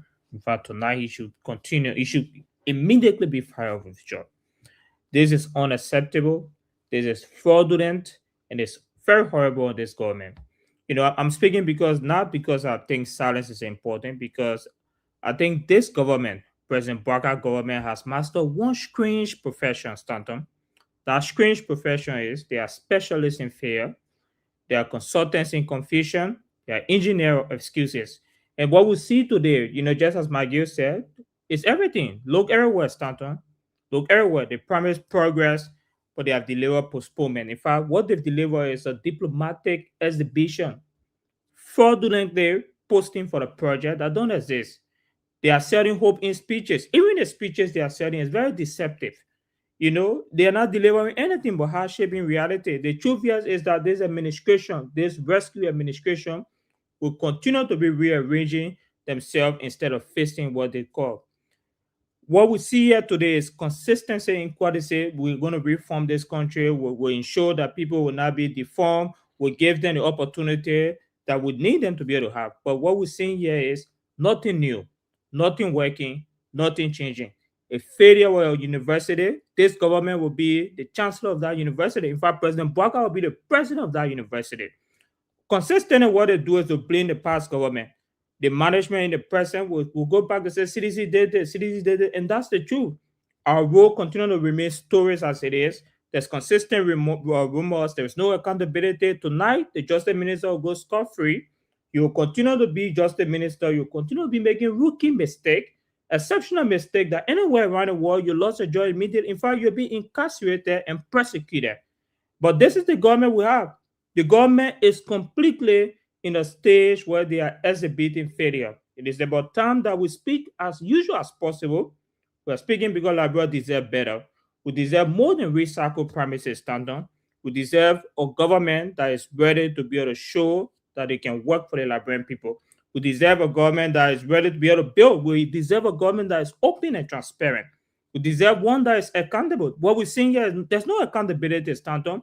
And it is my hope, since the president listens to this show, we must be able to ensure that the president take actions. And I would say that the Justice Minister, and this is not the first time saying it, we said it numerous times, one case to another, that the Justice Minister will lose his job, but the next day will come back again with another rookie mistake. So this government must do one thing. If this government will continue to be a university, it will be a university of failure, and President Barker will be the chancellor of that university. That's what I want to say. I want to say thanks to all of you. Great show, Dr. Emmanuel. Thank you, Paul Kennedy, physician. No, physician assistant, nurse practitioner, that is the same thing. Either one. Thank you very much, Paul Kennedy. I don't know which bracket you belong to. Gibson, thank you very much. Stand on 30 seconds, man, please. We'll show you stuff tomorrow. We got to go. We got to leave it there. Lorena, can you come on? I beg you, my brother Tamba. You spoke EC and all, at least 4 days.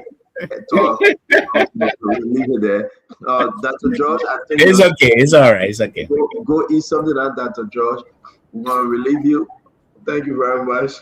Have a good day, Dr. George. Tamale Babela, my uncle too. You know that, right? Oh, I know, man. I don't know what you are saying. I can't hear you. Right. Thank you very much. Lorena, good morning to you. Thank you for holding it down. Tomorrow will be a wonderful day. We want to say thanks to all of our many followers. Wow, Lorena. Now I can say, wow. Lorena, I don't know. It was a great show. It was a great show, man, but a lot of stuff happening, Lorena.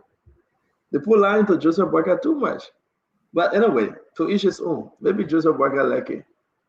Have a good night, yeah? God bless you. Let's announce that Darius Doe. Let's just announce that tonight is Darius Doe father funeral, Lorena. Wakekeeping. Tomorrow is the funeral. The wakekeeping is tonight. And I know you guys will be there. You'll go and represent. Tomorrow, Darius Doe. Lost his dad, and Bedell Funeral Home, Upper Johnsonville, Turning Point. You know, the funeral service will be held at Bedell Funeral Home, Upper Johnsonville, Turning Point. Darius Doe father's funeral. If you're close by and you want to pay your respect, it will be held at the Bedell Funeral Home, Upper Johnsonville, Turning Point. Again, I want to say thanks to all of you that reached out to Darius Doe and his family, the passing of his father. We hope if you have not reached out to him, please do so. And we appreciate all those, that assisted him in this very tough time in the family life. May God bless you and may God reward you. Again, have a good night and our sympathy to the Darius Doe family. Thank you, Lorena. Have a good night. Good night, sir. All right. So, of course, it was another beautiful show. And we won the special one. Wonderful Liberia. Interest of the country, interest of the Liberian people, interest of the government of Liberia, everything. thanks to you for being there, for watching, for listening, for following, for sharing, for calling all your friends to be a part of the show. We all appreciate it. Remember, another thought-provoking conversation comes on in Liberia. tonight and tomorrow. Yes, tonight. Tell you what is happening in more. We have 18 minutes to 1 o'clock. Gonna tell you what It's already the last day of the month. January 21, 2026 already. We appreciate you. Thank you. God bless you. Always go God first whatever you do. God stay safe. Have a wonderful weekend. Bye-bye. You want to know what is happening more than to spoon. Politicians want to make their decision just to spoon. You want to know what happening in the ministry to spoon. Yeah, to spoon. Yeah, to spoon.